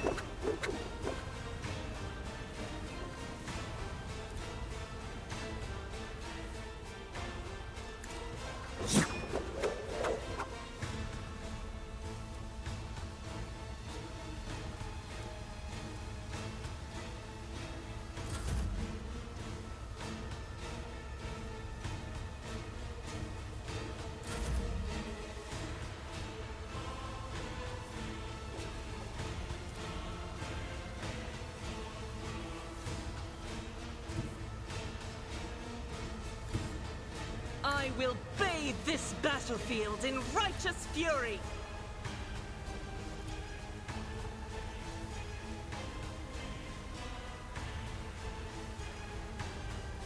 How can I not get all three of these dudes?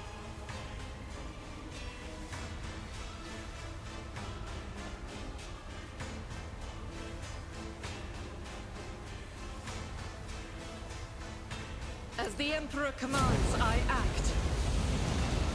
Okay. Faith without deeds is worthless. God Emperor, move through me! Be the fire in my heart! Eradicated!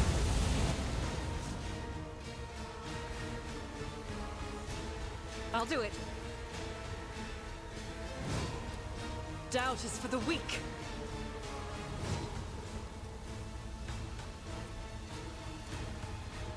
As the Emperor commands, I act. None can escape the Emperor's judgment.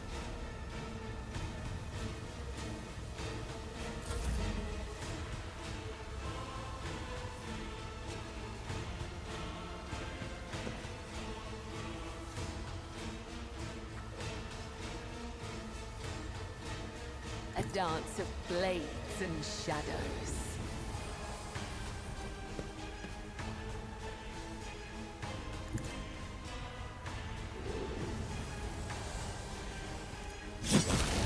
Death is a blessing.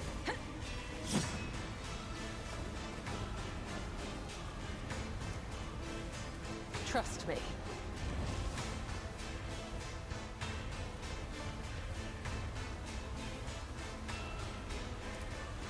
I shall not fail.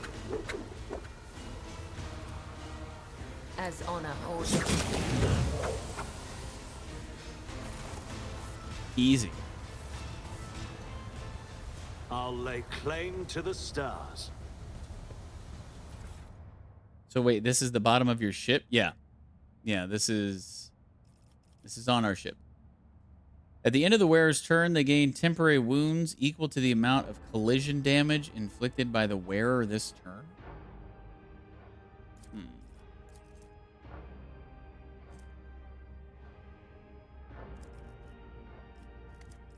I think I'm just going to toss that.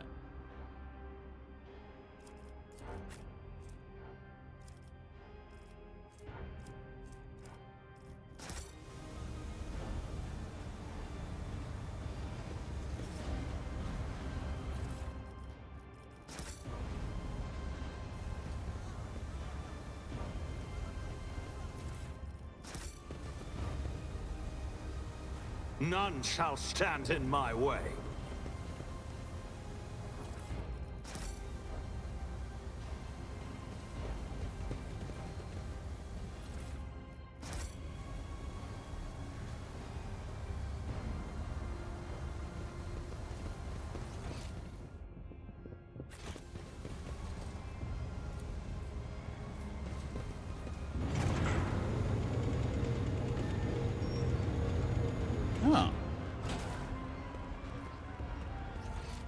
Oh, okay. So, let's go see where this loot is that I missed before. Oh, that's right. I didn't come over here because I saw the arrows pointing this way, and I didn't want to progress it until I explored everywhere else. Now I remember.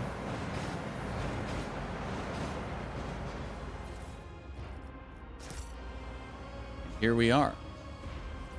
Dead man. A sinewy, middle-aged man watches the bustle of the bay with a detached expression. Every so often, whenever his eyes linger on the blood mark inscribed nearby, his face changes strangely and his hands clench into fists. Just as you begin to hear the rumble of an approaching train, the man's gaze turns toward the tracks. He leans forward. Abelard, do something. Abelard barks out. In the name of the dynasty, I command you to step away from the edge and explain the misdeed you were about to commit. What? I didn't. The man starts and almost falls, but manages to keep his balance. In the dim lumen light, you notice old scars scattered all across his body. The scars seem vaguely familiar. Pascal's Vox synthesizer springs to life with an indignant binaric trill. I am registering this unit's intention to use the train tracks for purposes other than those intended by their design. I categorically demand that the unit's self-disposal be carried out using methods that do not violate the Catechism of Maintenance and Operation. Well said. Look at the man's scars. The scars all vary in length, width, depth, and shape. However, you notice a pattern in the way the scars are aligned, as well as a series of faded symbols on the man's rough skin. Death cultists bear similar marks on their bodies. But spinners are constantly renewing their wounds, while this man's long since healed. Who are you? A dead man. I lost my name years ago. I've been just another dead man ever since. You dare insult the rogue trader with your impudence? Your body may already be covered in scars, but your tongue seems to be asking for more. You look like you're about to take your own life. Are you having a rotten day? My whole life has been rotten, and I only have myself to blame. I've tried to change things, fix things, but I always ended up here. So eventually, I accepted the truth. Your eyes always return to that blood symbol. What do you know about it? It's a symbol of the blood-spun web. I come here every watch, but it hasn't been here before now. I guess today must be a special day. He smiles strangely. The man's faded eyes go wide as he notices Cabela. His voice quivers. You, have you come to take me to the other side? Cabela briefly studies the man's face, then turns away. I do not know you. Death's gaze is not upon you. The man lets out a dull groan and turns to look at the symbol again. Then why is it here? You know the symbols of the blood-spun web. You bear similar scars. Are you a spinner? I was, but I failed to complete my final assignment, so I was exiled from the cult. The Vizier told me to kill the one who would be at a certain junction of the utility tunnels at a certain hour. I went to the appointed spot. Then I waited. An hour, 2, 5. The junction was still empty. Nobody came. After hours of waiting, I finally realized the person at the junction had been me the whole time. It was my turn to go to the Undying One, but I was afraid. Couldn't do my duty. Ran. So the spinners simply let you go? They made no attempts to find you and kill you? There was no pursuit. I thought I'd seen their black blades the very next day. Instead, years passed without them taking my heart. I tried starting a new life, but the terror never stopped eating away at me. When I got truly desperate, I went to the Temple of Death myself, but no one there would speak to me. When I gave them my name, they just whispered, "Separate is gone to die." They looked through me like I wasn't even there. I've lived like this for 20 years, like a coward, like a dead man. You were ordered to die? For what reason? The man looks at you. But some would choose to leave the righteous path. These earned penance in due time. Her whip sings vengeance on renegade menace. Her blades pass sentence. For cowards seek to hide their hearts, but death makes no pretendance. It takes what it is due in essence.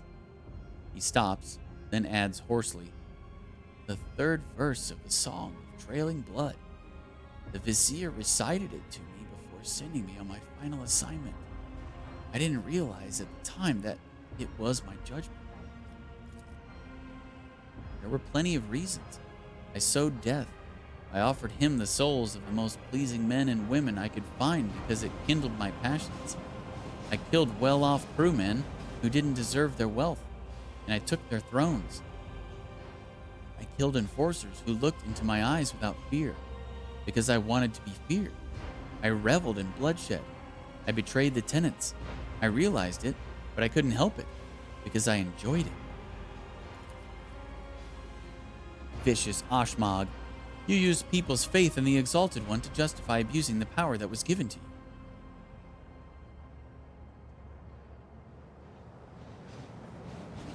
Have you killed any more innocent souls since you ran? No, I've been afraid to touch my own knife since that day. Thought it might just stab me on its own, but the temptation is always there.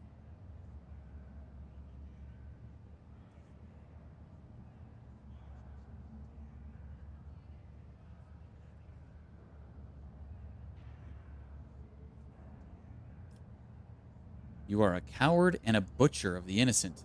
I will purge my ship of your existence. The man does nothing to stop you. He even leans closer to the rails, accepting his fate with a smile on his face. The undying one is death.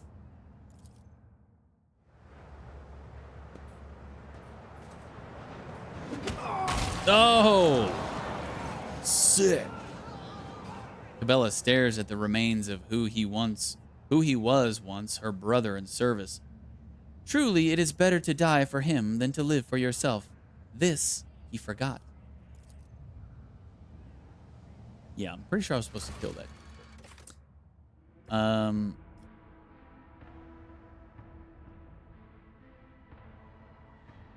So we're still missing one person?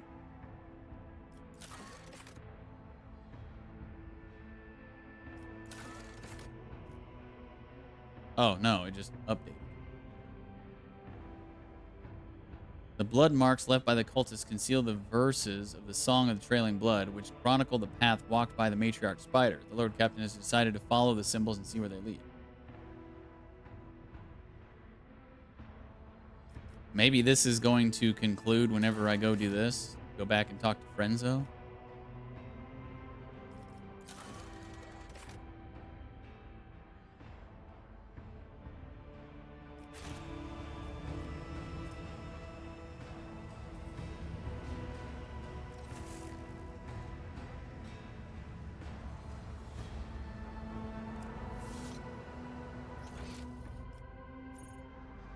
Back to him.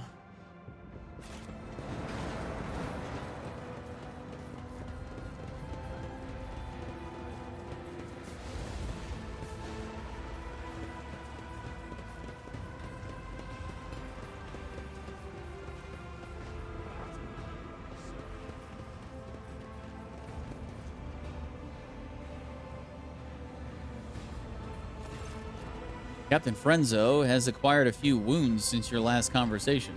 Half of his ear is gone, and you notice that he is wearing bloodied bandages under his uniform. Seeing you, he quickly injects himself with a stimulant and straightens. How may I serve you, Lord Captain?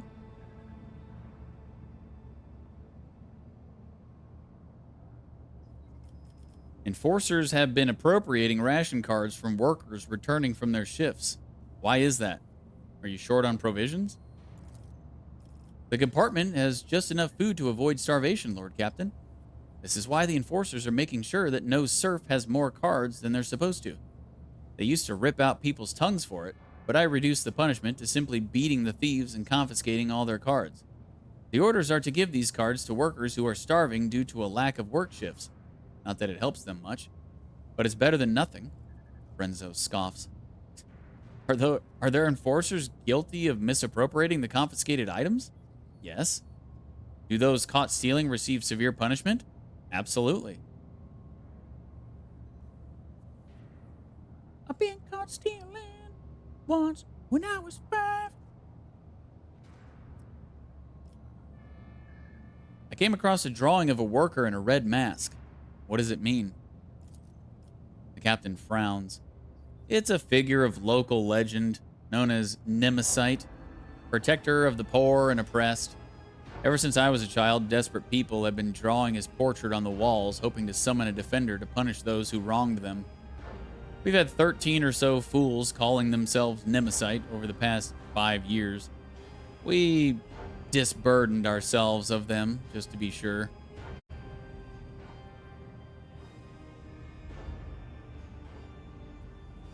I find these sentiments disconcerting. Stay vigilant, Frenzo. Always, Lord Captain.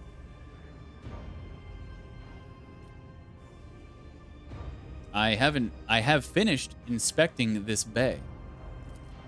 The captain raises a wary eyebrow. Will there be any orders based on the inspection's conclusions?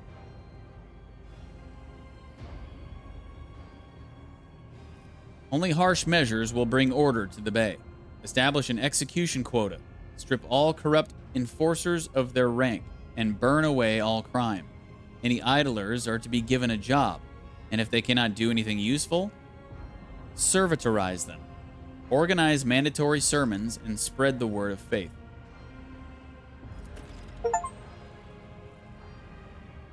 Chivo, you decided the fate of the freight line of your void ship. The captain nods eagerly. Will do. We will increase the pressure on the untrustworthy element. Conduct searches and interrogations to uncover criminals. We will herd the rabble to prayer services and remind them that your lordship's law is a stern one. Faultless transport. The flagship's weapons deal 5% more damage and 5% critical hit chance. By virtue of strict discipline, the freight line delivers munitions with only minimal delay. The crews of the artillery bays now have more time to calibrate and maintain the ship's weapons. Nice.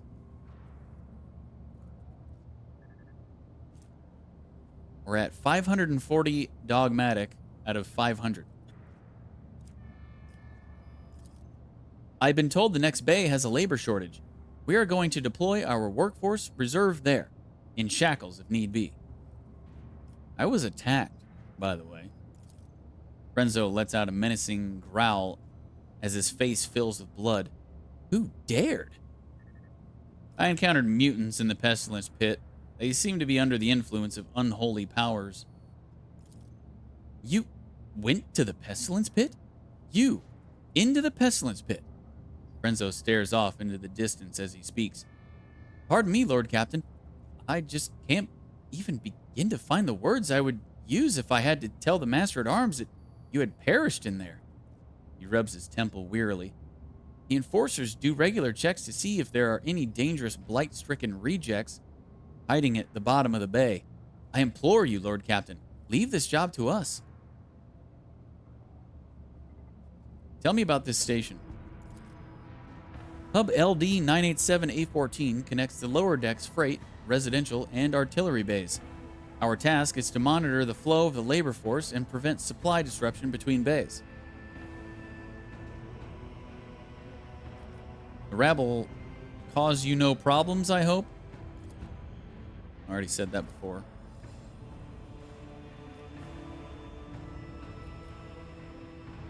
What is the situation on the lower decks? Most of the locals unload trains and sort provisions. We give maintenance jobs to the more capable ones. The rest are reserve workforce. Whenever crew are lost on a deck, we I think I said this too. Yeah, I said all this. Well, I said it and then I reloaded. So I'll just say it again. Okay. I've learned enough. The cult of the Bloodspun Web has a presence in this compartment, does it not? That is correct. The enforcers do not bar them. Yeah, we already said this too.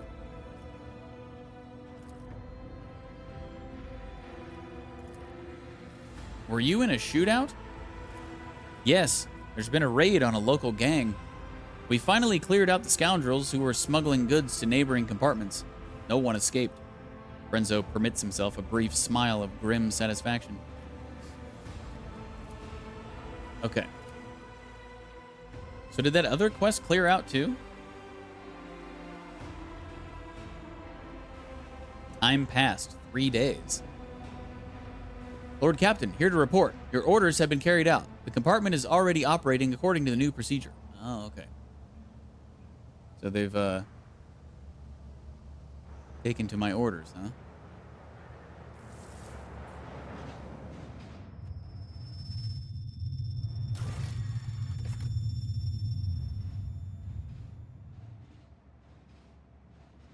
Wait, are there 3 new marks or something? Why hasn't this cleared out?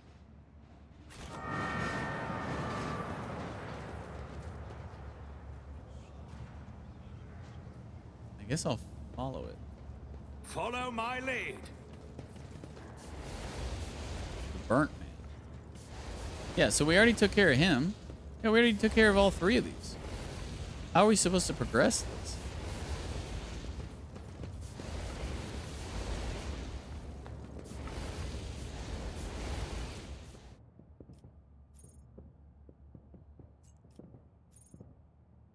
Loot?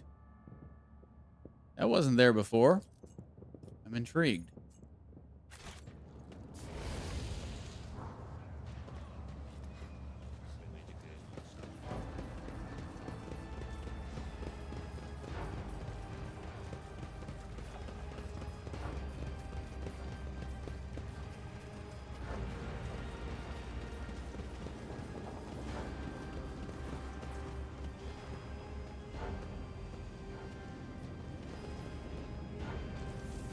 This definitely was not there before. The blind dude is dead. What? Somebody killed him?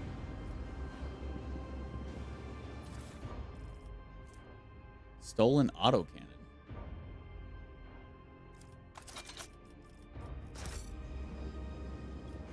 Oh, shit. They're all dead. Damn.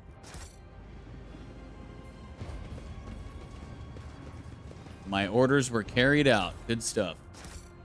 It's about time. You love to see it.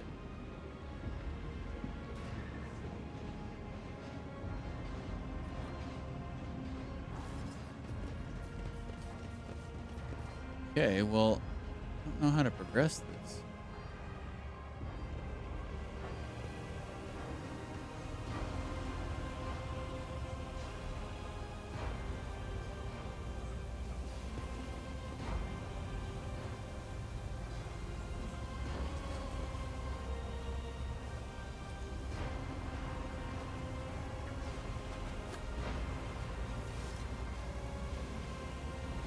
Oh, it's with her? Entry awaits. I didn't have an option to, like, kill her or anything last time, did I? Huh. There's a blood symbol next to you. I have seen such marks before. Is this another part of the song of trailing blood? Zadina bursts into hysterical laughter. Oh, yes, the song. Here, listen, listen. The woman starts chanting hurriedly. She wandered in eternity and dark, yet was consoled. Web foretold. Undying one's blood secrets glowed, a light to guide her faithful fold. But threads must end, and so the spider did that which was owed, her life and death the ship bestowed. She laughs again. And you'll see if you learn to see. Look into the darkness. Look, look. peer into the darkness. I cannot fathom what I am meant to see here. You peer into the darkness and are gradually able to make out the outlines of objects hidden in the shadows. Rotting corpses, rough walls, the twitching death throes of infected people left here to die. You see no light in this place, only more darkness and despair. You don't see, do you? You don't see! Zadina shakes her head frantically and starts tearing off her rags. Strips of her decaying flesh peel off along with them. You will not see until you become like Zadina, the flesh and blood of this ship. How do I become the flagship's blood? Oh, Zadina will show you, and you'll see the true light. Come now. Oh, I guess we had to do this one last. And since I didn't take care of her last, I guess that's why I didn't have that that option before.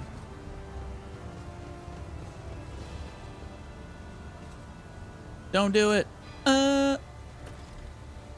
Well.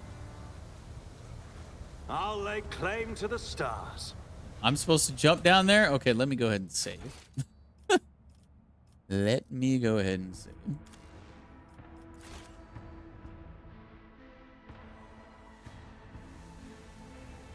Yeet. Oh. The rotating blades promise nothing but a senseless and brutal death. Slipping past them would require some unreasonably precise calculations, or blind luck. While listening to the air currents for a moment, you think you hear Zadina's whispered prayer rising from the depths of the shaft. It's not going that fast. We could totally time that.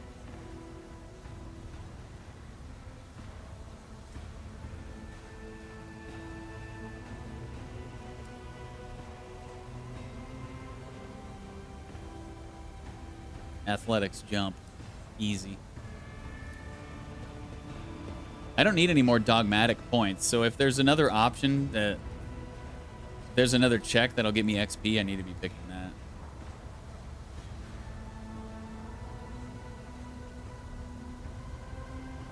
Oh, shut up, Jai. This is fine, see?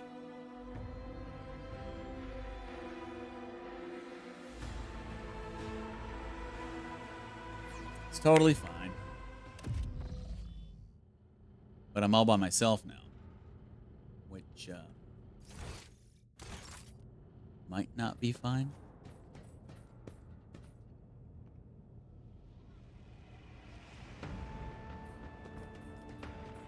I won't tolerate weakness.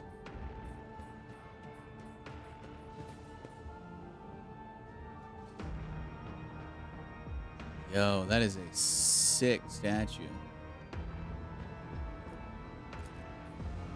The undying emperor holds out his hands to all his children, offering them the highest reward, a worthy death.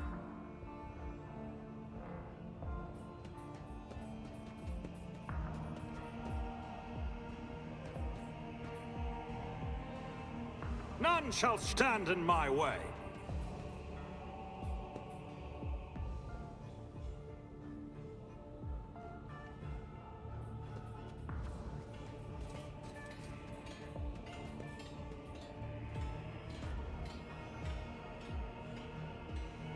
I don't want to go down. Go across this beam. I did fine. There we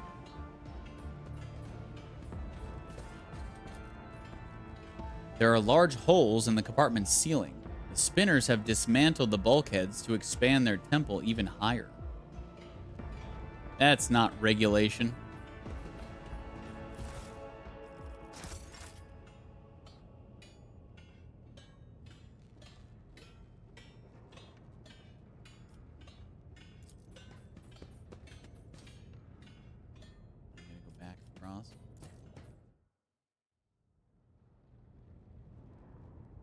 A new challenge for me?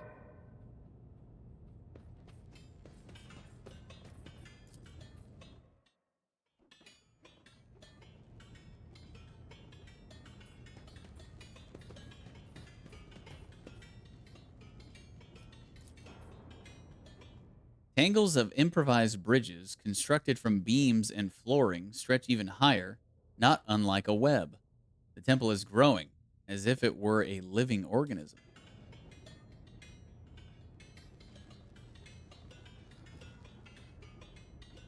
Oh, I missed loot. Damn it. Can I get back up? Aww. Lame. I didn't see this ladder there. There's loot up there.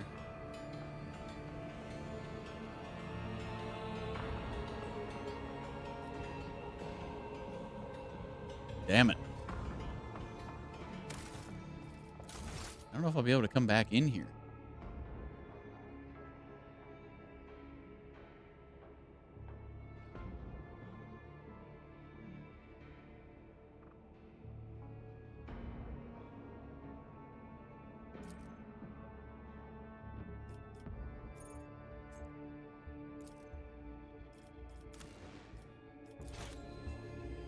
I'll just redo this real quick. Save scum.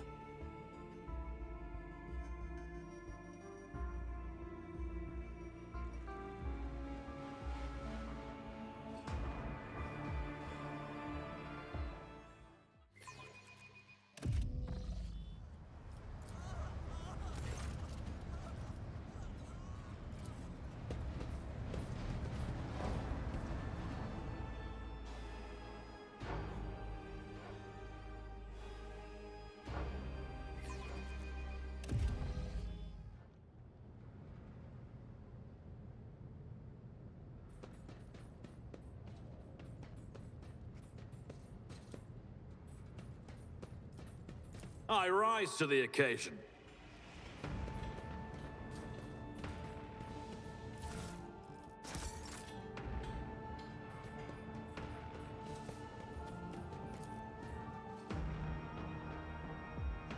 Victory awaits!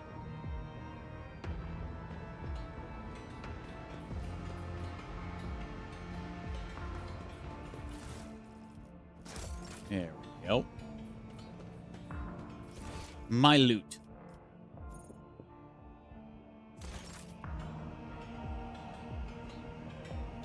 Where's this loot?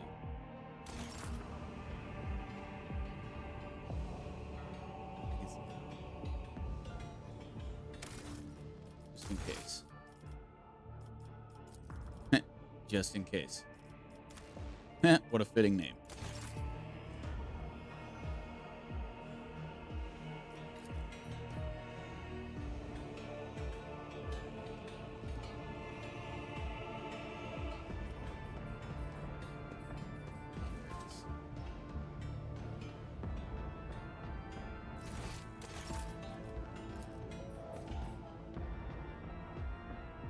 Wait. Did I have to... Was there a ladder on that other side?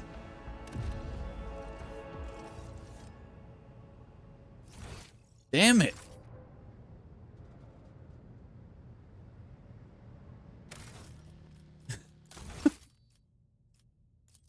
Just in case.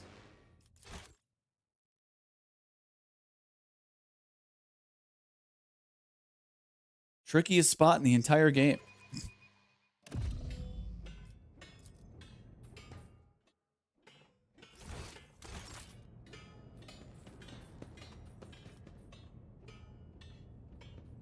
Yeah, there is a ladder. It's about time. My loot. All right.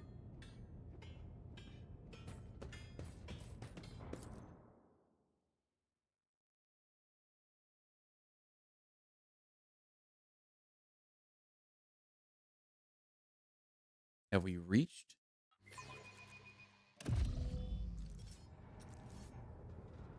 The matriarch? Halt! I noticed something.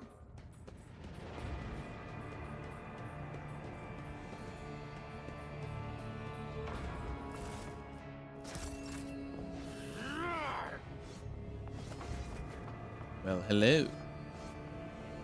Follow my lead.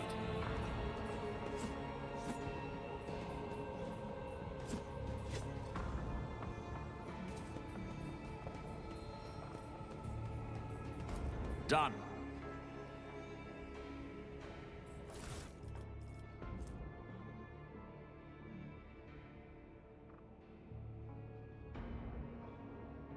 Crimson Rage.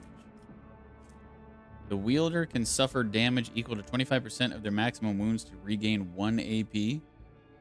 Can be used multiple times per turn as long as the wielder has at least 50% wounds.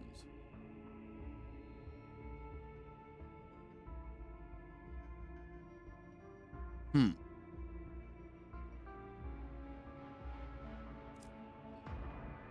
wish it was higher damage.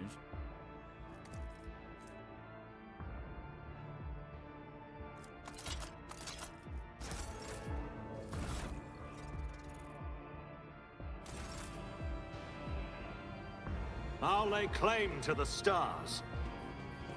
I mean, well, I can't even see him now. Her swords are way better than that. Although that would be a nice little... Hey! Everybody's already here. How the hell did that happen? They took a shortcut I didn't know about or something.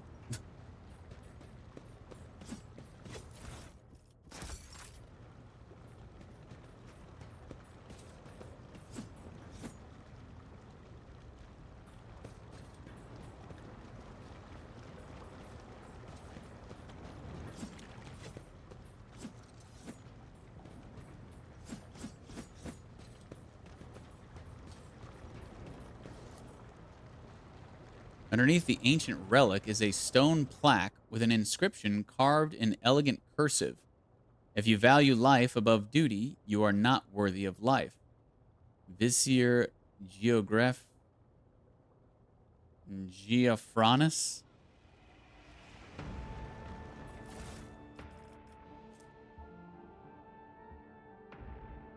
Whenever the wearer makes a melee attack, they regain 1 wound. Nah.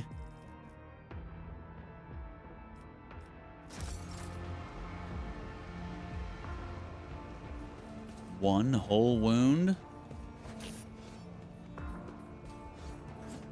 This place is sick.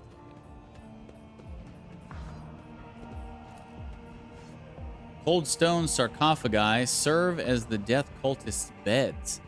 The bones of their deceased comrades are their bedding. Yo.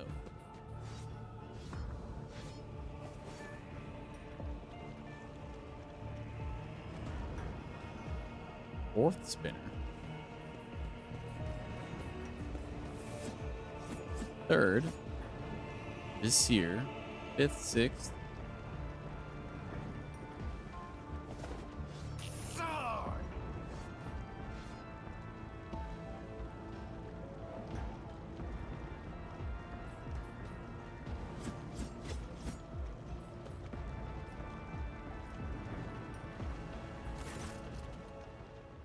A frail old man, gray beard tinged with blood, folds his wrinkled hands in a ritual gesture. His body is covered in scars, some old, some fresh. His eyes are sewn tightly shut. His mouth is cleft at both corners, making his jaw seem eerily snake-like. And the Lord of the Ark walked the paths of unlife, in the footsteps of the web's very first spinner. And the servants of death bowed before him. For the Daemon is the giver of life. The old man goes still, his head turned to the side. He nods toward the temple's muffled silence. Yes, yes, truth like a stream pours from your lips. We welcome him as the tenets demand. A thin blade appears in the old man's trembling hands. Although his arms are stiff and look like they can barely bend, in the next instant, the dynasty's symbol is etched on his forehead, dripping blood. With a brief motion, he flicks the blood off his blade, and several drops land on your face. The blood-spun web welcomes its new lord. I am Vizier. I am the Vizier. For many years we have waited, and now you are here.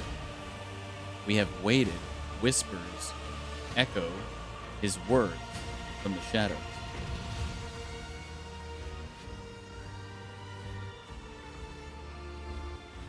How did you manage to erect an entire temple in the middle of the ship without anyone noticing? Followers of the cult once inhabited the tunnels between the bay's bulkheads until the threads of fate were tangled and a domain of ages past gave us this compartment.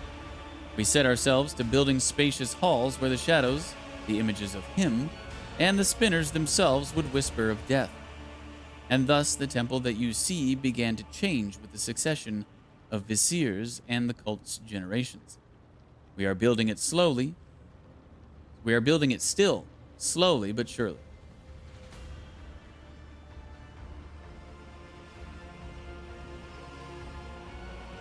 I expected greater respect from one who so eagerly anticipated a meeting with the rogue trader. Struggling to suppress the tremors in his body, the vizier bows as low as his hunched back allows. Forgive us our poor manners. Our intention was not to insult you. You are the first visitor from the upper decks we have had in many a great years.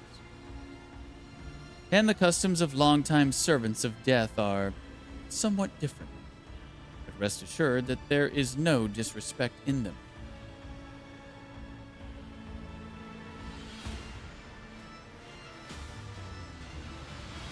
I have walked the path of the matriarch spider. What now? The Song of Trailing Blood tells of a path fraught with trials. By accepting it and setting out on that path, you pass the first one, the trial of resolve. For not everyone is prepared to shun their fear and doubt and embark on a search for the unknown, a search for death. The trial of compassion was the second one. You passed it when you put yourself, albeit briefly, in the service of another soul, a man suffering from burns. For the choice between life and death is to be made only by those willing to take responsibility for the pain of another. The third was the trial of justice.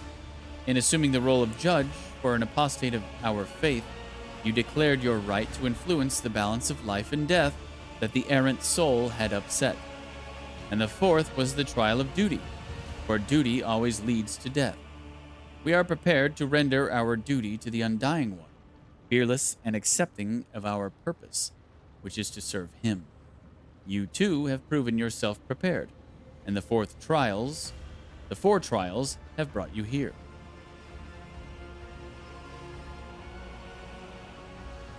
The path I have walked has helped me understand myself better. For the tenets teach us that the lesson learned is in itself the supreme reward for one who is open to self-discovery. The vizier's sewn-shut eyes seem to peer into your face, studying it. Then he turns away and speaks into empty space again. Peace, my brother. The time has almost come.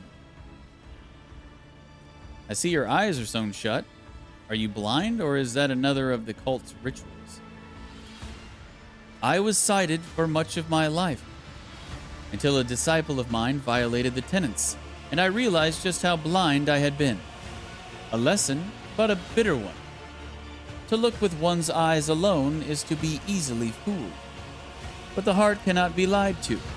Such is the truth, and such was my choice. I sealed my eyelids with a geas of true sight. Now I see more, and better. So this entire conversation is another test, I imagine? A smile graces the vizier's bluish lips. The tenets command us to be prepared for all trials, corporeal and spiritual alike. Are you prepared, Domin DeejTheSqueejerton? His mouth closes, but you can still hear his whisper. A prickling sensation in your face is making you increasingly anxious. You raise a hand to your cheek, only to realize you can't feel it.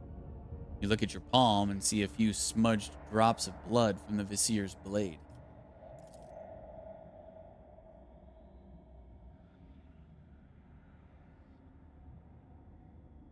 A strange, serene calm envelops your body. Your fatigue subsides and you seem to float in the air, seeing things you had not noticed before. The shadows in the corners, taking on shape and color. The subdued lumen light playing on the cultists' bone masks. Are they really masks? Their tall, lean, empty-eyed wearers might as well be dead people. A chill runs down your spine. What is the meaning of this? Your heart is beating slowly. Your breathing has become deeper, and your thoughts are muddled. You seem to be under the influence of a potent stimulant. And what happens now? That is for you to tell me. You look at the Vizier, and his trembling frame seems small and insignificant. A single step is all it would take to crush him. But the visions are starting to wear off, and now the old man towers over you. The keen gaze of his sealed eyes is studying your every movement, waiting for a response.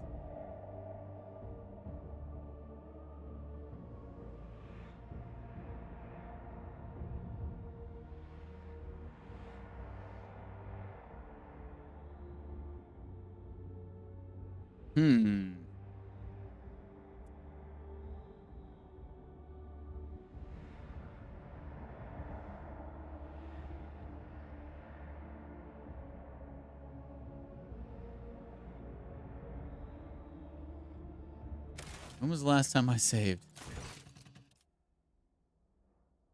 Oh, at the top there? I kind of want to say this, but I'm afraid I'm gonna have to like kill everybody, including our companion.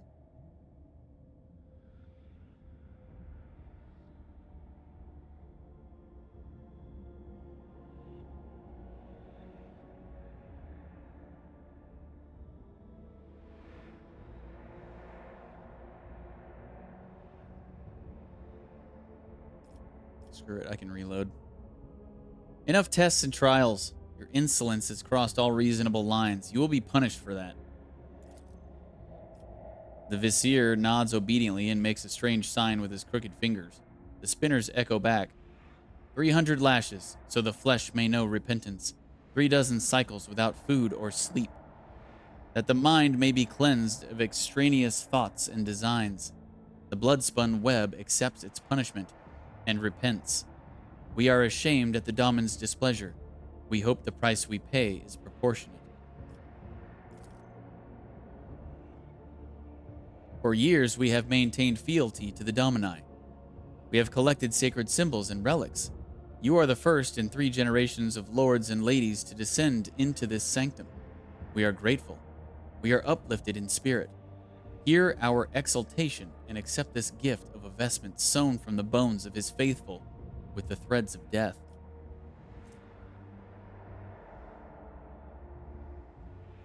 That is some shitty armor.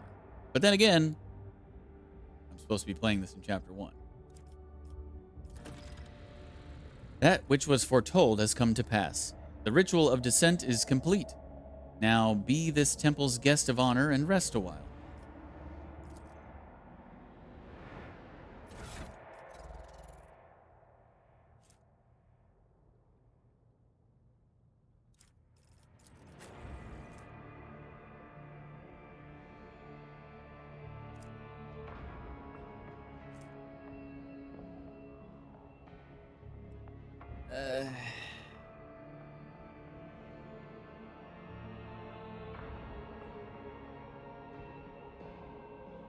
Nah.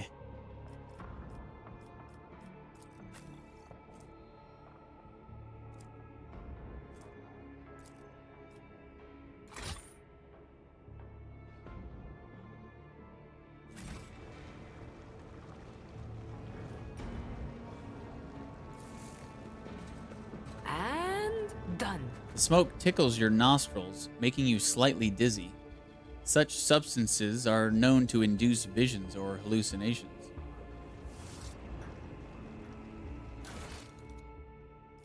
Ah, okay, so that one cleared out.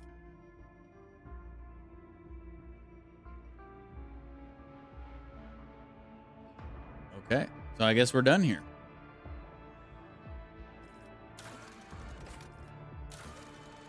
We gotta head to the officer's deck next.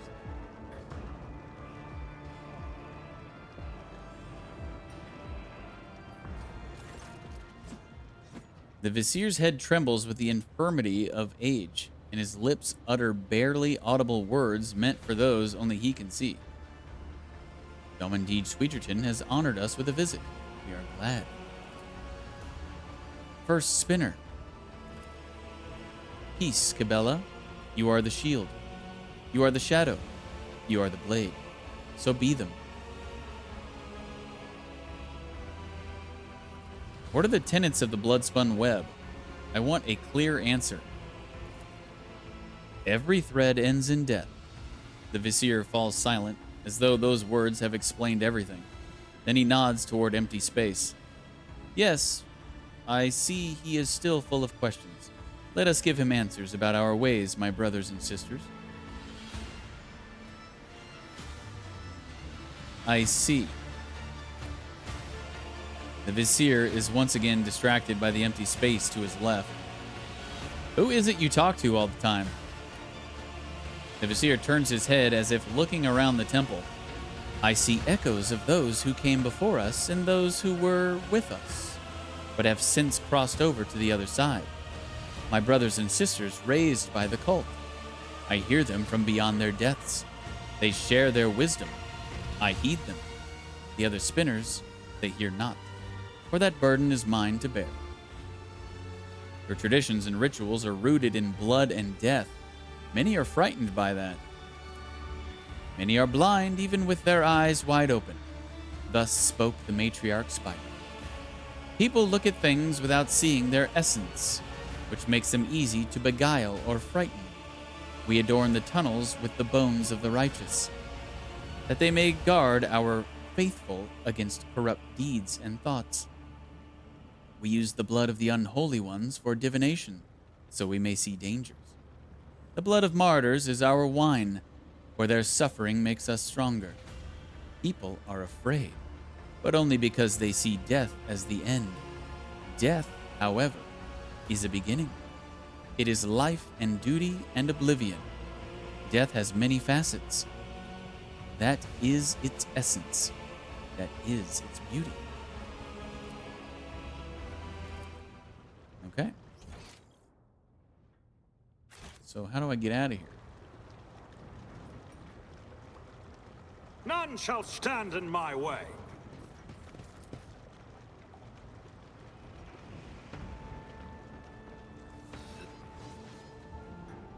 I can't just go back up the way I came, right? Ah, here we go. The shrouded faith of the blood-spun web. It is both frightening and awe. A spinner, his face covered in carved, bleeding glyphs, makes a respectful gesture of invitation. Let me show you the way, Domin.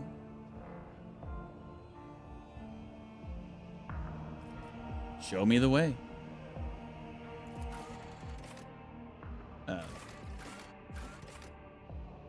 All right, I'm going to take a break, and then we will continue on going through the officer's deck next. So we finished the Chapter 1 DLC quest. We are heading into the Chapter 2 DLC quest after a DeejTH break. Good call, Godus. So I will be back in a few minutes.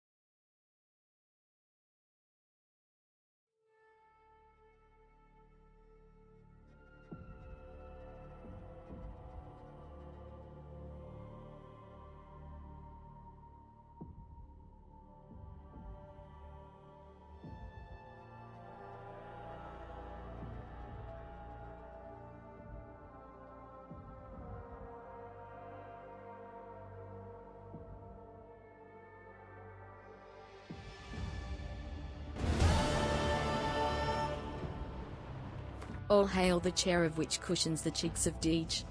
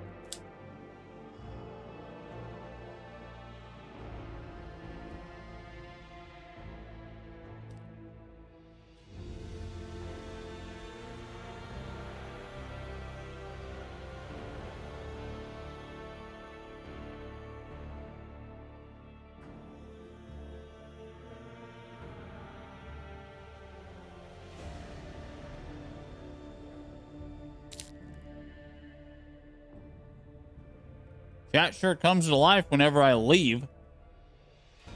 Funny how that works, huh?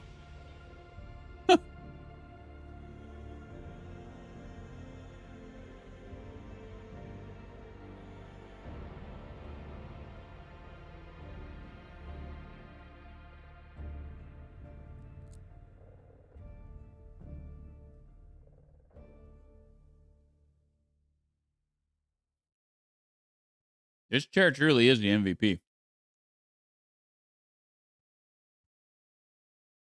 I've had this chair for what?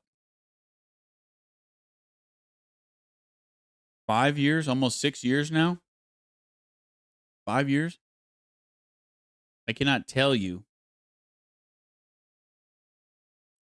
I cannot tell you how many hours I have spent sitting in this chair. And while it's not as comfortable as it, was, it's not as comfortable as it, once was. It's still like still comfortable enough.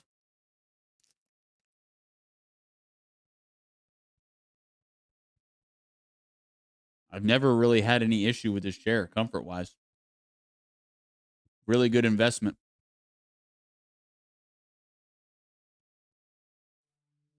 Say what you want about these chairs, you know, like, oh, yeah, it's like a stupid streamer DX racer chair. They're comfortable as shit. The only gripe I have is the armrests. The armrests are not comfortable. They're too hard. They're not hard plastic. They're foam, but it's like hard foam. They definitely could have put more cushion on those. That's my only gripe about this chair.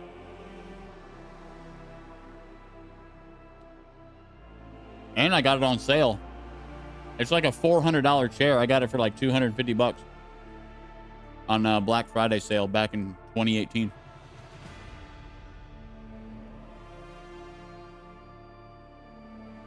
Or was it $200? It was either $200 or $250. Yeah, and it's like a $450 chair. It was a hell of a freaking sale. Yeah. Bought it at a right time. That's why whenever I recommend, if anybody's going to get these chairs, get them on Black Friday.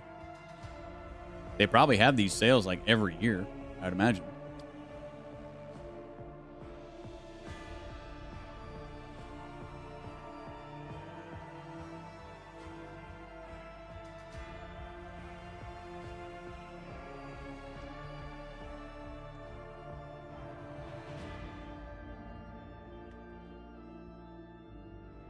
She has seen better days, though.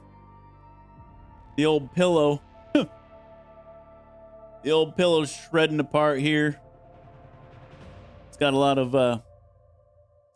of hair grease and neck grease damage, you know, from just leaning back, and that's probably the most worn part about the entire chair. Is the pillow.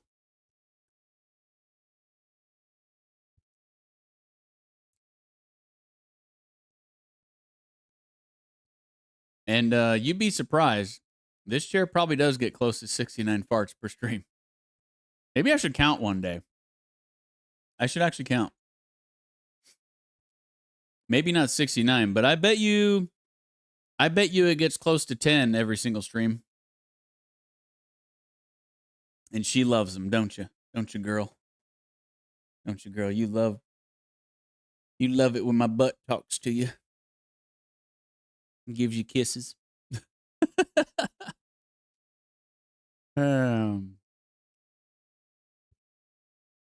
As someone who has only used office chairs, wood dinner chairs, and the floor, I have to say a good C is, oh God, yes, dude. If you're gonna PC game a lot, you gotta have a good desk, you gotta have a good chair. They're just such good investments, man. You can't go cheap on them. I could not imagine. Our dining room chairs are uncomfortable as shit. I could not imagine sitting here for 7 hours a day in one of those fucking things. There's no way, dude. No way. My back would kill me. My ass would kill me. No way. You just got to save up those Deej ducats and just spring for a nice freaking chair, and it'll last you. It'll last you. As long as you take care of it.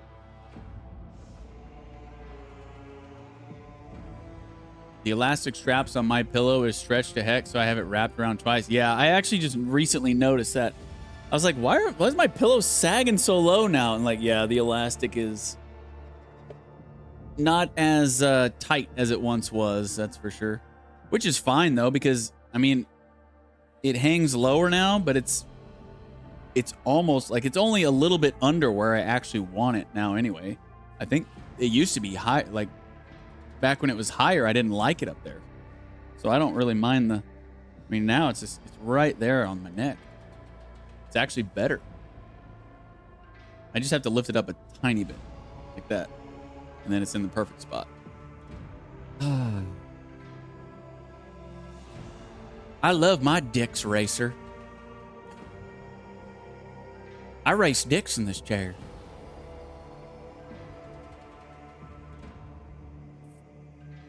Nothing like a good old underwear burp to show your chair you appreciate it. Underwear burp, really? I need a good mattress first. Yeah, no, yeah. Although, I don't know. I don't know, actually.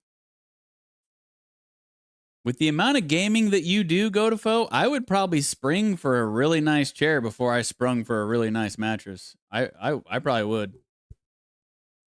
I mean, I definitely would for myself. Your body can acclimate to beds, I think, better than chairs. At least I can. I think my body acclimates to beds better than they do chairs. I can get used to sleeping on just about any bed. But chair, dude, no way. I can't sit on it, just any chair for a long period of time.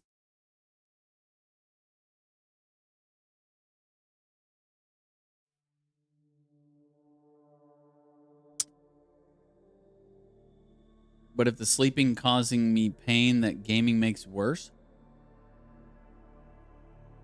Yeah, I guess.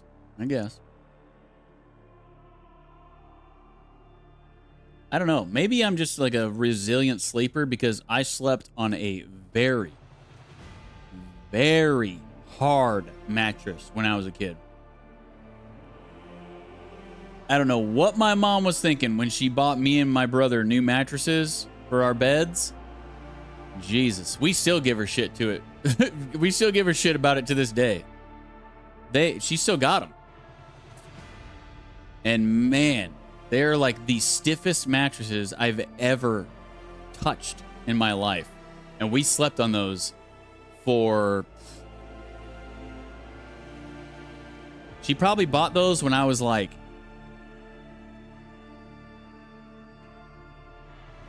12. And I slept on it until I was 18 when I moved out. Man. But body acclimated. In all honesty, it was probably a lot better for my back than the bed I'm sleeping on now, which is so comfortable. I love our bed so much. I'm fine with discomfort, but long term, I feel like my mattress is bending my spine, and it's been so annoying. Yeah. I mean, if you've had that mattress for a while and your body is just not acclimating to it, then yeah, you got to do something about that. I think mine is just too old, probably like 20 years. You've had that same mattress for 20 years? Really? Dang, yeah, dude. Got to get you something, man. You sleep. You're asleep a third of your life.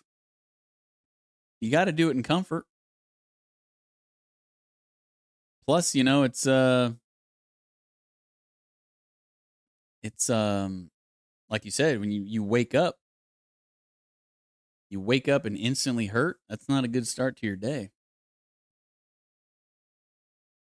Welcome to being a brokey. You just got to save your money. Just save it up.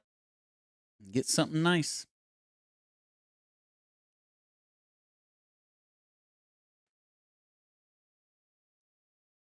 All right, let's jump into chapter 2 here of the DLCZ. We are now on the officer's deck. Away we go. Sourback barks at the officers gathered before you. His lordship, the rogue trader, has seen fit to honor us with his presence in order to monitor the course of the investigation. You are expected to perform your duties immaculately and report your every step to me. Should any of your actions bring shame to the enforcers, you will answer to me personally.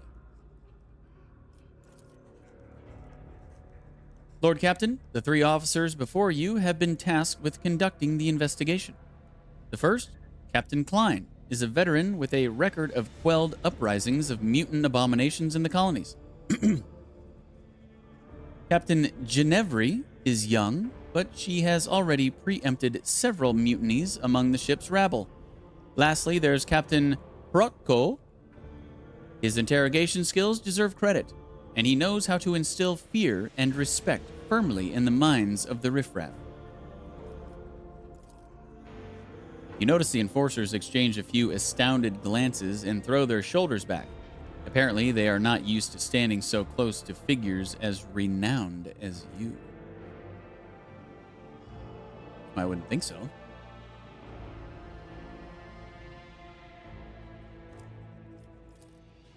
After carefully assessing the officers' bearing and their uniforms, Abelard nods with satisfaction. Their drilling is good.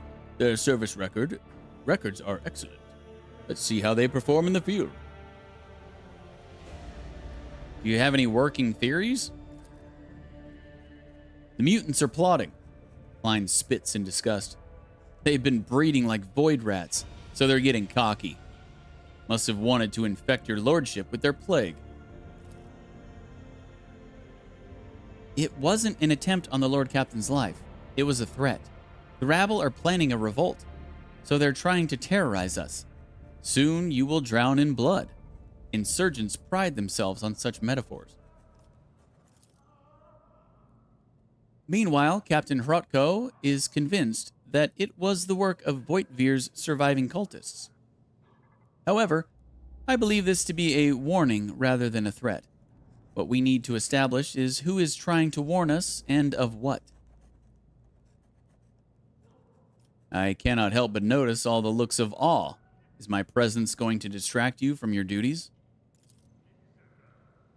On the contrary, your lordship, your presence inspires us. Captain Ginevri's cheeks redden. Your lordship, I hope you do not take this as insolence, but I am a great admirer of yours.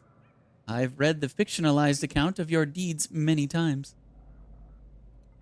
Fictionalized account? According to my data repository, the term fictionalized is typically applied to text whose knowledge dissemination potential is negative.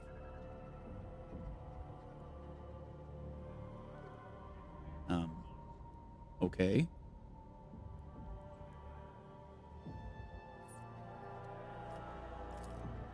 Ah, Shireen. Perhaps I'll travel with you and they'll write about me as well? I want a novel about the adventures of the fearless Jai Hedari, who skillfully bestows a bullet's kiss on any Ashmog who stands in her way. Jai toys with a lock of her hair, a wistful expression on her face. So, they write stories about me, do they? Of course, I have it right here. She offers you a worn tome with a somewhat embellished portrait of you on the cover. Which part of me is embellished?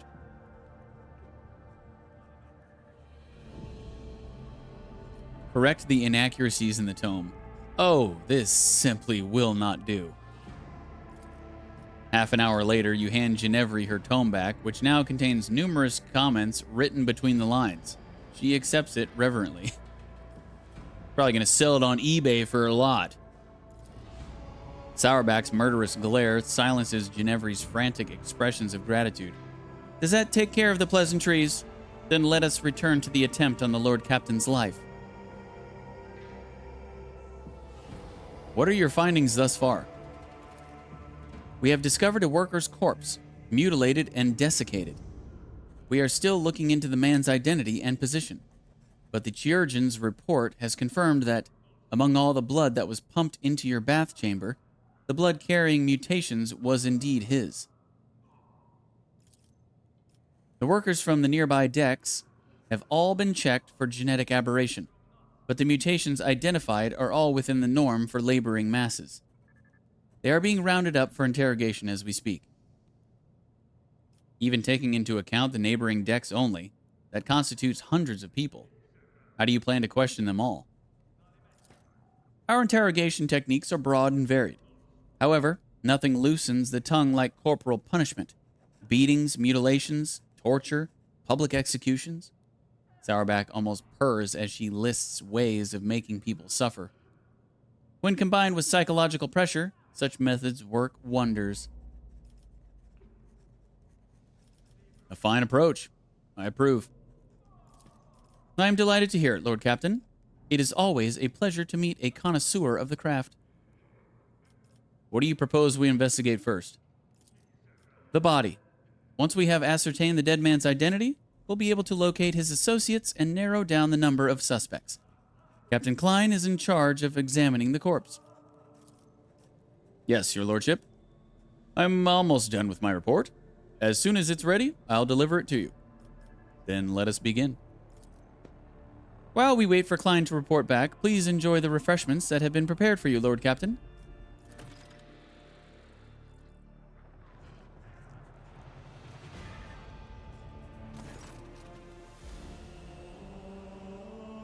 Heinrich Montag?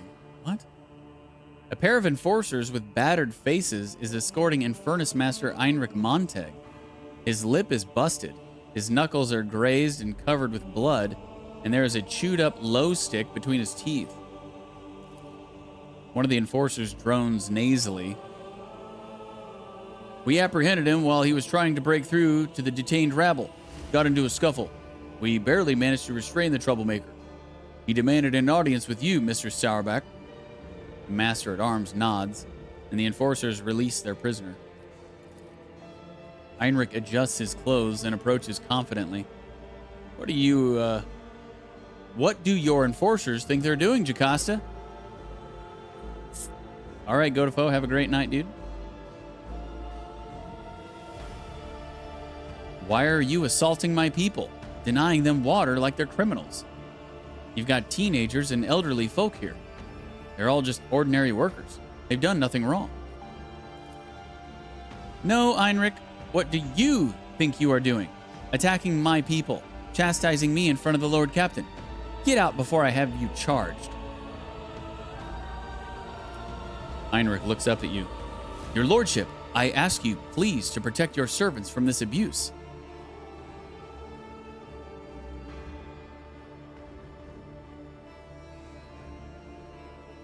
Explain yourselves. The enforcers are reveling in their impunity, treating the crew like cattle, especially my clan. Many in their custody are dying of thirst or injuries. My sister and niece are there too.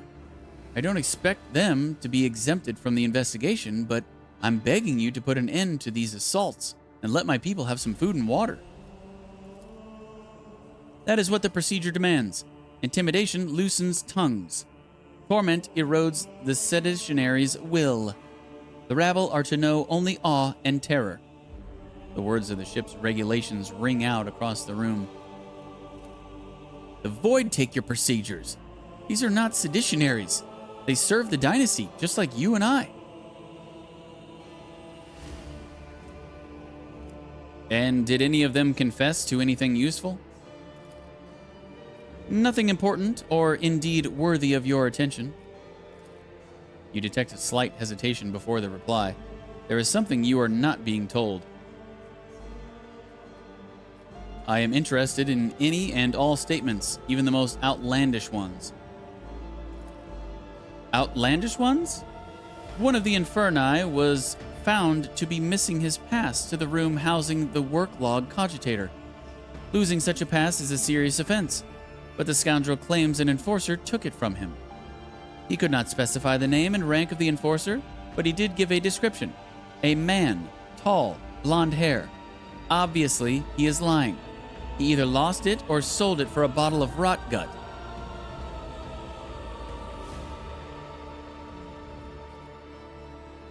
Have patience, Heinrich. As soon as the culprit is found, your people will be released. Heinrich raises his chin proudly. In that case, I request permission to join my family.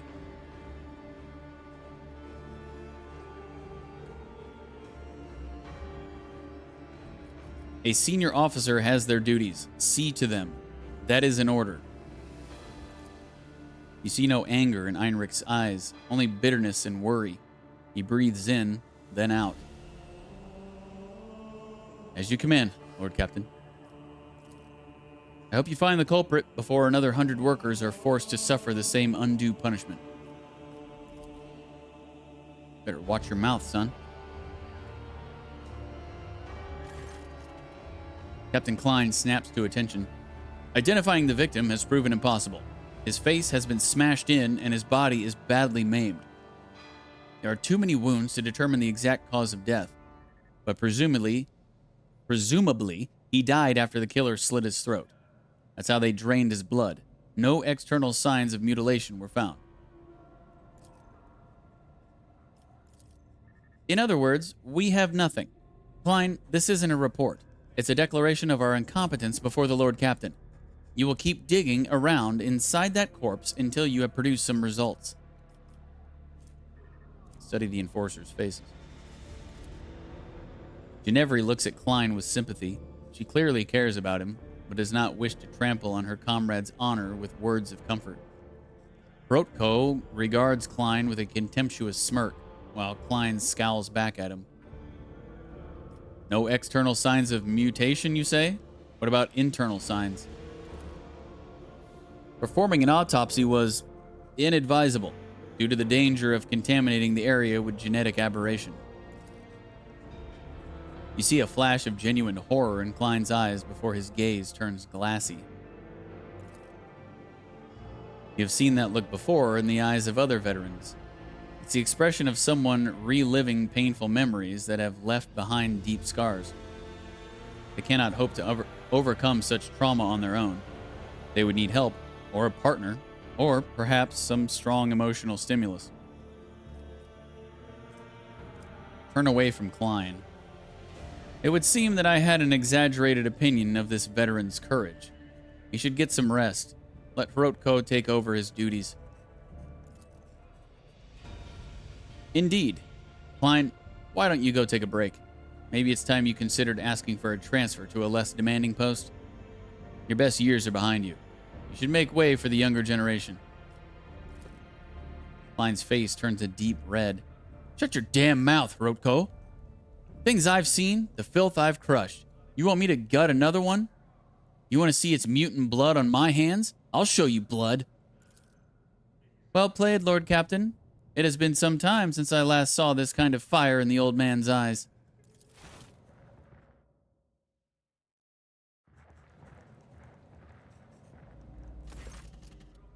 Klein is up to his elbows in blood, his eyes flaring defiantly. I've examined the filth inside and out. Its innards are a genetic nightmare. It's a bag of corruption wrapped in human skin.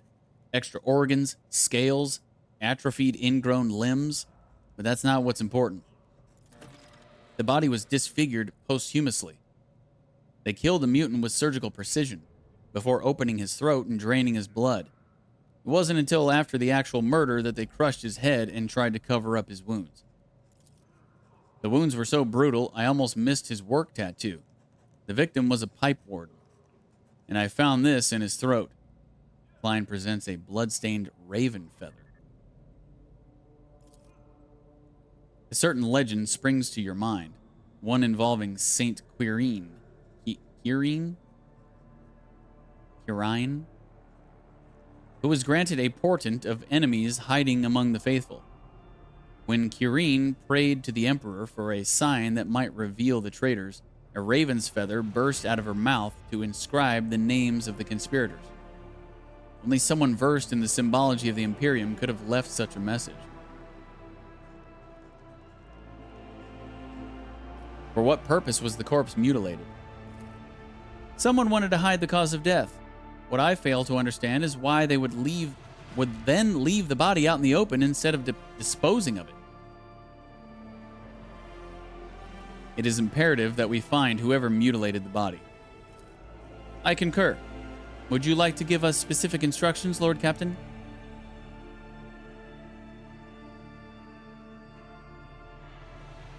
Look for a lunatic.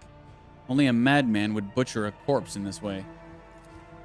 Sourback twists her lips into a skeptical grin. A lunatic, you say? The rabble is vile by its very nature, and would do such a thing in a heartbeat. But we will heed your advice and look only for the most violent among them. I thank your lordship for your wise counsel. Klein, I wish to gift you a glass of Amasec for your good work. You look like you need it. Klein accepts the glass and downs it instantly. Evidently, he is in no state to savor the bouquet and taste of the fine drink you have offered him. Remember Saint Kyrene? Could this be a sign? Vile mutants do not make allusions to saints. This was someone versed in the creed. Well, at least you did something useful on your second attempt. As Klein bows his head guiltily, Sourback mutters, her gaze boring into him. Rest assured, Lord Captain, disciplinary measures will be applied to Captain Klein as soon as we are done with the investigation. We should run the victim's identification number through the master work log cogitator. If its machine spirit favors us, we will be able to narrow down the number of suspects. Ginevri, this is your arena.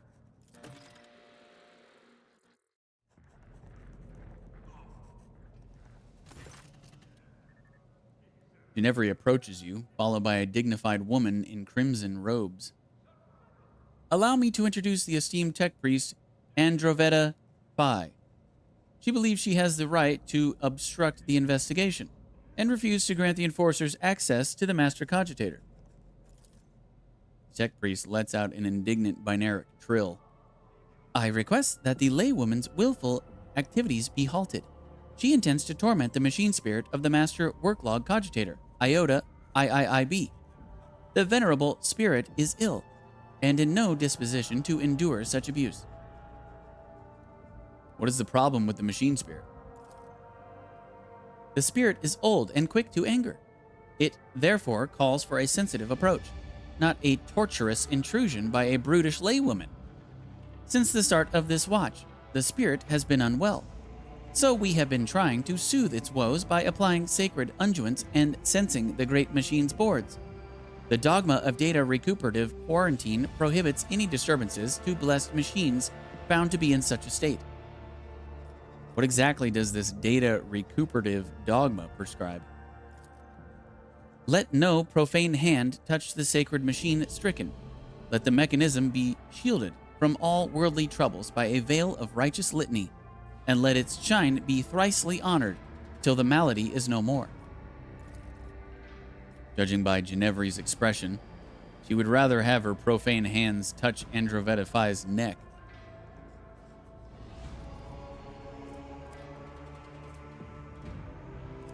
Well, then the solution is quite simple. We cut off the esteemed tech priest's hand and use it to commune with the machine spirit. The tech priest withers and mewls pitifully. Understood, Lord Captain. I offer my apologies along with my assurances of cooperation.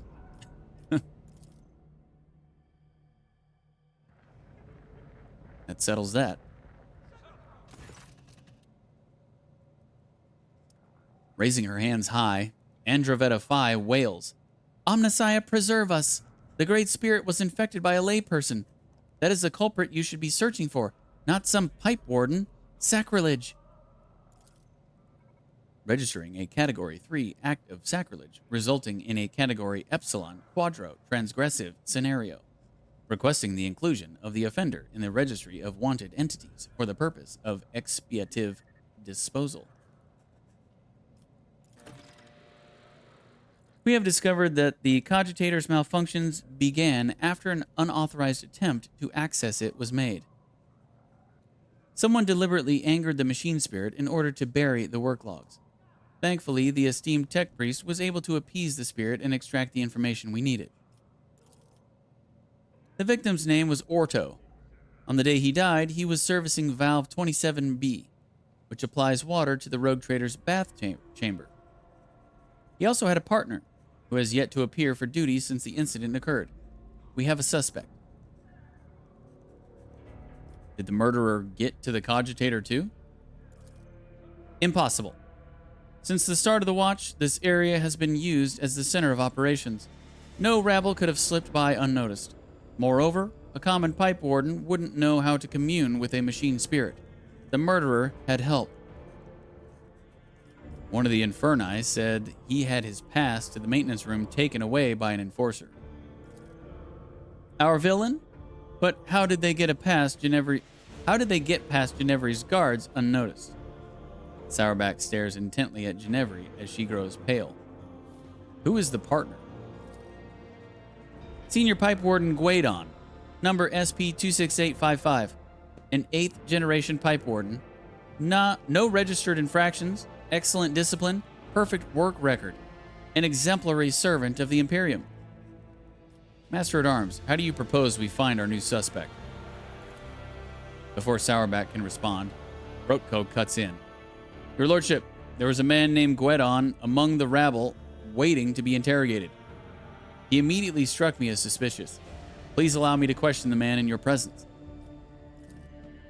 Sourback narrows her eyes, but all she says is, bring him in, now.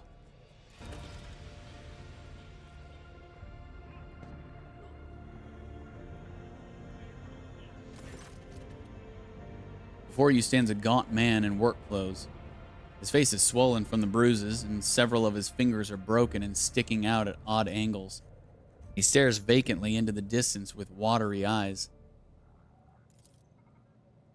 Start talking, you miserable wretch. You tried to kill the Lord Captain, didn't you? Roko grabs the worker by the lapels.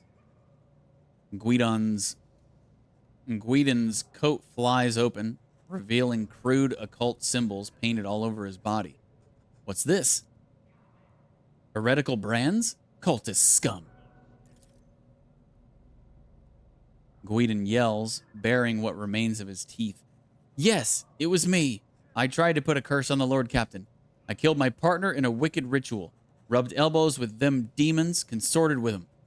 All to carry out a dark plot and doom the Lord Captain for the glory of my almighty master. He bursts into a fit of hysterical, theatrical cackling. He has admitted everything, the vermin. I've insisted time and again that the assassination attempt was carried out by one of Votvir's surviving henchmen, and I was right. I guess we weren't so thorough in clearing them out as we thought. Rotko casts a sharp look at Sourback.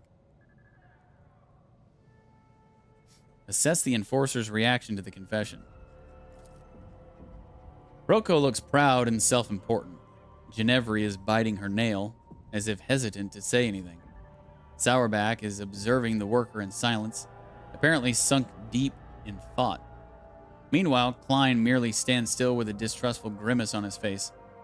Other than Rotko, no one here seems to believe that you are looking at the real culprit.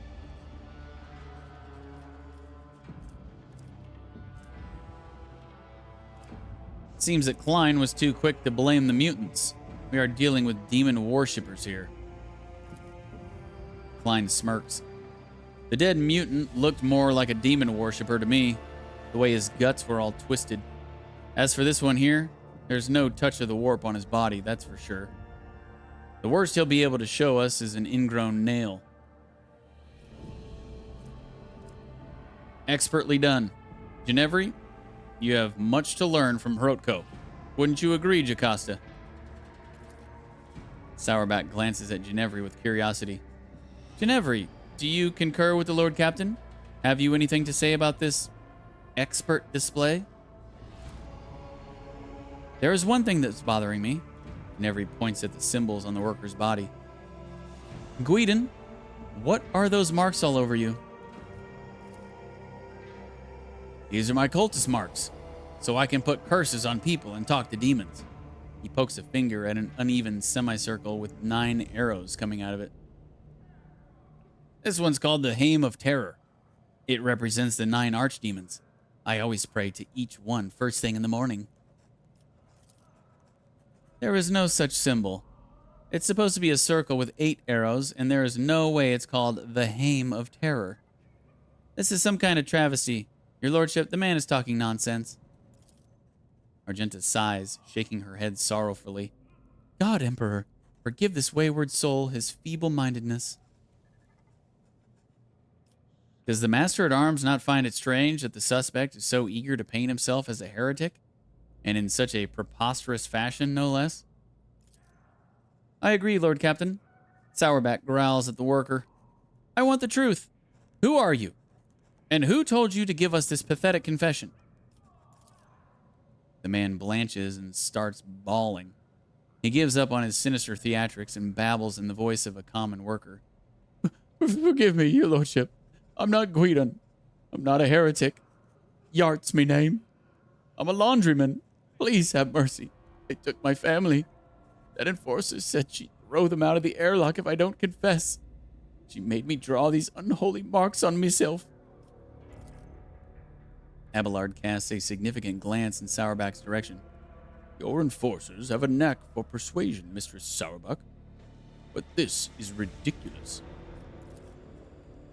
What enforcer? Name. Give me her name. Ginevry. Her name was Ginevry. What? I swear that I have not... Ginevry? The steely edge in Sourback's voice causes everyone present to freeze, but you also hear a note of bewilderment. We will deal with her later. I will handle the search for Guidon myself. Lord Captain, would you have us execute this demon worshipper?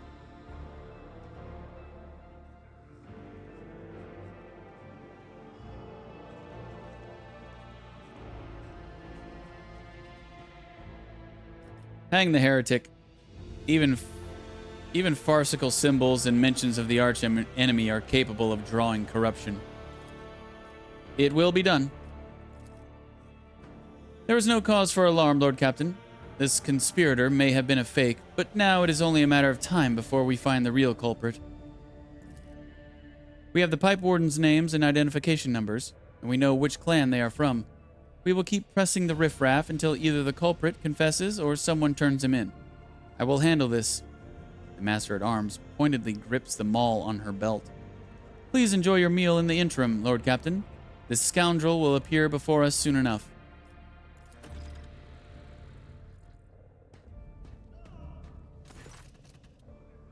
Lord Captain, the real Pipe Warden, Guidon, has been found and is being escorted here as we speak. Are there any remaining questions you wish to address before we hear from Guidon himself? You can start by reporting on the results of the additional investigative efforts. Absolutely, Lord Captain. We have thoroughly questioned all detainees known to have a violent temper and compared the tools and weapons we seized with the wounds found on the corpse, but have not been able to establish who was responsible for the mutilation. I take full responsibility for this failure. This concludes my report.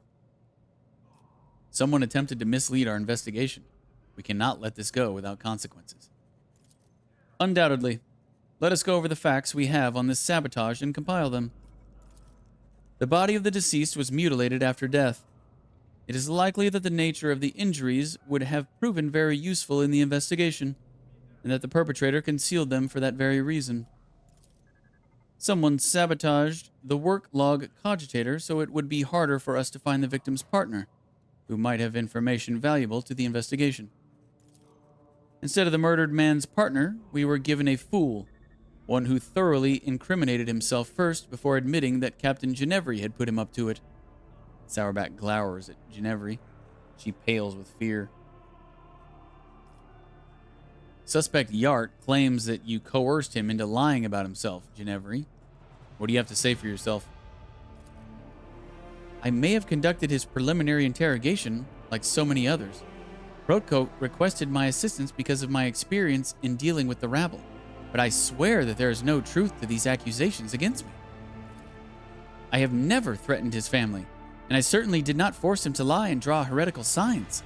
I barely even remember his face.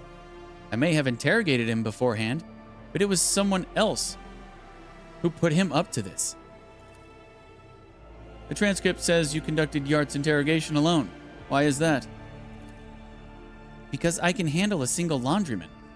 Ginevry raises her chin proudly.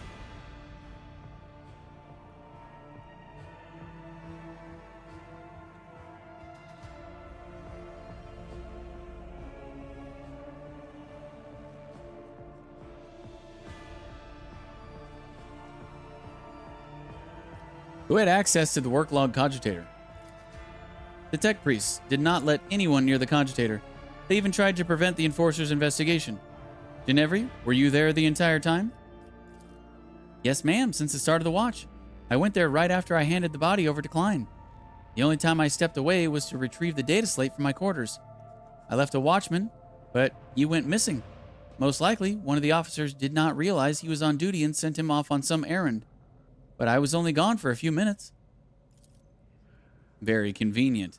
A missing sentry. A data slate misplaced against regulations. Rocco drums his fingers on a holster on his belt, where his own data slate sits tightly nestled. I don't understand how I could have forgotten it. I always check my gear when I go on duty.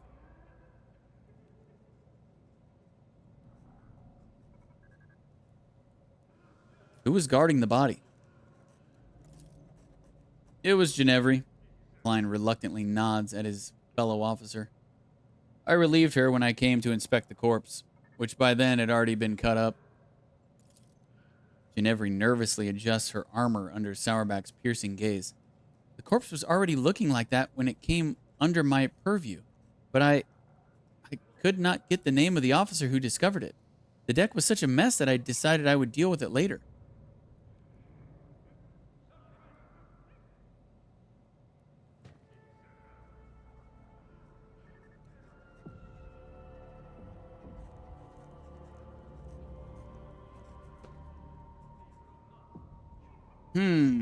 One of the Inferni complained that an enforcer had taken away his pass to the room with the Master Cogitator, and it was a man. Then it wasn't her, just one of her accomplices. Will you give us a name, Ginevri? Shut your mouth, Rocco. Nothing has been proven yet.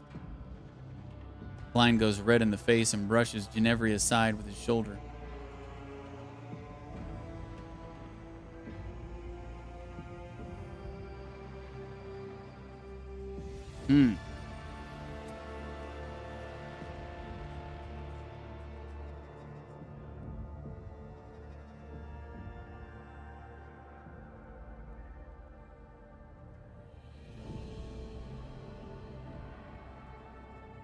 Captain Ginevri, all the evidence points to you. You are charged with sabotage and consequently sentenced to death. I don't think she actually did it, but I'm going to choose this option. Ginevri stands with dignity, neither arguing nor begging for mercy. She surrenders her weapon and allows herself to be led away. Klein watches her with a gloomy expression, and as she passes him, you notice her whisper something in his ear. Maybe she did do it. She did seem really nervous. That takes care of that, traitor. Now, let us proceed with interrogating the pipe warden. The pipe warden does his best to remain reverentially bowed, which paints a rather comical picture given his formidable height and complexion. He lowers his head, tugging at his beard. Senior Pipe Warden Guidon, honored to serve, Lord Captain. I'm ready to confess to everything. Did you kill your mutant partner? I didn't kill him, and I didn't know he was a mutant. Ordo and I always got along, even if he wasn't much for talking. But then, he shudders. A servant of death came from the darkness, ended him quickly but harshly. She bled him dry and put a black feather in his throat. She told me to pump the blood into the pipes, and then she left. I wanted to confess, but I was afraid she'd come for me too if I did. Whom do you mean by this servant of death? A holy slayer in black and crimson and bone, feared by all, they are, quiet and merciless as death itself. They come from the shadows to kill, because the Emperor commands them so. You have already met the servants of the Bloodspun Web, Lord Captain. Their grim procession is not one the upper decks will soon forget. Why did you fill my bath with blood? I did as the servant of death commanded. She said the Emperor gave the first spinner a sign, that your lordship should be bathed in the blood of poor Orto, my partner. And I, well, he gulps. I was scared, so I obeyed. The first spinner. Are you talking about the Vizier of the Bloodspun Web? Yes, that's him. He leads the death cultists, the lot who worship the Emperor by killing. His spinners hunt down heretics, but sometimes they take righteous lives too. Their service is mysterious, fervent, and bloody. If the Vizier ordered it, there must have been a reason. The Undying One must have revealed something to him that we are ignorant of. Summon the Vizier of the Bloodspun Web. I wish to hear his explanation. As you will, Lord Captain. Your Lordship, if I may ask, what happens to me now? I never meant to anger you. Thought I was doing as the Emperor willed it. Here we are. I'm a simple man. I know pipes, and I know them a lot better than all this people business. My eyes aren't what they used to be, but I can still smell rust in metal, though not so much in people's thoughts.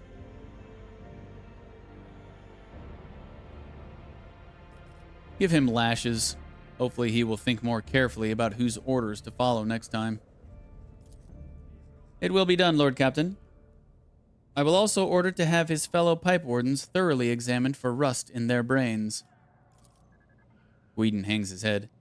My mum always said I'd die an idiot. Damn.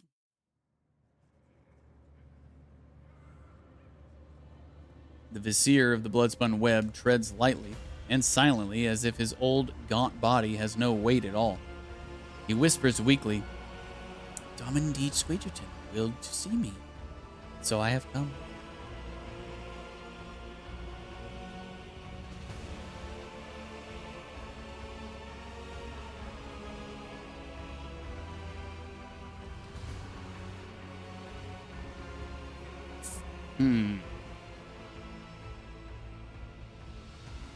Master-at-Arms, inform this man of the accusations against the cult. Investigation has established that the Bloodspun Web orchestrated an attack on his lordship by means of pouring unholy blood into his bath. This affront, the old man's murmur drowns out Sourback's relentless voice. Domin DeejTheSqueej knows the truth. So it was done, for so I did will. It was no affront, but a prophecy. From my hands to divine, unsullied martyrs offered their souls and bodies into his imperishable embrace. I gazed into the red rivers of their smoldering lives, and I did see a roiling unclean staining the bays, reaching for the anointed Lord of the Ark. In my apprentice's last sighs, I heard the Undying One's whisper. He bid me bathe the Domin in the blood of he who must go, and they who have been righteous, for this will shield the Domin and strengthen his body against the roiling unclean. I obeyed. Do you claim that you did it because the God Emperor willed so?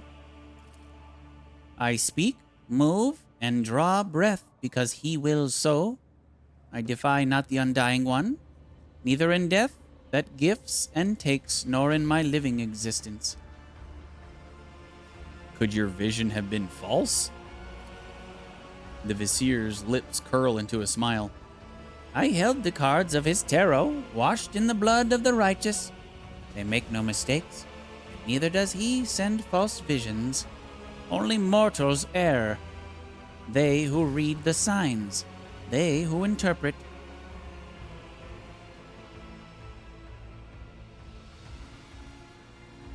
Master-at-Arms, are you convinced that we have found the culprits? The situation is clear, your lordship. Sourback makes the sign of the Aquila. The Emperor has sent us a portent. The protector of mankind guides the hands of his holy servants to guide us and warn us of hidden threats. God, Emperor, I thank thee for protecting us, even though there are instruments of your protection whose purity and holiness I may never understand.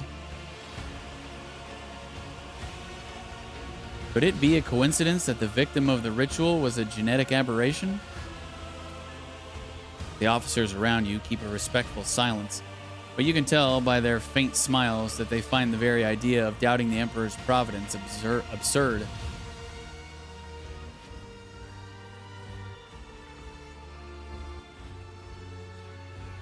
If you think that your tales will save you from punishment. Before you can finish your sentence, a curved dagger appears in the Vizier's hand. There's a flash of steel in the air, and 5 severed fingers lay at your feet. He says, his voice unfaltering, We have displeased you. We are guilty. His parchment-like skin grows even paler. He carefully bandages his maimed hand, then bows his head low. It is disgraceful for me to stand before you, Domine. I beg you to accept the cult's apologies. My apologies. I am ashamed. Be that as it may, we have hit a dead end. We hoped that exposing the culprits would lead us to the aberration's lair.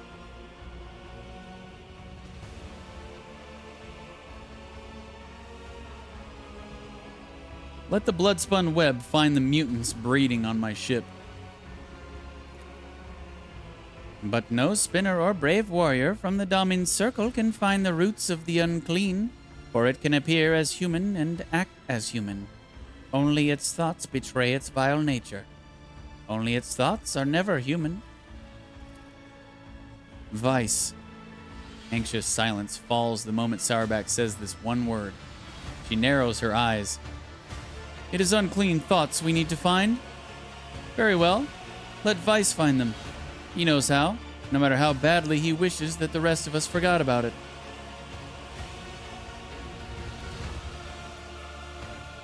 Veni Zachary is a fearsome hunter. When he hunts, the flagship wails. When he thinks, my teeth creak, and I can feel pain as if I am young again. But his power is great indeed. He can hunt down our prey. Correct me if I am wrong, but it seems that not everyone here is eager to leave this matter to Master Vice. I would say the one least eager will be Master Vice himself. Last time, his efforts caused some severe warp manifestations. The ritual truly is perilous. Not to put too fine a point on it, Vice nearly destroyed the ship back then. Incidentally, he had given us multiple warnings that it could happen. Lady Theodora ignored him, and we reaped the results. Oh, why do I get the feeling that I know what will happen next? How can the choir master of the astropaths be of use to us? The esteemed Zachary Vice can perform the ritual of thought reading. This practice lets him do a cursory examination of the minds of thousands of people in search of certain individuals.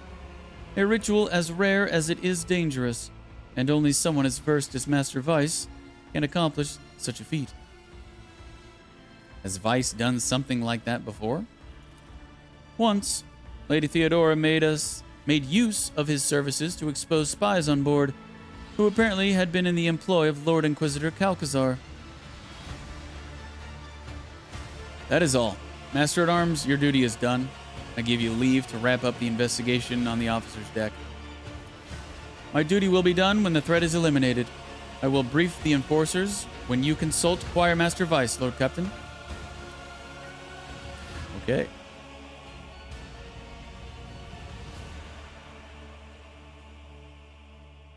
Dude just straight up cut off all of his fingers on one hand and then threw them at my feet.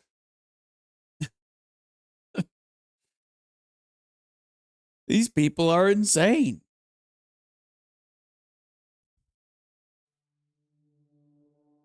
He's like, please forgive me. Ding.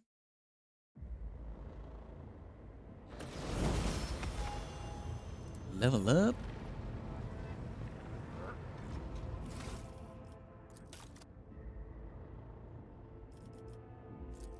$46.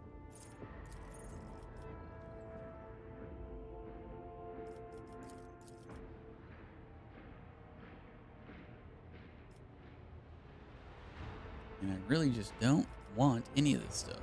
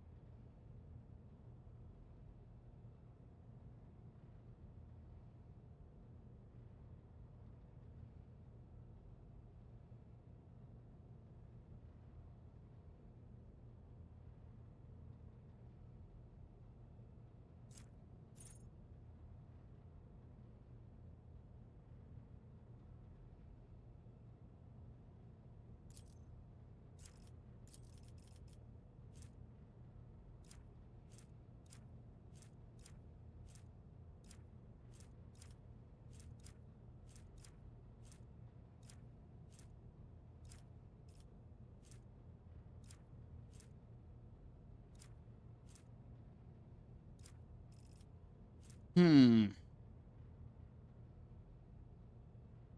do I do with her here?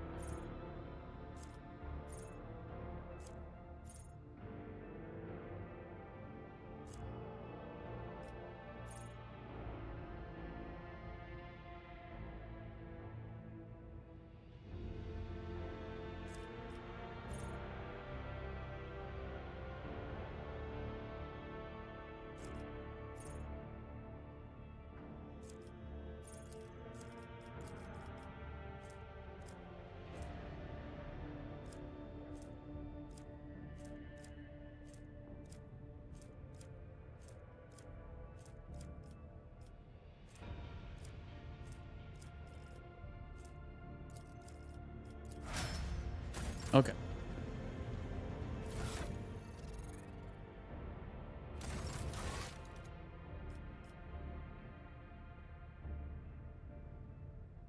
Talk to Choir Master of Vice in the Astropathic Chapel.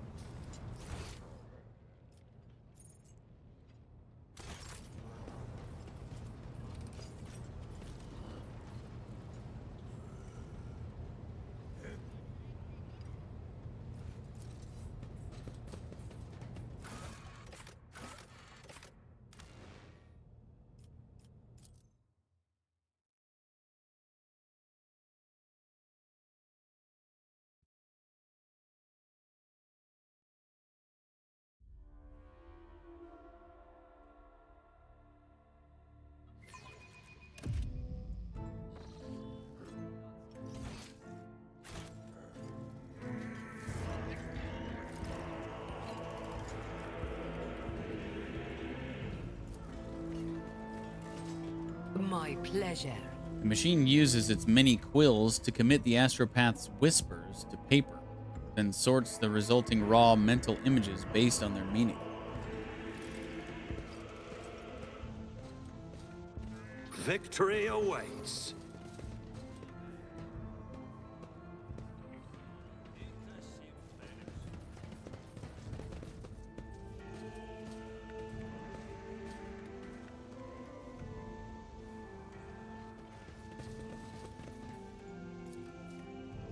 The throne is furnished with a conductive charge supply and can be turned into an instrument of execution at any moment.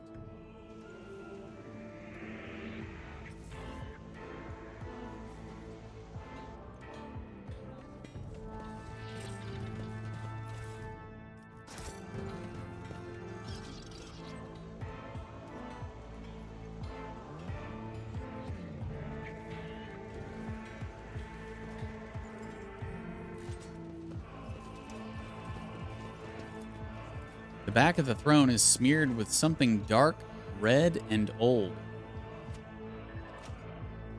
Like blood? It's about time.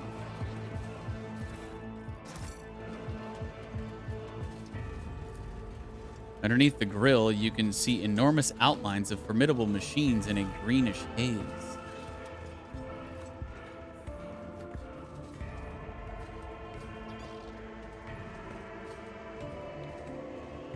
The last beacon cannot be saved from the 13th storm. The lapsed father's beloved son will open his yawning maw.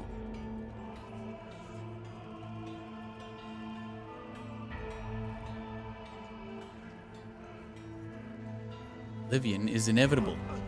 After the boundless sunset comes the horrific sunrise, brought forth into a wailing world from the womb of...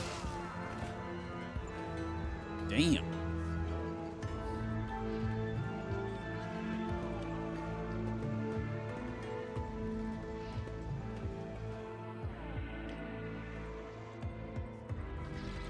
This place is insane.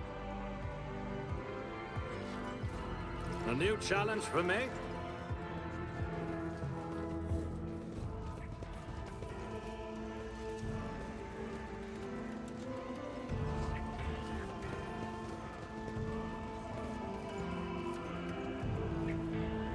An endless stream of symbols fills the paper tapes. A deceased navigator's organ repurposed for the choirmaster's needs. Here is where processed messages converge from all over the chapel.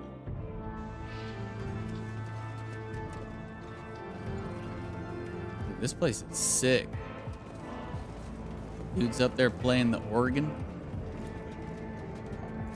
The voices blend in an unnatural unison. The longer you listen to the choral chant, the stronger your headache grows.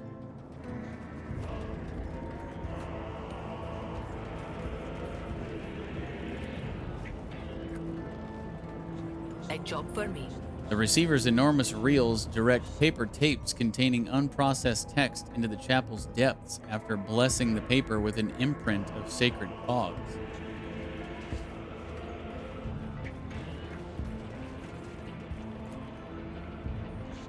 The mechanism rotates steadily, adding dry clicking notes to the chapel's melody every time a manipulator catches against one of the dents on the drum.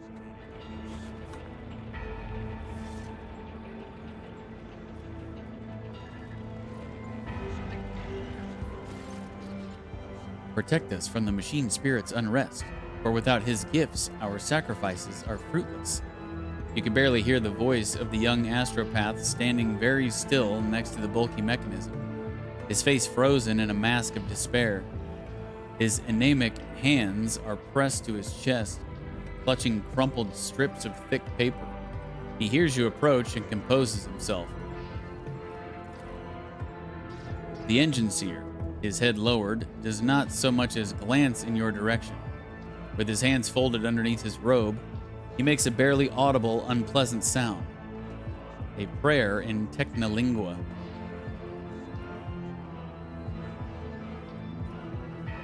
Get everything working fast, or all of you will be demoted to the lower decks.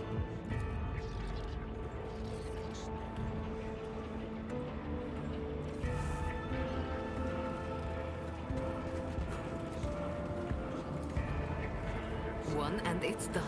Once the text is ready for final interpretation, the compiler sends it to the choir master along with a list of meanings for the known images. I won't tolerate weakness.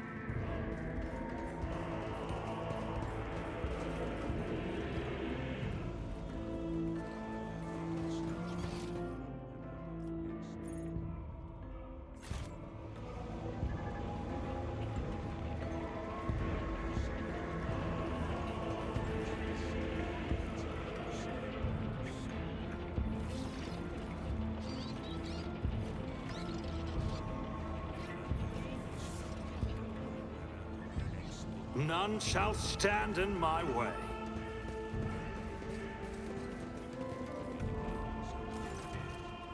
Choirmaster Vice turns toward you long before you reach him. Chill runs down your spine, as if someone were watching you from inside your own being. You summon your will and drive out the unpleasant sensation. Choirmaster smiles sadly. You shroud your mind well, your lordship, and yet I can guess why you have come. With all due respect, I am asking you to reconsider. Get out of my thoughts, Vice. This is your first and last warning. Choirmaster makes a wry face, as though you have caught him doing something reprehensible. Apologies, your lordship. It was force of habit. I swear I will never again intrude upon your mind's peace without permission. Your predecessor came to me with the same orders once. Nothing good came of it.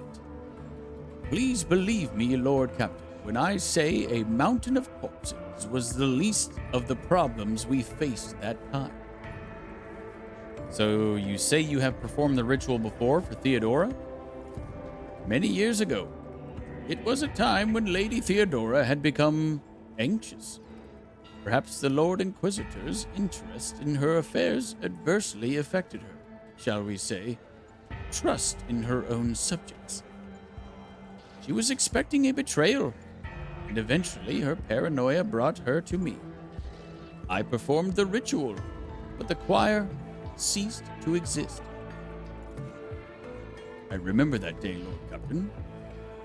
When we arrived at the chapel, there was blood and human remains everywhere, but that was the least of the terrifying things we saw there. What is the nature of this ritual? It takes the entire choir's power to invade such a prodigious number of minds at once. I weave their voices into a chord and steer it into the murky sea of other people's souls.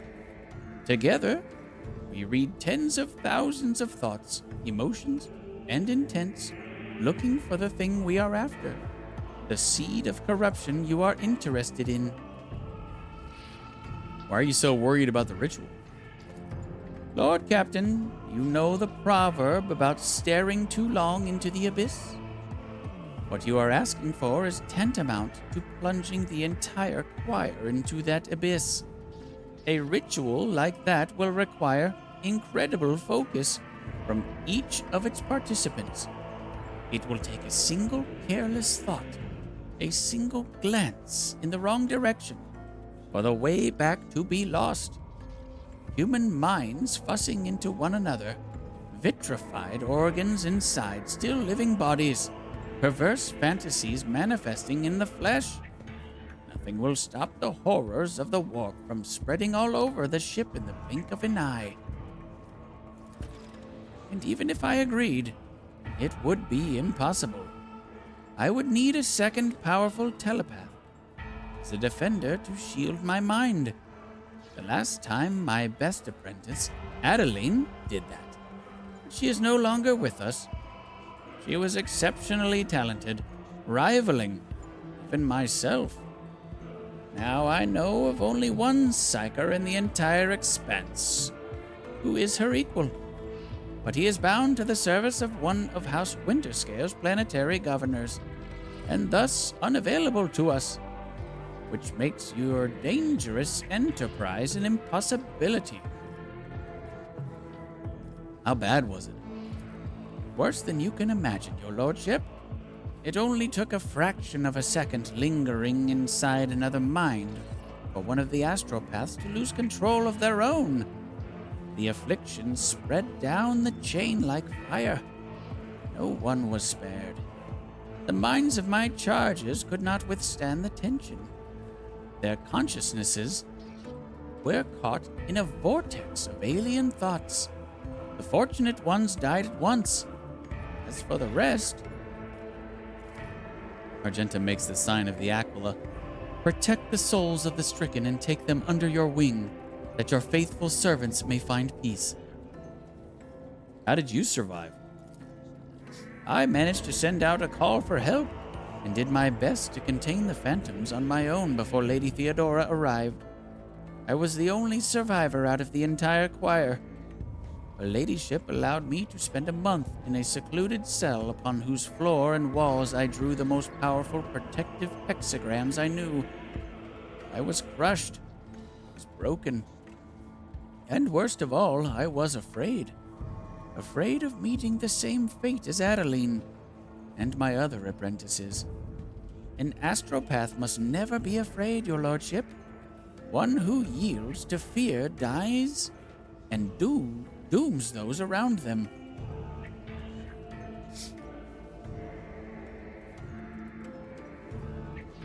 How did you replenish the choir? Lady Theodora bombarded the Adeptus Administratum for months with requests to provide her with a new astropathic choir. In the end, new voices did fill the chapel. They were never told what happened to the previous choir, but they have inklings. And I pray to the God Emperor that they never find out the details of that tragedy. How is a ritual like that even possible? It is akin to heresy. It is not heresy, but it is indeed a dangerous tool that will only yield to a mighty hand. That time, things were going all too well. The choir was many-voiced like never before. Adeline and my other talented apprentices sounded louder than the rest of the astropaths in all of the expense. We were strong and confident enough to take a bold gamble. We lost. I see. That is the harsh truth, your lordship. It must not be done.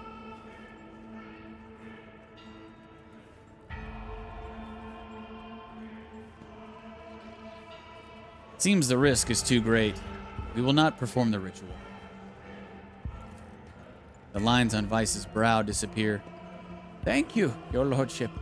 I realize that this ritual may be your only chance of finding the mutineers, but is their plot so threatening as to risk dooming the entire vessel?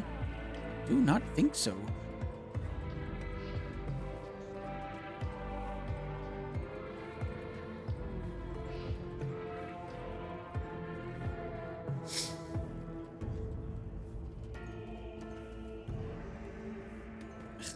So it's basically forcing my hand. Either fail the quest, I guess, by saying this, or... No, wait. If this really is our only chance, then we must not squander it. Vice freezes with his mouth agape, then grimaces in irritation. I should not have said anything. I dare not object to your will.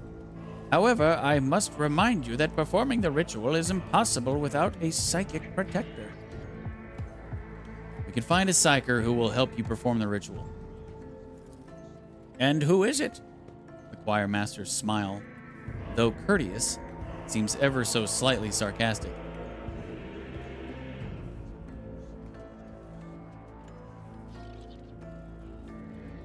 You mentioned knowing a powerful psyker employed by the Winter Scales. Who is he? Master Harriman is a seasoned telepath, but his lord would never part with such an incredibly valuable specialist.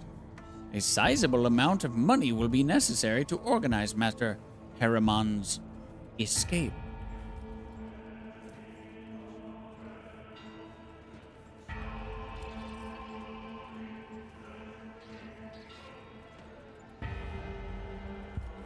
We will find a more honorable way. That means we will have to cancel the ritual. A faint, hopeful smile appears on his lips. Why is it giving me options when it's forcing my hand?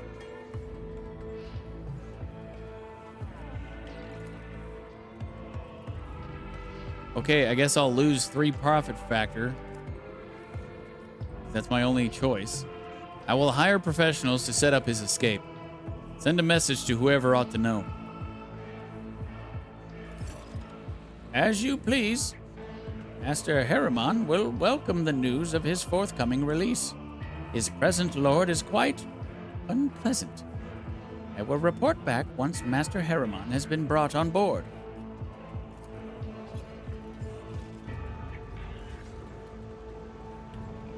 This game does not do that very often, but it is annoying when any game gives you dialogue options, but yet at the end of the day, it's like, nope, just go back. You got to pick your other option. You got to do it. Sorry.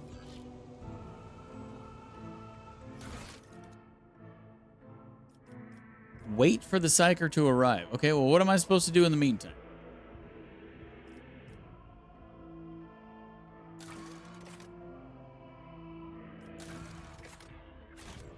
Maybe once I travel to somewhere else, it'll happen.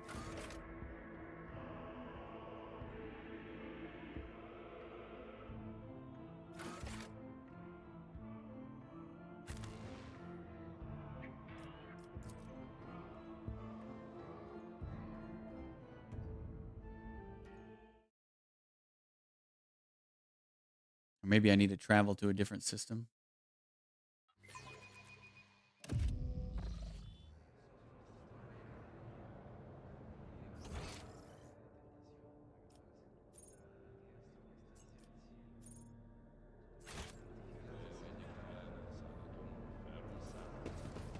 Why, Seneschal, it is positively scandalous of you to invade a lady's personal space like this, let alone in a place of holy worship.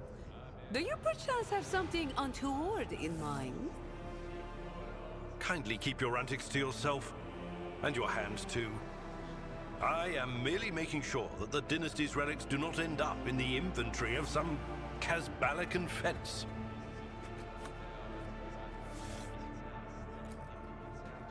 And done. Among the antique weapons, you spot the maul known as the Ferrum Fatum. Legend has it that its head split when it cracked open the skull of the loathsome demon Brenazar, the Flayer. Have I been in here before? Like super early on in the game? Victory awaits. Can't remember.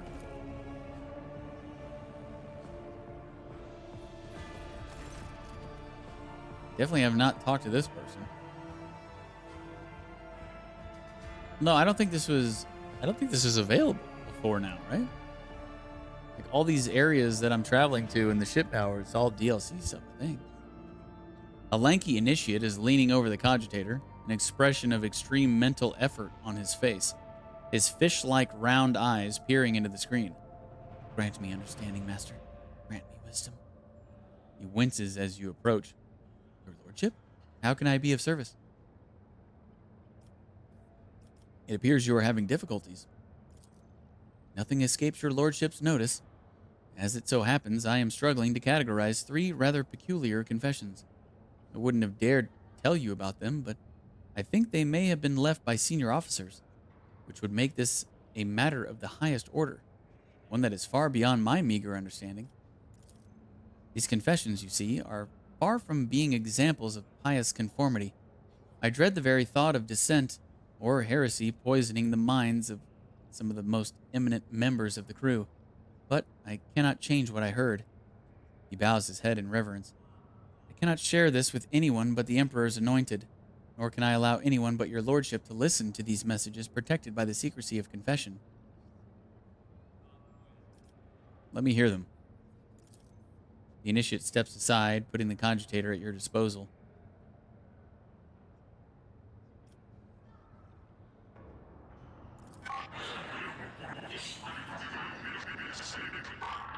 One question has troubled me for years. Why are some destined to perish in the warp while others must go on living and preserve the memory of the dead? Worthier and more luminous souls have been lost, yet I am still here. Light static is distorting the recording, but you are confident that the speaker is male.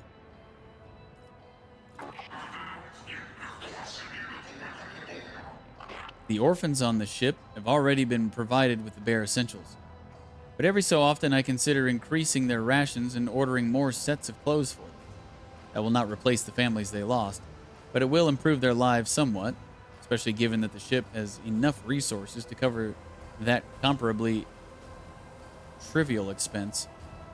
Despite the poor sound quality, you determine the voice to be male.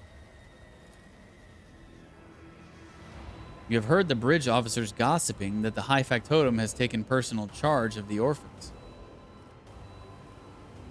Really?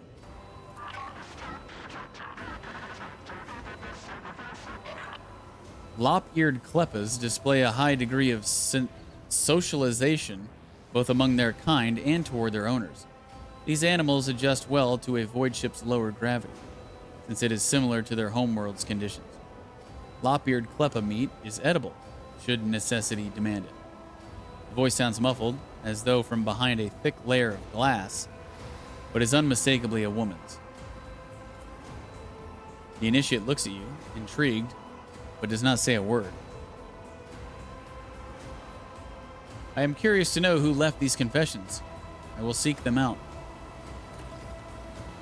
I suppose these confessions truly are special if your lordship is giving them his personal attention. The initiate bows deeply. Never would I have imagined the rogue trader himself coming to my aid.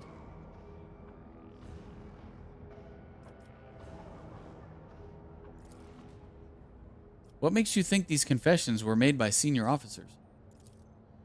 These parishioners are well spoken, meaning they are used to addressing an audience. Perhaps they issue orders and are vested with power.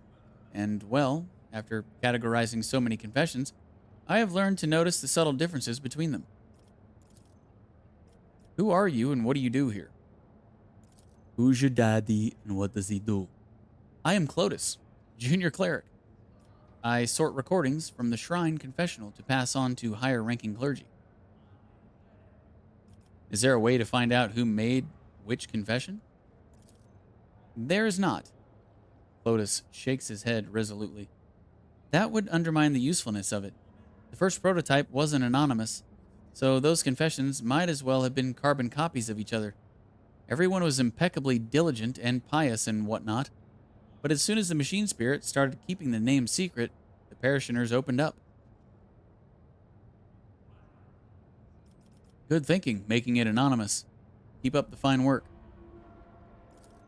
I will endeavor to do so, your lordship. Tell me more about this confessional. Our parishioners come here to repent, share their innermost thoughts and observations of their neighbors.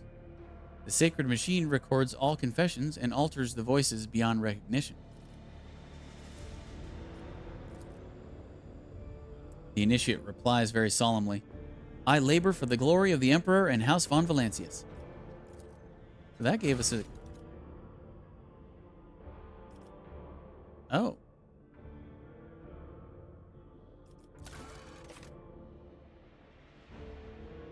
Well, that gave us a new Chapter 1 quest. Interesting. I wasn't even,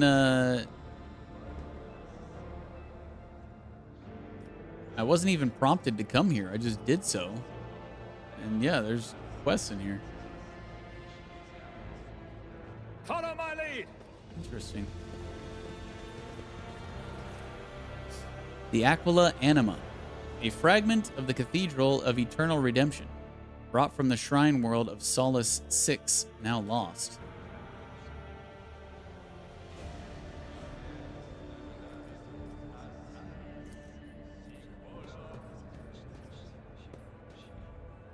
You immerse yourself fully in prayer and feel the presence of something greater.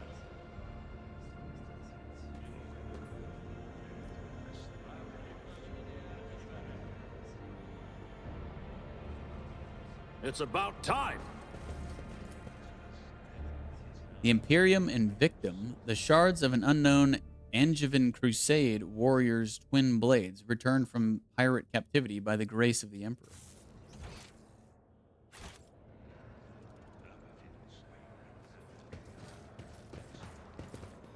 A job for me. An ancient-looking chainsword without a fuel engine rests on the weapon rack. The shape of its teeth makes you think of the Ulma Universalis, a pattern from the Angevin Crusade era.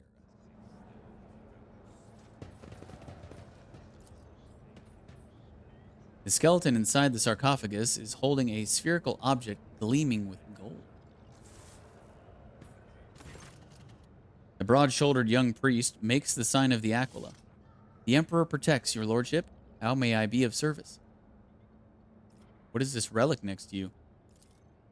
The initiate looks over the sarcophagus. The skeleton within is clutching an orb made up of many tightly fitted hoops covered in glyphs. A mysterious object, but undeniably a holy one. It was donated by a group of pilgrims who studied the legacy of the great missionary Nadine Aliennikov. They believed there was something inside that only someone truly righteous was meant to have. One of the pilgrims was so desperate to witness the moment of the orb's opening that they bequeathed their body to us. You have any ideas on how to open this orb? One of your predecessors was the last to attempt solving this relic's mystery. It happened a long time ago, before Lady Theodora was born. That's all I know. Open the reliquary. I'm going to try to solve the mystery of the orb. The initiate opens the lock and hands you the orb. Someone has already moved the hoops around, trying to arrange the letters into meaningful sentences. It will only take a few more rotations for the orb to split cleanly into 4 parts, each with its own question. The answers should presumably be formed using adjoining hoops. Form the question in the orb's first quarter? My light reaches everywhere. The greedy will see me in gold. The scholars in humanity's cradle. But only the righteous will see me within their souls.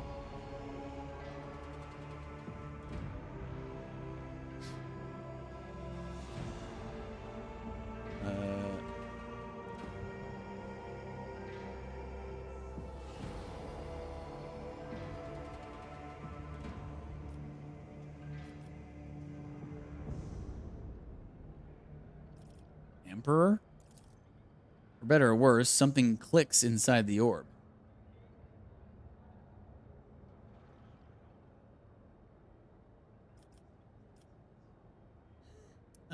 Form the question in the orb's second quarter. I am within every human, and my loss is feared, for without me comes the end, but give me to the Emperor, and you will be eternal. The answer immediately comes to you. It is blood. You have spilt it too many times in the name of faith for you not to realize that it is the most precious offering one can give him. Okay. Another soft click comes from inside the orb. Third quarter. I am poison. I am perdition. I am disgrace. Burn me down, eradicate me, or perish rejected by the Emperor.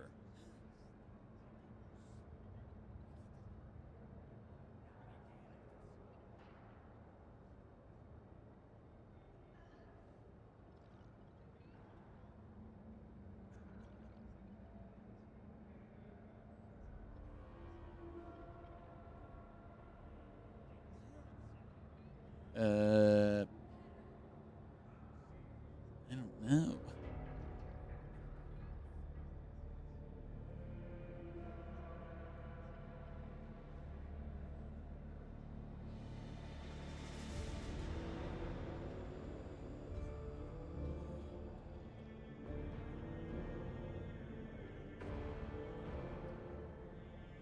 Heretic?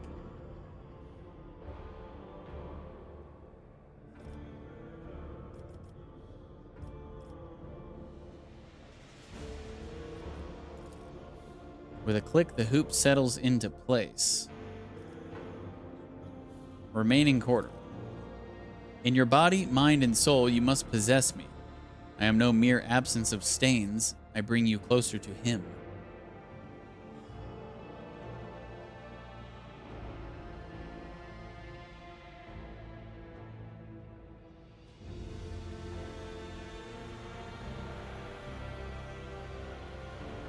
purity?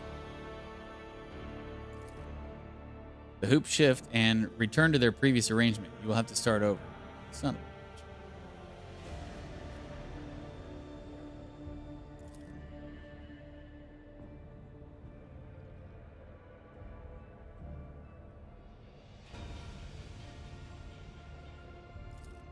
Process of elimination, this shit.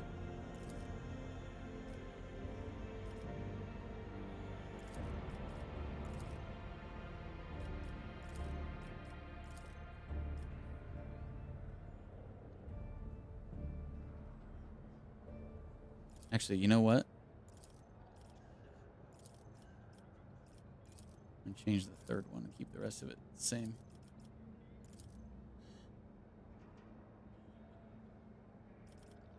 Betrayal.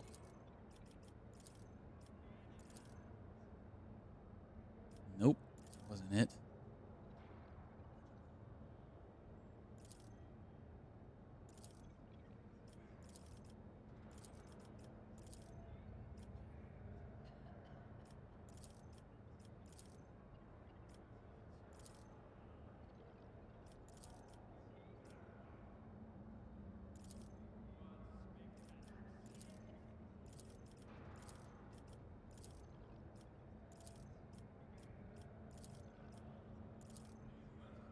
Okay, F this. I'm just gonna look it up.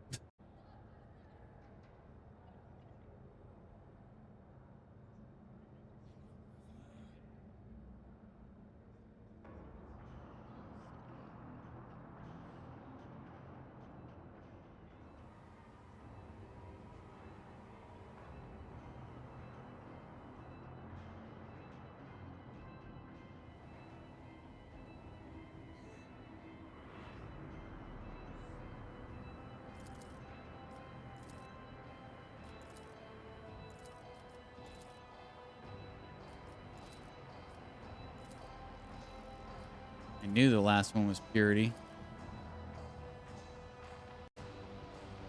The orb comes alive. Its hoops shift around with alarming speed, coming together and folding into each other until the orb opens completely, laying its treasure bare.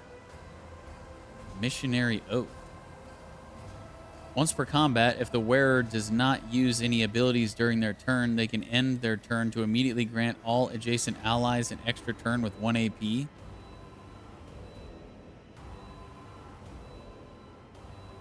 Kind of lame.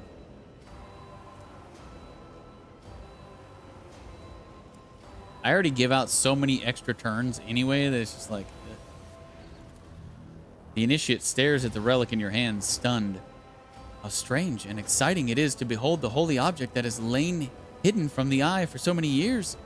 Truly it is a great day upon which the rogue trader himself has revealed the legacy of great missionaries to us all.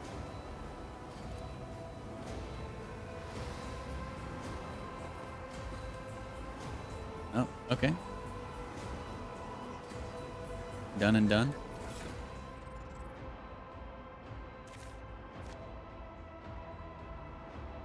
I will keep it, but...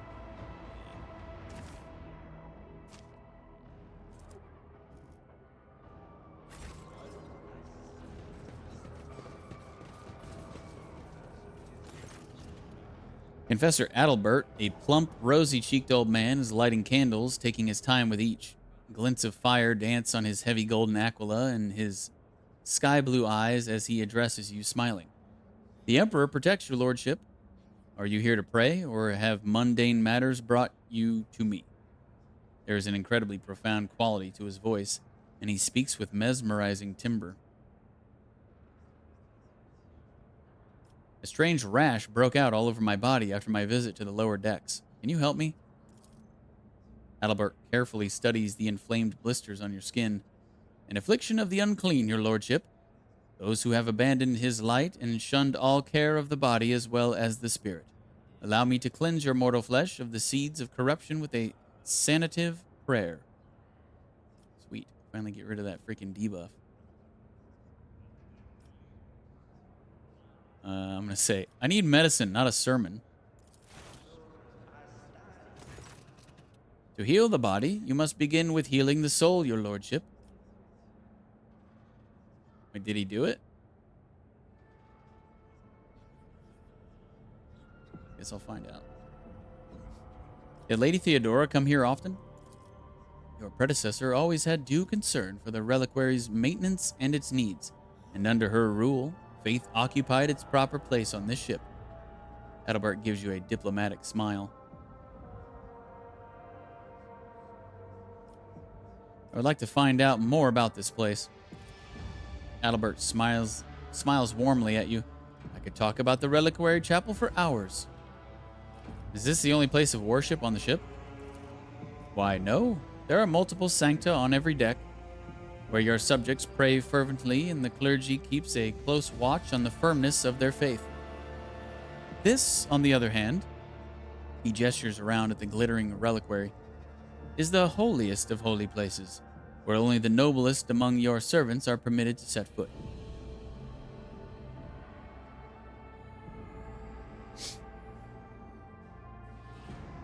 Where does this collection of sacred relics come from? Every relic we have here was either arduously tracked down by your ancestors, captured in battle against the faithless, or received as a gift for glorious deeds. A show of loyalty to the Emperor that speaks for itself, does it not? He makes no effort to conceal his pride. For our part, we keep the precious relics intact and undisturbed as we conduct liturgies and perform rites. Initiate Zeke is especially diligent in his care for the relics. Though he is of common stock, he earned his position through dedication and piety. I would like to hear the Imperium's tenets from you. In a voice brimming with solemnity, Adalbert begins. Every man and woman has their place in the order he created, and this order must be followed and the will of one's superiors obeyed. Beware of witches, for they have been stained by the warp. Persecute mutants, for they are perversions of the human form, and hate the accursed Xenos. Among the Adeptus Mechanicus, the Emperor is known as the Omnissiah. They have their own form of worship. Do they truly share our beliefs? Most certainly. Different likenesses of the Emperor and ways of worshipping him can be found across the Imperium's worlds, but we all believe in the one. For the purposes of optimizing the present exchange, I suggest regarding this statement as true. For a competent answer to the question, I recommend addressing this unit as a member of the Adeptus Mechanicus clergy. Come to think of it, my warrant entitles me to violate the Imperial Creed in many ways. Violate? Those are not to be conceived of as violations. A rogue trader's privileges come with a duty to expand the bounds of human influence. If the rogue trader must take responsibility for unorthodox solutions or actions in the course of performing that duty, then so be it. The Ecclesiarchy tells us to persecute mutants, but an exception was made for navigators. The Navis Nobilitae are different from most humans, but their differences are a blessing. They are noble servants of the Imperium who help humanity expand its galactic domain. Do you not see that as a higher purpose that pleases the Emperor? The Imperial Creed prescribes being wary of psychers, but the Imperium needs them. You are right. Without the astropaths, we are deaf and blind, and there are many other psychers laboring for the good of humanity. That is their place within the Emperor's design, but only those among them who accept his light and have been authorized. It seems there are more holes in the Imperium's religion than parasites on a Grox. You forget yourself, DeejTheSqueejerton. If Argenta's glare could burn, you would be a handful of ash by now. Not even a rogue trader is allowed to blaspheme against the holy faith. Adalbert clutches his chest and exclaims in a fearful voice, "For the sake of your own soul's salvation, this conversation is over." Damn. It's just a joke, dude. I'm dogmatic as shit. Well then. I guess he didn't like that. A new challenge for me. Neither did Argenta. Maybe that's why I've never had the chance to flirt with her. She can't take my jokes. She doesn't know my sense of humor.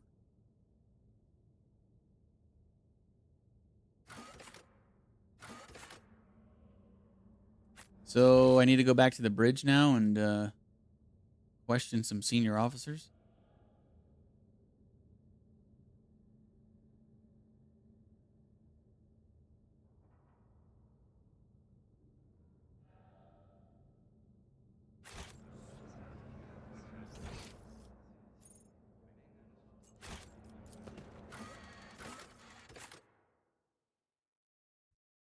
Man, the time just flies when I'm playing this game. Jeez.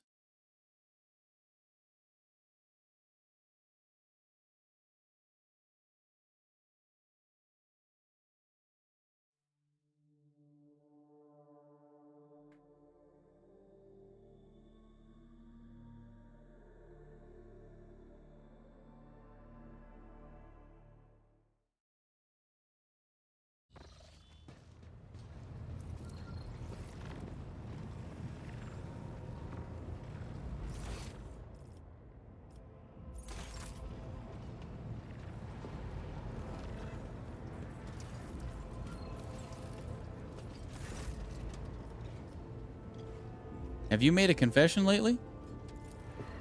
Your lordship, you are truly masterful at springing unexpected questions on a man. However, I must admit I don't quite understand this one. The orphans on the ship have already been provided with the bare essentials, have they not? The factotum fidgets nervously with the rings on his fingers until he musters the courage to reply. I will not pry into how your lordship found out about my confession. I suppose it raised some questions for you.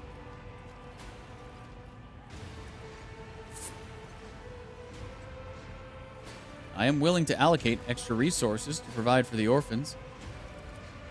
I marvel at your generosity.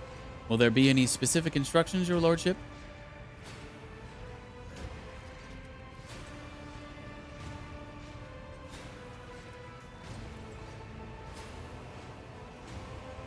Educate them so that they may grow up to be of greater use to the ship. Assign teachers, supply books, and commend the best students with gifts. The factotum bows his head in deference. A wise decision, your lordship. 2 serfs with 1 shot. That is to say, it is good to know that the children will both learn and be rewarded for their diligence.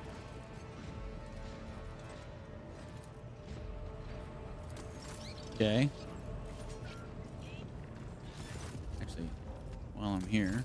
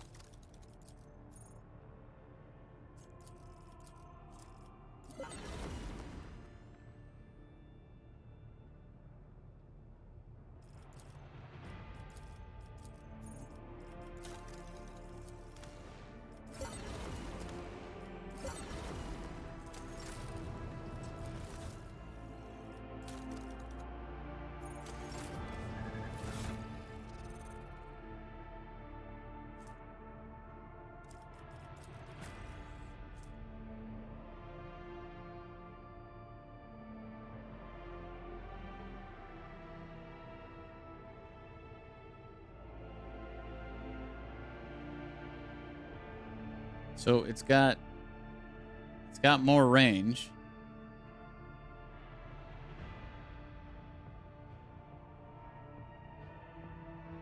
Her toxic flamer is way better than this, I think. She doesn't have to have strength 50 to wield it either.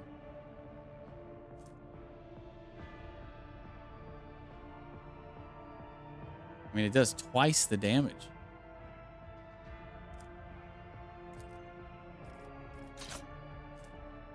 Silent Death.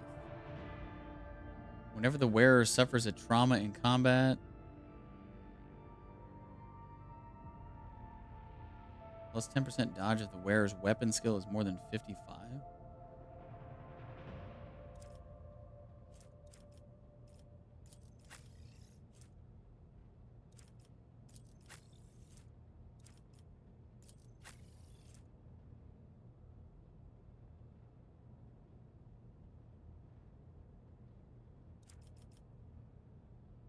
Meh. At the beginning of combat, the wearer gets the medikit and onslaught abilities, which reproduce the effect of the medikit and onslaught consumables, costing 0 AP. Each of these abilities can only be used once per combat. Meh. Anti-vehicle revolver. Another faux hammer type weapon.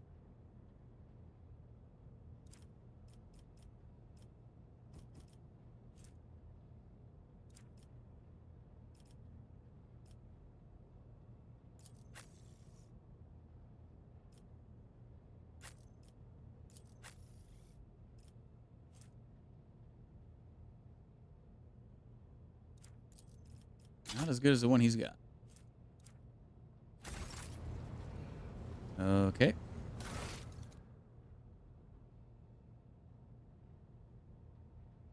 So we got one of the 3 confessions found.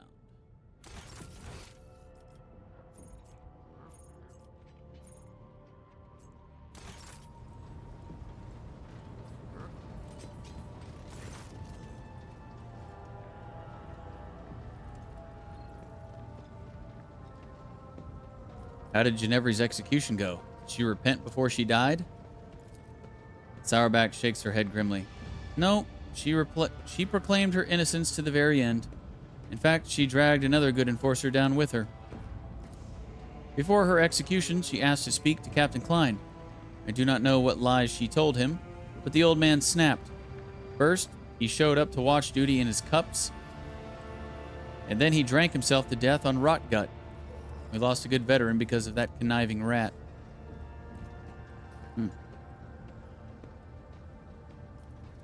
Lower your voice conspiratorially.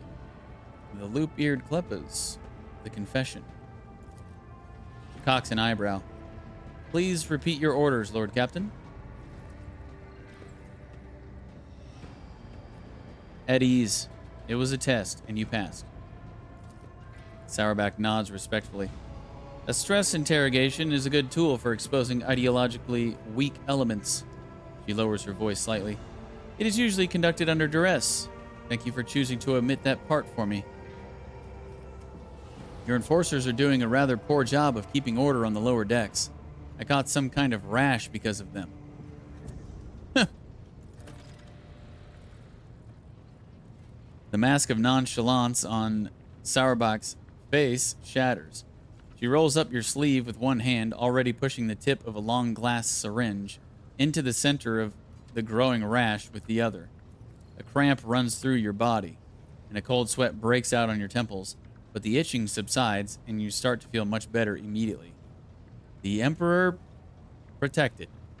So I guess the priest didn't actually heal me.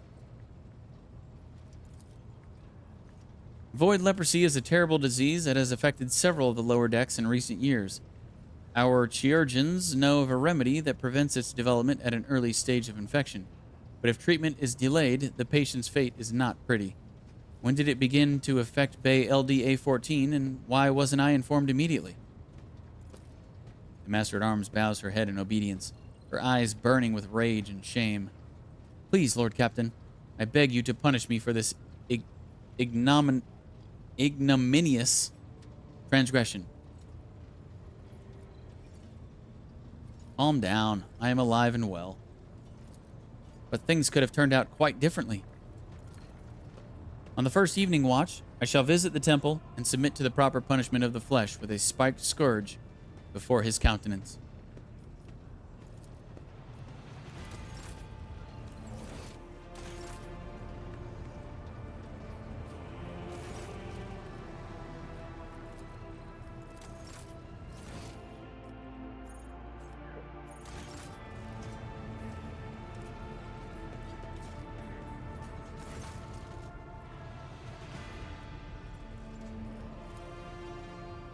Lower your voice conspiratorially. The lop-eared Kleppas. The confession. I assume you heard my confessional message. Vigdis replies without a hint of awkwardness. Do you wish to talk about it? The important question is why. I was fault-checking the Vox devices in the ship's reliquary. Message recording works, but deletion does not. You have helped me establish that. Thank you.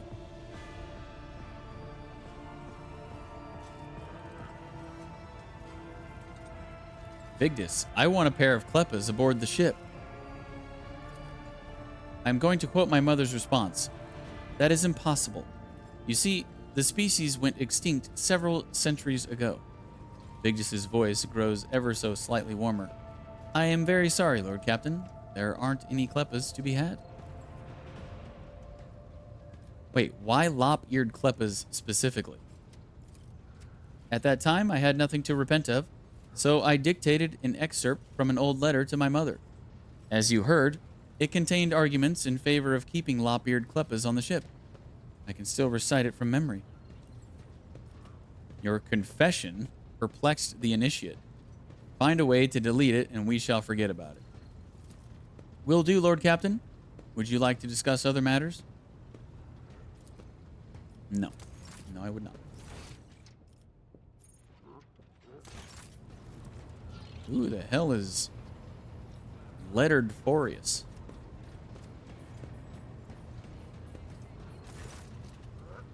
A man of endearment. Wait, have I already talked to this? Oh, I haven't. Forius examines your face and hands critically and then gives a satisfied nod. No scars. The consequences of your charge through fire have been successfully remedied. Very good. I will make note of it in the journal. Have you made a confession lately? I do not make confessions, your lordship. My faults are diseases for which a cure is yet to be discovered, and mortal wounds that can be remedied only by new methods of the chirurgeon's craft. Why confess when one should be searching for a solution? For this reason, I choose to spend my time on work that pleases the Emperor, not on words. How did you come to serve on my flagship? I was the master healer on a world that belongs to the Chorda dynasty. I had managed to cure someone who was considered doomed, not because of their illness, but because a certain self-important priest had tried to cure them with a prayer and failed. After I put him to shame, he started spreading rumors that I owed my skill to the influence of the ruinous powers. I sought refuge under Lady Theodora, who expressed an appreciation for my talents and welcomed me and my family on her ship. Are the customs of Chorda worlds truly so uncompromising and blind to reason? You teach a man to read, you raise a bright heretic, I believe was one of the favorite local sayings.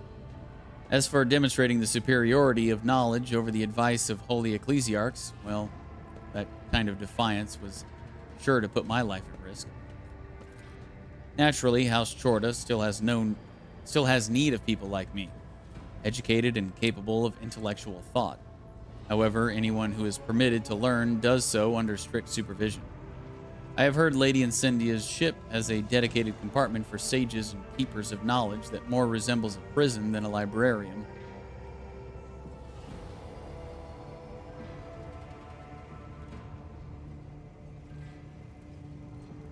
Faith can work miracles and cure those who are beyond treatment. This cannot be denied.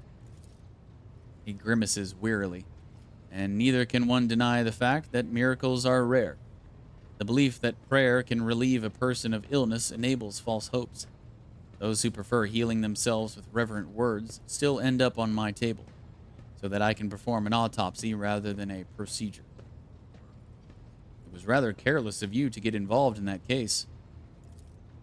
I would not have become a chirurgeon if I was afraid of death. It is an unavoidable side effect of my profession. You are not actually a heretic, are you? You serve the Emperor faithfully? His colorless eyes flash indignantly. My expertise is the result of hard work and accumulated wisdom, not some paltry sorcery. I employ my craft to save his children. That should serve as a better proof of my innocence than any show of piety.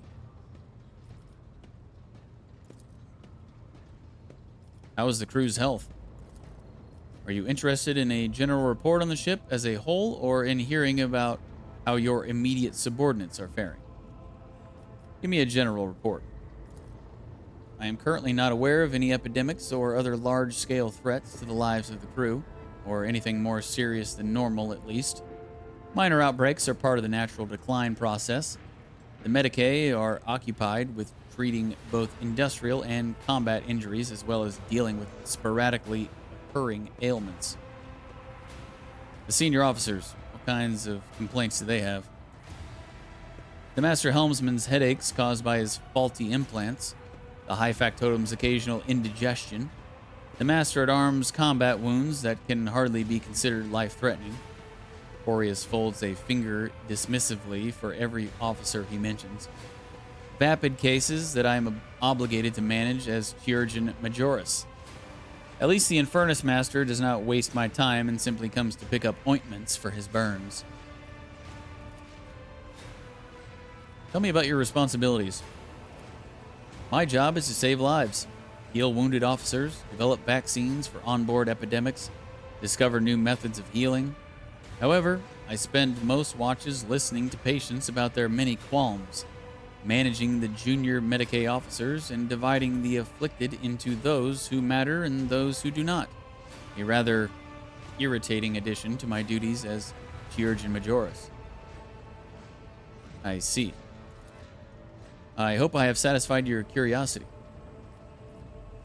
Were you the one who treated my burns? Boreas raises his chin haughtily. Treating the Lord Captain is the job for the best Medicae practitioner on board, which is me. That will be all. Bye-bye.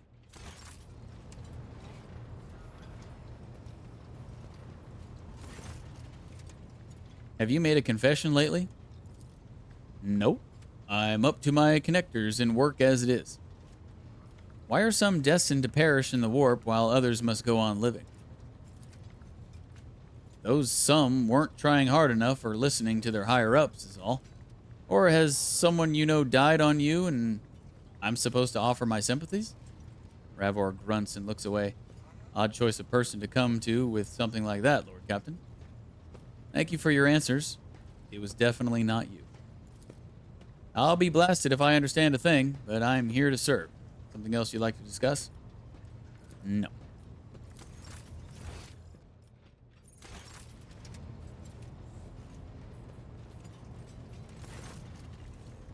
Have you made a confession lately? Sounds like the start of an interesting conversation. He looks you directly in the eye. No, I have not. Clearly, you prefer private confessions. You are right. I'm used to talking about important things in heart-to-heart conversations. Heinrich flashes you a genuine smile, like the one we are having right now. Okay, well, I guess the last one is not an officer.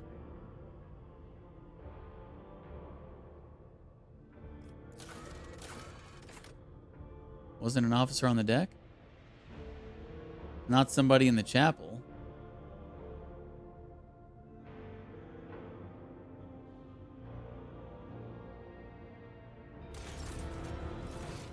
Or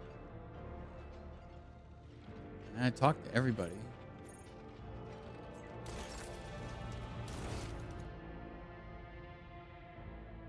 It's got to be a man.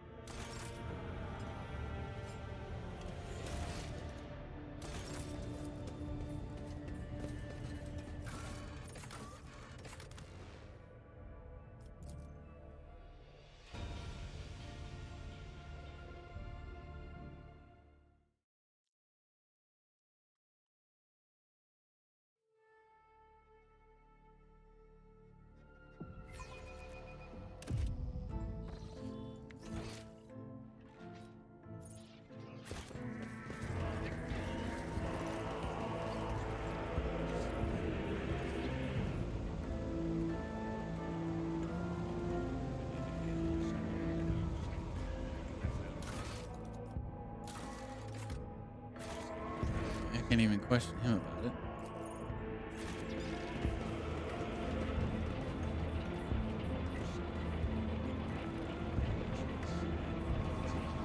Talk to these dudes.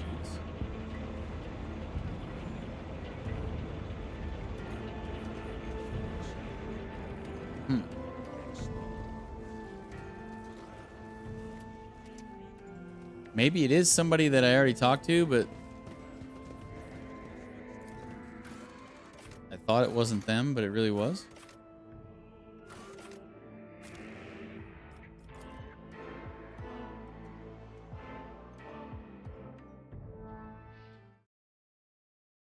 Is somebody lying to me?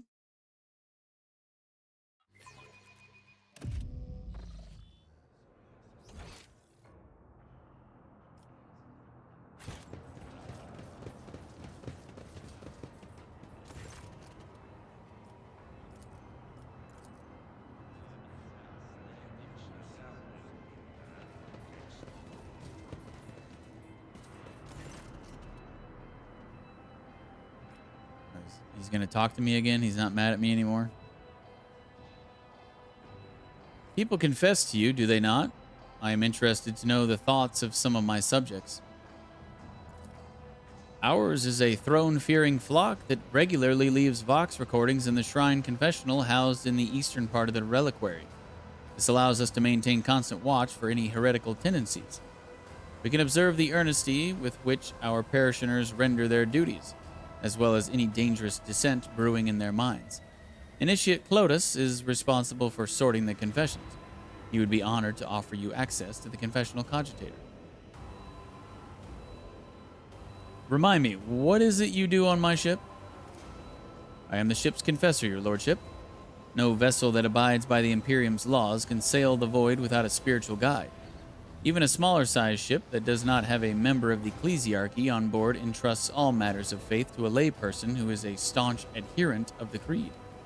A rogue trader's flagship, naturally, is expected to have a confessor who comes from a line of his reverent servants. I am such a one. I am entrusted with caring for the reliquary chapel and the dynastic crypt. I also conduct liturgies, consecrate the ship's bays, and strengthen the crew's hearts whenever a dark hour is upon us, lest any among them falter in the face of the horrors lurking in the darkness, and fail in their duty. Tell me about the dynastic crypt. Every rogue trader takes care to maintain an appropriate place of repose on board their flagship, where their capital may change with the passing of centuries, but the vessel of the Emperor's anointed serves them for millennia. It is more than just a symbol of the dynasty's authority. It is the source of its power. The Lord Captain's seat is the void whence they reign over their many lands.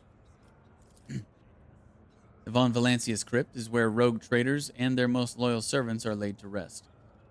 As the ship's confessor, I perform the rites of burial and remembrance for these honored dead. Adalbert lets out a heavy sigh. It never occurred to this old man that he might have to send Lady Theodora on her final journey, but all is the Emperor's will. Tell me, Adalbert, do you visit the shrine confessional to repent as the other officers do? Why, I always find time for penance on my morning and evening shifts, your lordship. Why are some destined to perish in the warp while others must go on living? An irrelevant question. His face takes on an expression of fathomless wisdom and calm. Our fates are in the Emperor's hands, and he does as his plans require. I see, it wasn't you. For a moment, I thought you had come to confess, but now I see you have taken on the role of cleric yourself. May the Emperor guide you on your quest for answers. You are positively beaming with joy. A priest like you is a rare sight. Adalbert laughs good-naturedly. A fair observation. Everyone knows that the clergy must maintain a stern appearance to inspire fear and awe in their flock. His mirth fades, giving way to a pensive gravitas. The truth is that my clan and I experienced great hardship. I cannot explain how it is I am standing before you now except by his will. How could one be anything but joyful knowing they were saved by the Emperor? Still, your gentle manner may adversely affect your flock's faith. An accurate observation from a lord who knows the importance of strong faith on his ship. The gentleness you speak of is skin deep. On the inside, my faith and spirit are pure adamantine. Decades instructing the crew in fighting the dangers of the void and the warp have required nothing less. My resolve in the face of the monstrous threats we face must always be 100-fold firmer than that of my flock. What happened to your clan? I was scarcely more than a child when the malady struck our cabins. First would come the fever, then the unlucky victim would start retching blood. After that, they would melt away like a candle. Only the youngest survived, myself among them. He smiles feebly. But now my family is growing, and I am grateful for each new life that replaces one lost. Okay, well, where's this last person? I've talked to everybody. I won't tolerate It's not one of my... Is it one of the members of my party?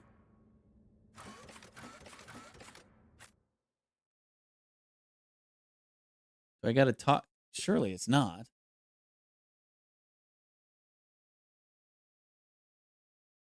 Is there somebody on the bridge I missed?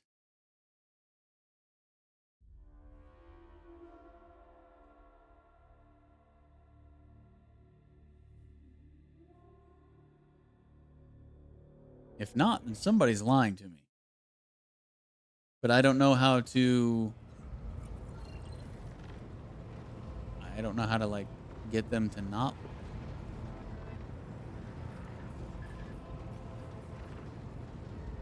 Lord Captain. Lord Captain. I wouldn't think that it's going to be a companion because, you know, all my companions could be dead right now.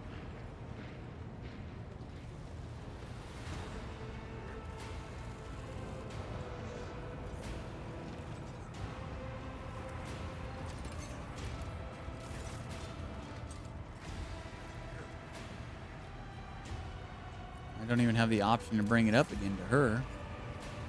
I guess it really isn't her.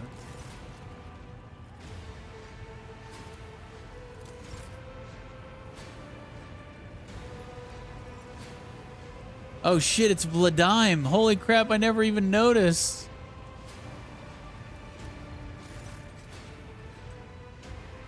I never even noticed. I had him turned into a servitor and he's here. Vladime Takara the Liege.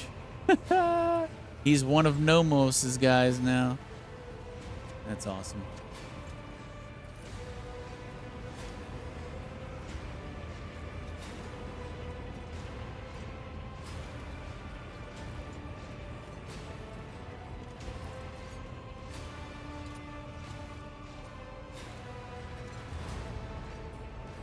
Yeah, I've talked to all the named dudes. It wouldn't just be some random mission.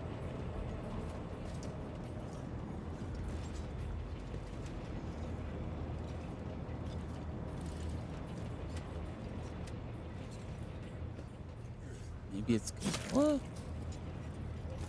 Domin. No. Me.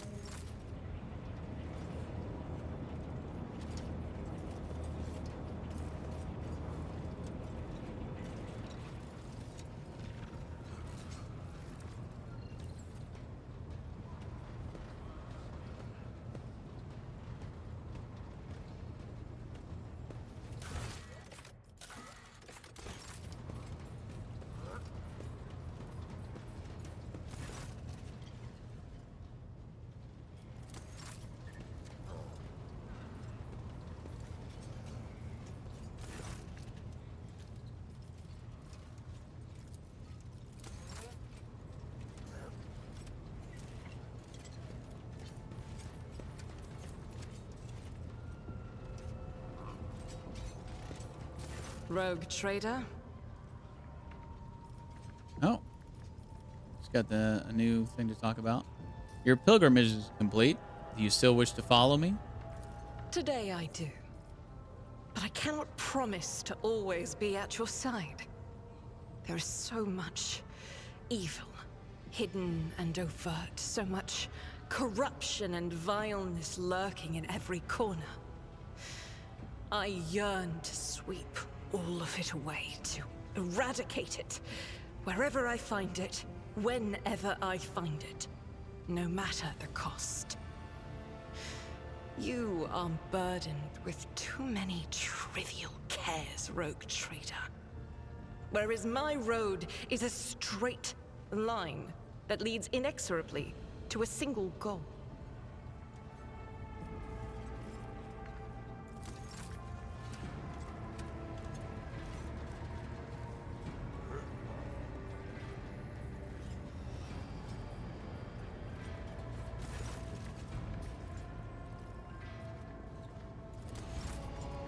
What the hell? Who is it?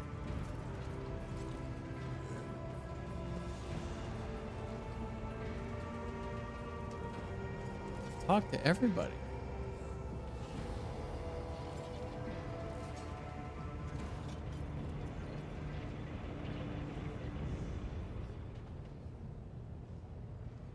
You go back to the astropathic choir. Maybe there's somebody in there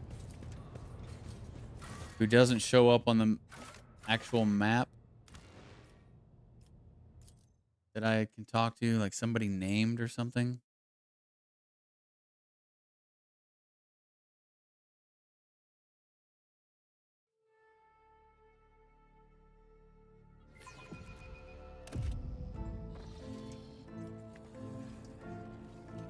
I wouldn't think that it's like the main dude here because he won't talk to me.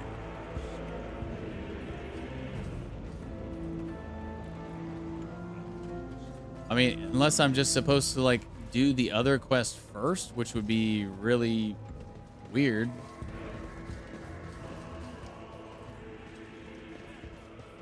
None shall stand in my way. But there's nobody else here to talk to.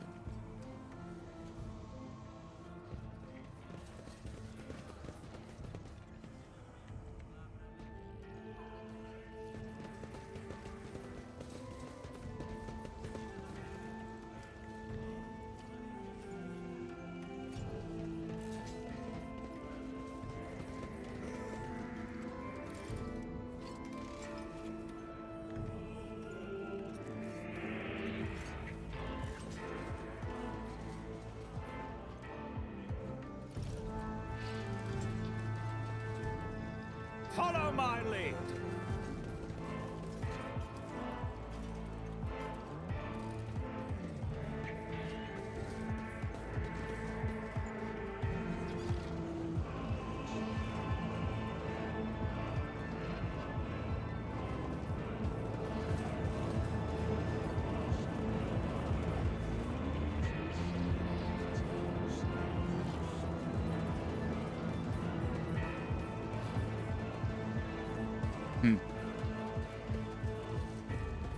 Yeah, I don't know.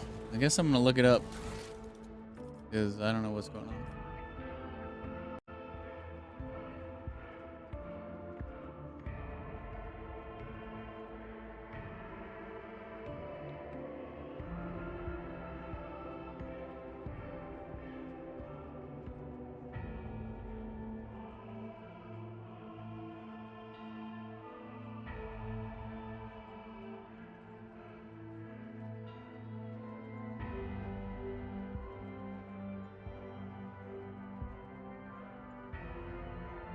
It is Zachary Weiss, the guy in the astropathic choir.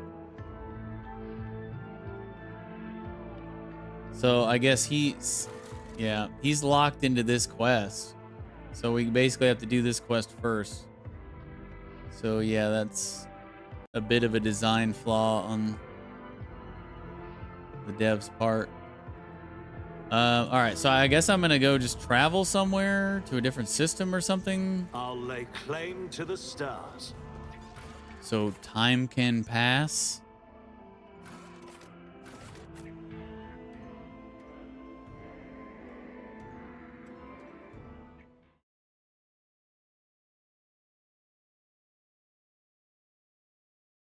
I figured that had to be it.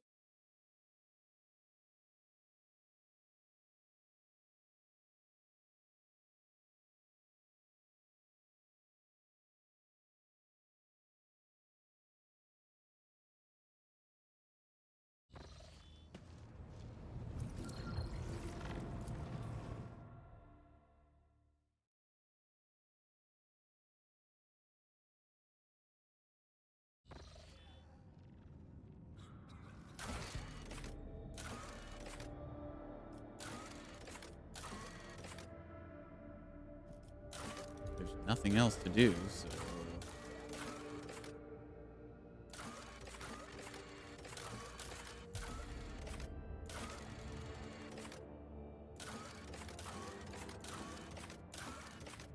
So I guess I'll just fly around.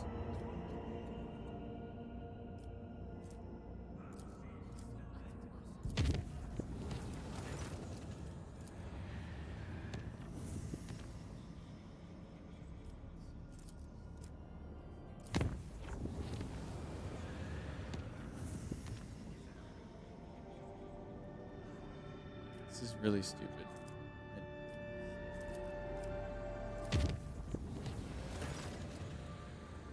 Aha. Your Lordship, Master Harriman succeeded in his escape and has arrived on board. He has almost completed the ritual of harmonization with the rest of the choir, which has given our voices greater strength and cohesion. We have made our preparations and are awaiting your arrival to start the ritual as soon as you give the order.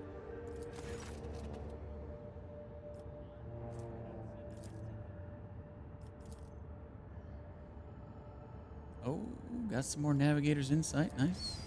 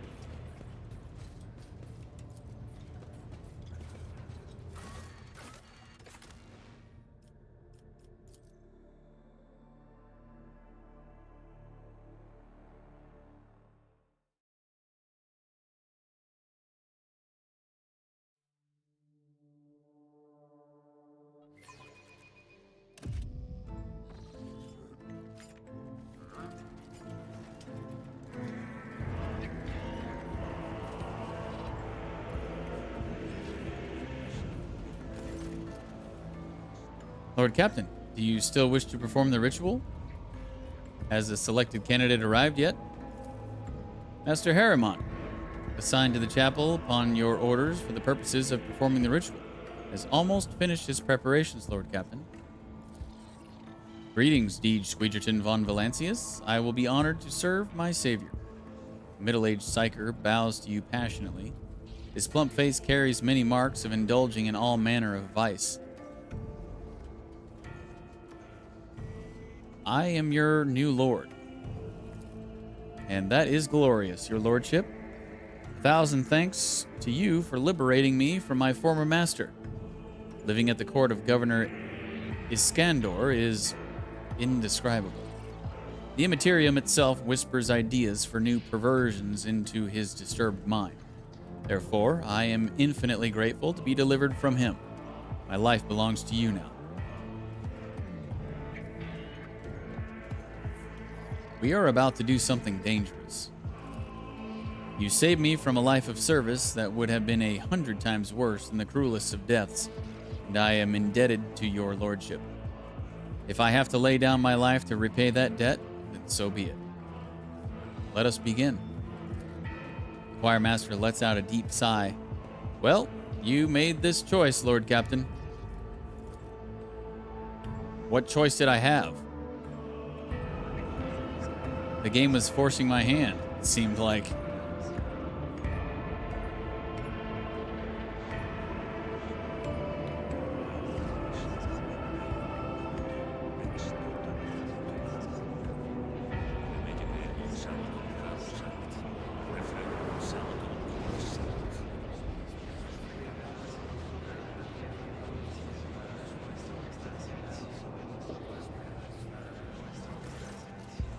The temperature inside the chapel is dropping. Every breath turns into a cloud of vapor. The astropath's resonant voices blend together, following the pattern of the melody playing in the hall. Every now and then, muffled moans are heard coming from the thrones of the junior astropaths. You hear an interloping voice in your head, like an echo of a distant echo. Your lordship, I sense strangeness, non-minds. They do not seem human-like. Strange. They are akin to insects, parasites. I cannot read them, and that is wrong. Look.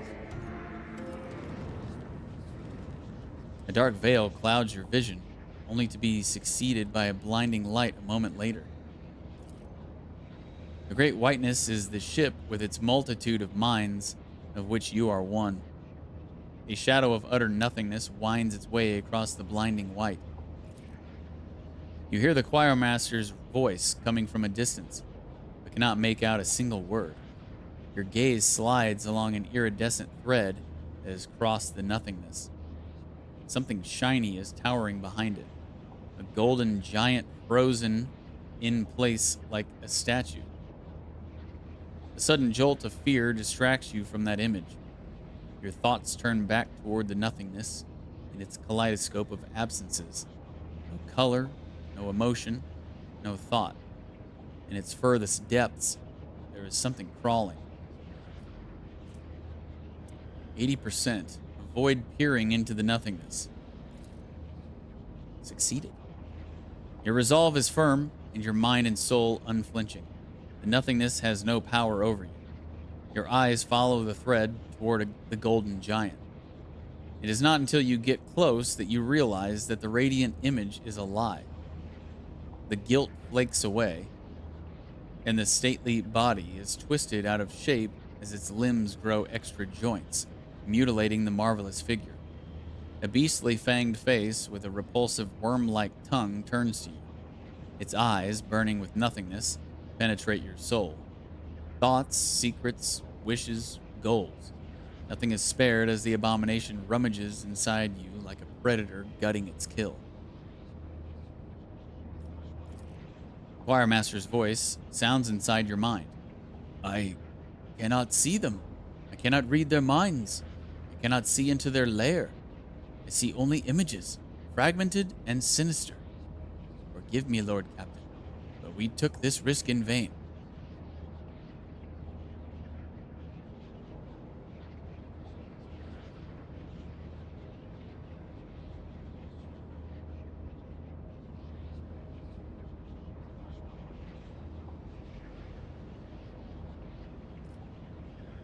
What are we dealing with? Some kind of defensive measure? Sorcery? Not sorcery. Something else. I have never encountered minds like this before. Something about them is wrong. Finish the ritual. Yes, Lord Captain. I will now. The nothingness cackles and croaks. I see you. It assumes a vague shape. A man shriveled by age and infirmity, his eyes alight with an alien purple flame. You have been looking for me. You sense the attention of something else, something beyond this entity, the ruinous powers. The ritual has made your soul, marked as it is by the curse of the warp, more vulnerable than ever before.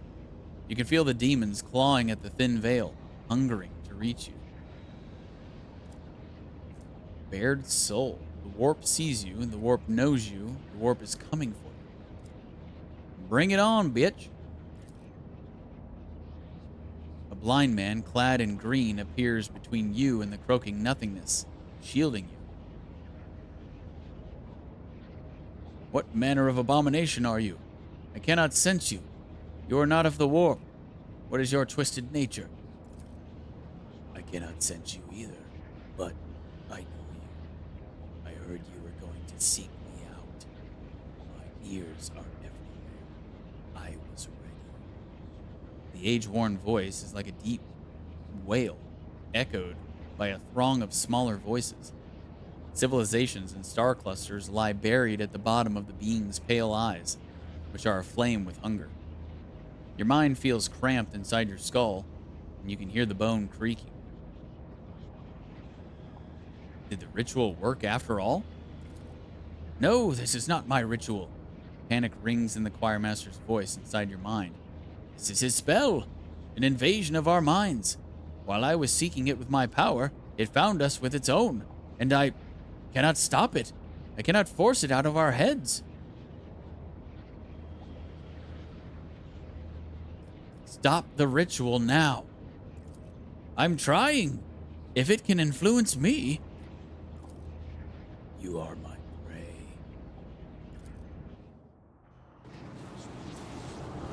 Oh, shit.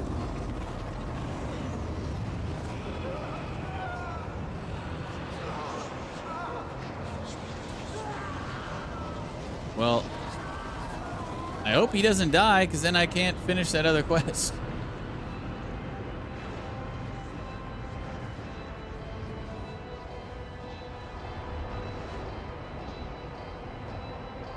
Or I'll at least, I guess I'll fail it? I don't know.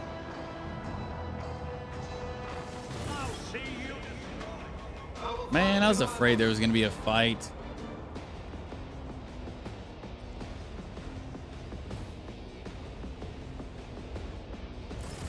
I knew I should have ended the stream.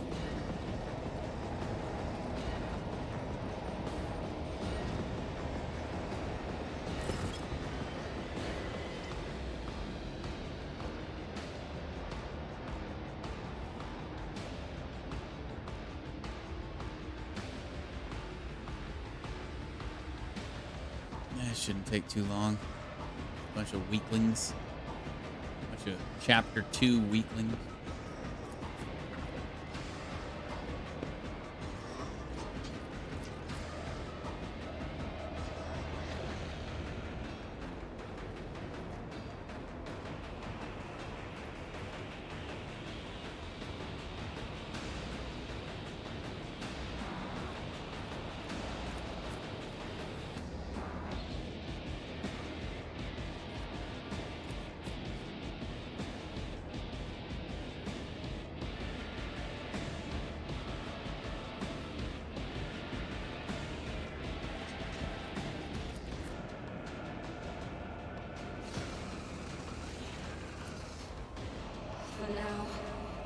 Definitely gonna end the stream after this, though. I don't want to get sucked into another fight.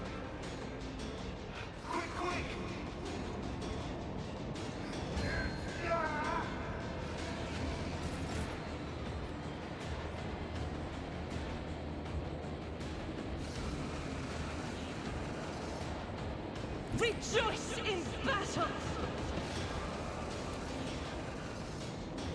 I'll do it. As the Emperor... Nothing of value has been lost.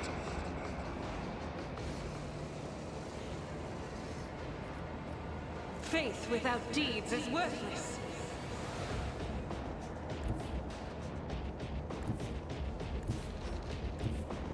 The enemies of the Emperor will be undone.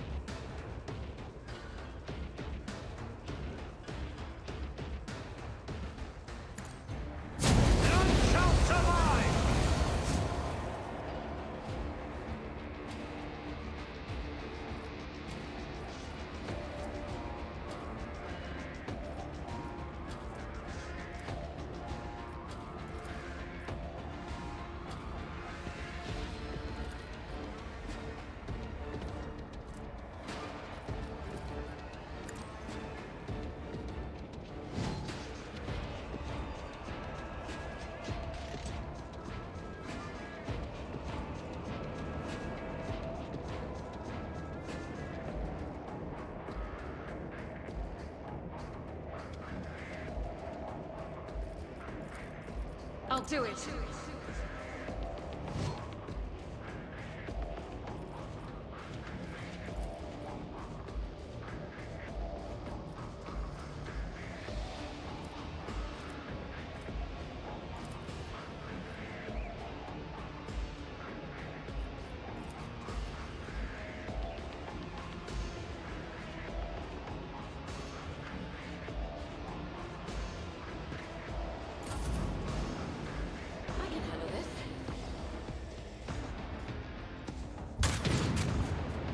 No. Killed an astropath.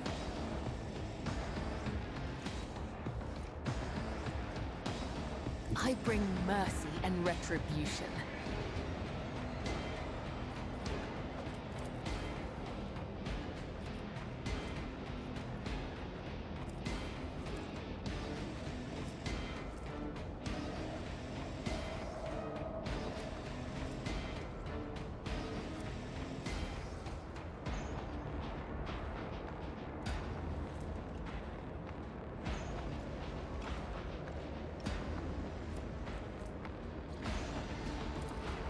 The shadows will see it done. As the tenets demand.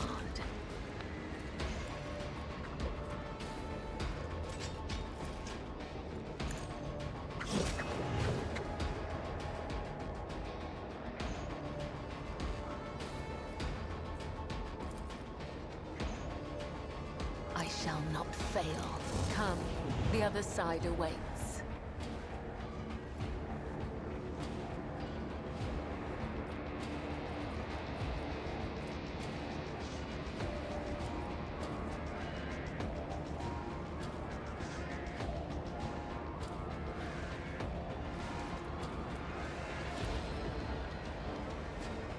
Trust me.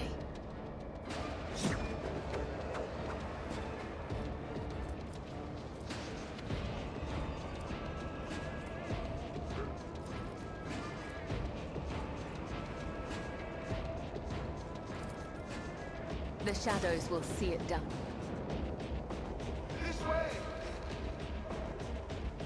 Oh shit, do I gotta destroy these apparitions? Or these, portals?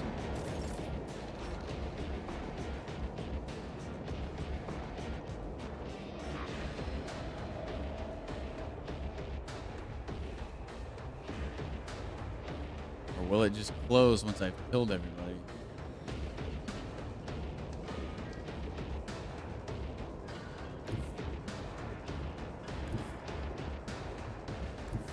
A moving target lives longer.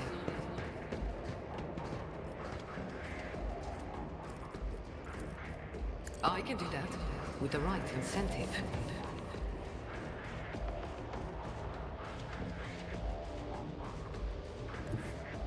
Guided by faith!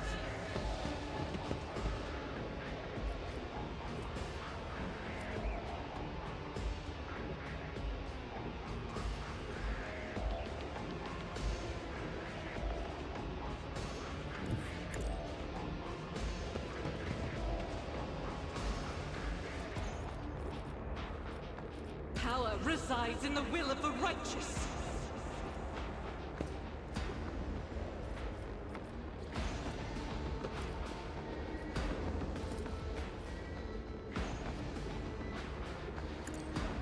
Each strike is a prayer. This is why I was chosen.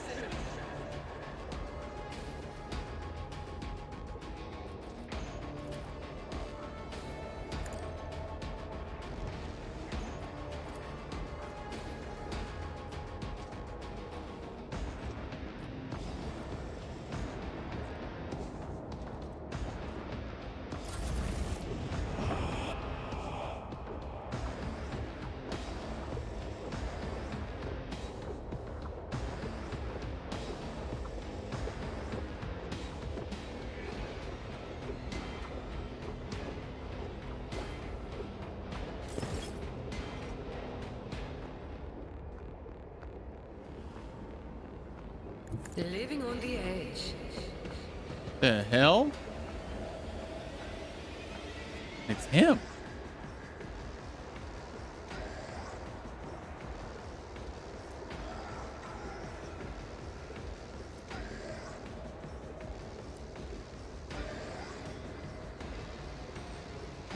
Should I not kill him?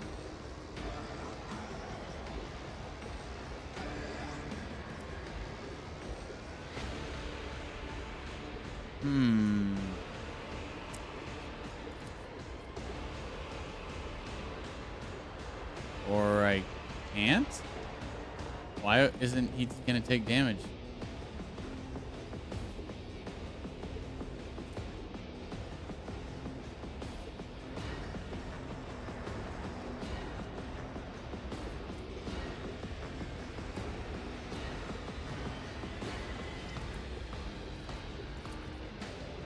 Don't get too caught. Never cross a Casbalican.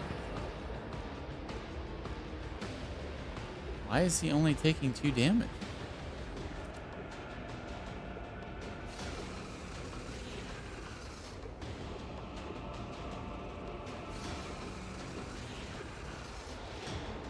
I don't get it. Maybe I'm supposed to kill everybody else or something.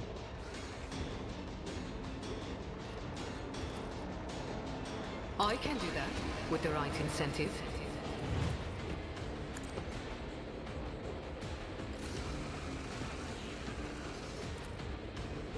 As the Emperor commands, I act. Damn it, I'm not close enough.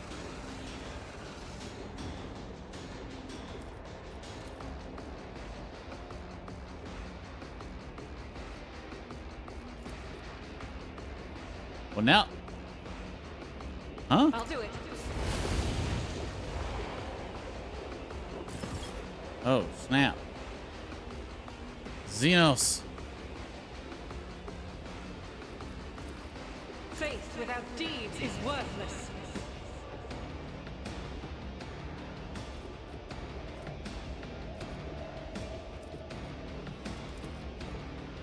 Doubt is for the weak.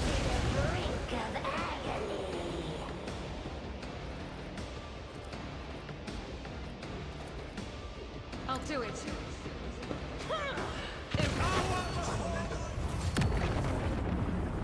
Got him.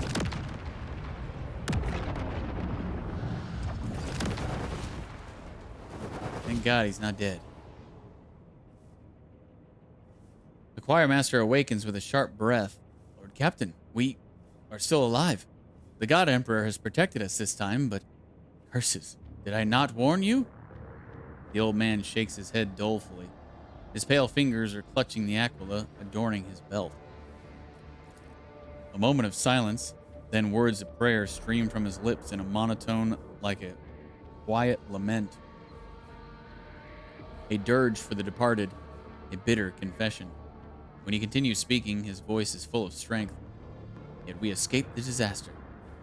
The warp did not take our souls, and there are far fewer casualties this time. Master Harriman's assistance was instrumental, Lordship. He was able to not only protect my mortal body, but also to skillfully blend the timbre of his psionic sound into the harmony of the chorale. Chorale? I regret that he was not at my side for the last rite. Those things seem to know you. Vice lowers his head further. The insidious spawn thrive on confounding one's reason.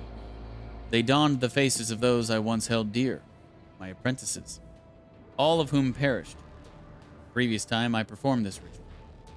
They have haunted me ever since, in my dreams, in the warp, everywhere. The Immaterium abominations who devoured their souls have been tormenting me with shame and regret, and now they have come for my sanity as well.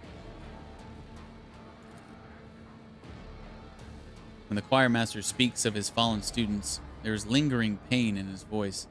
His words reflect more than just a terrible memory. They are heavy with the bitterness of personal loss, or of guilt that eats away at the soul. Was that old man a mutant? One of those we were looking for? Even if not, there was nothing more chilling we could have possibly found. An inhuman thing in human form. A true sacrilege against the Emperor. Its mind is strange, like an insect's or a parasite's, but I saw images in the minds of those around it. Currents of energy, a blue glow, the clanging of metal. Could be the plasma drive chambers? That is where I would start searching for signs of corruption, and a worm tormenting a star. Vice touches his cheek, which is smeared with blood that is trickling from under his blindfold. He uses the blood to sketch a perfunctory image. A many-beamed star with a fat-fanged creature coiled in front of it, resembling either a larva or a serpent. The longer you listen to Vice, the more convinced you become that the warp manifestation was not caused by the conniving of the ruinous powers, but by the efforts made to discover an incredibly alien mind. Such an unnatural mind could belong to a dangerous Xenos. Are you familiar with this symbol? No. Could be the emblem of some cult on this ship, but I seldom leave the chapel and have never come across it before. Inform the Master at Arms of everything we saw. Let her search the plasma drive chambers and find the mutants and the old man for me.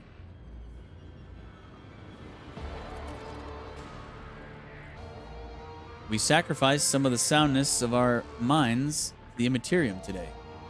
I hope it was not in vain and will help your lordship. He winces in pain. I still cannot believe we survived this. Vice slowly unclenches his hand and a cloud of frost rises from it, revealing his Aquila, now bound in purple psychic ice. He whispers, "The Immaterium has touched it. The holy symbol of the protector of mankind." He pauses, then adds in a gloomy voice, "I do not know if this is a symbol of our victory over the horrors of the warp, a trophy claimed in battle, or a grim portent left by the wicked spawn of the Sea of Souls." Ice-covered Aquila. Whenever the wearer suffers a critical hit, the attacker immediately suffers wearer's willpower bonus warp damage? Huh.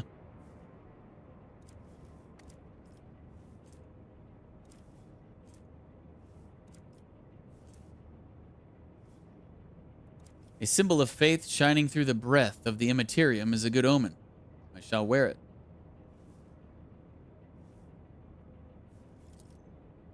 Nothing can shake your lordship's spirit.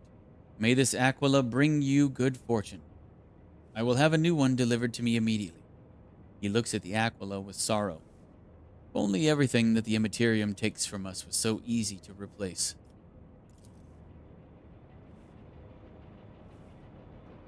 An excellent battle, your lordship. Even the warp's apparitions are no match for you.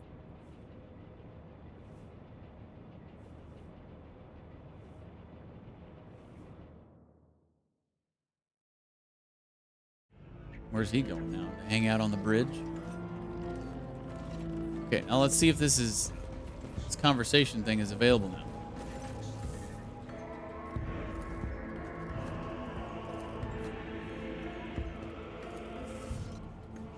Uh-huh.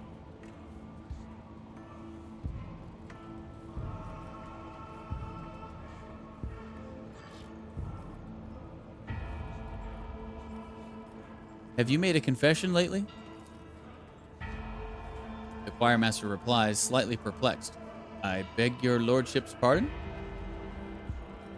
Why are some destined to perish in the warp while others must go on living? How odd. He grimaces as though with pain. Odd that you should have listened to my confession, and odd that you should choose to approach me afterward. Why? I felt there was anguish in that confession. I wanted to help. My confession made you anxious on my account, resulting in a waste of your time, for which I apologize. I am thankful for your consideration. He smiles a bittersweet smile. Death always keeps close to astropaths, and its punishments for arrogance and weaknesses are severe. I have seen my fellows die, and at times the memories are exceedingly hard to bear. Sadly, almost every choir has a story like that, and a survivor who has carried their ghosts with them ever since. Vice lets out a ragged breath. My apologies, but I cannot continue worrying at these old wounds. Directing a choir requires a clear and firm state of mind.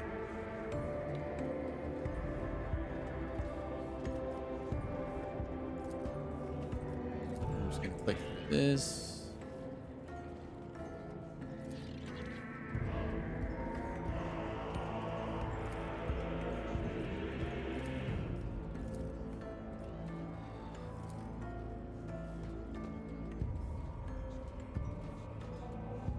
If my calculations are correct, having factored in our movements through the warp, then I turned 34 a month and a half ago. There is a pause. You can't quite decide if the old man in front of you is joking, but there is not the slightest hint of a smile on his face.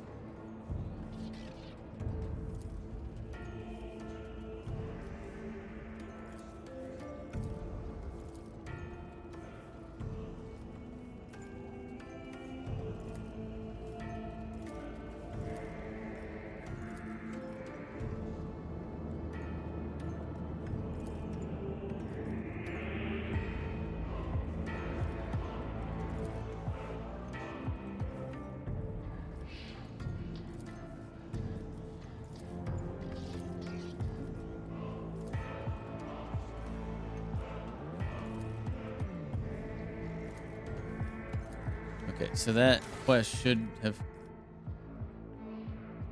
Yeah, that quest cleared out. So now we're just waiting again for the results of the search.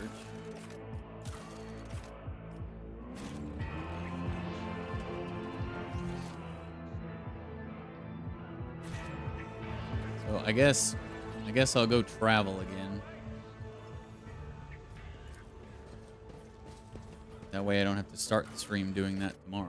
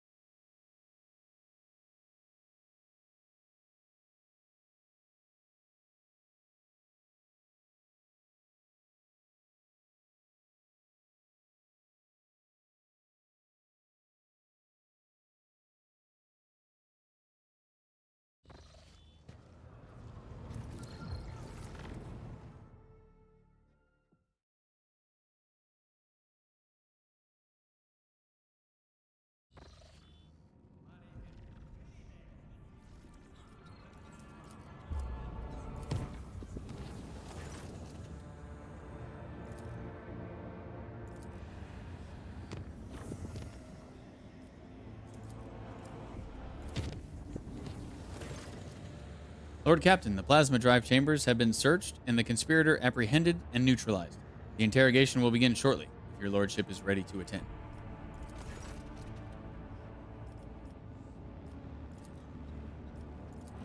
Okay, so that's where we will stop.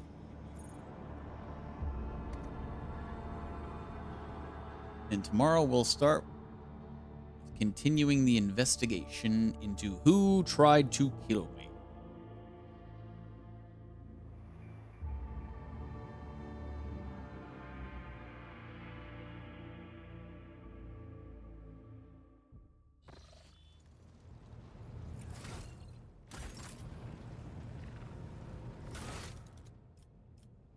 Plasma drive chambers.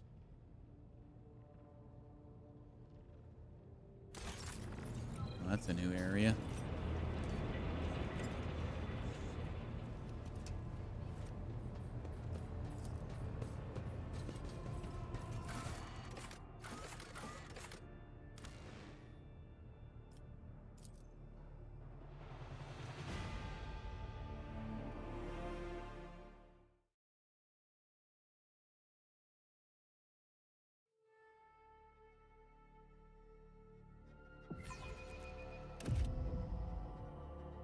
Hopefully it doesn't trigger right away.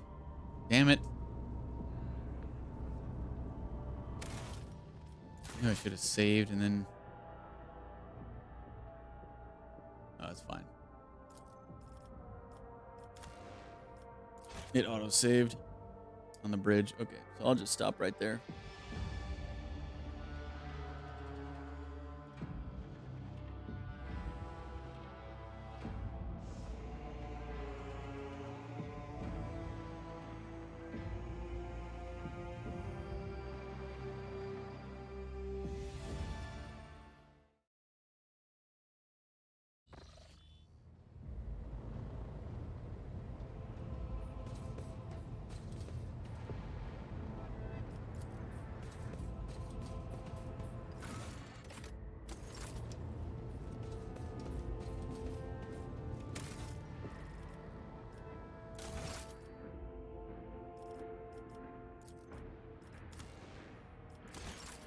Okay. See you tomorrow.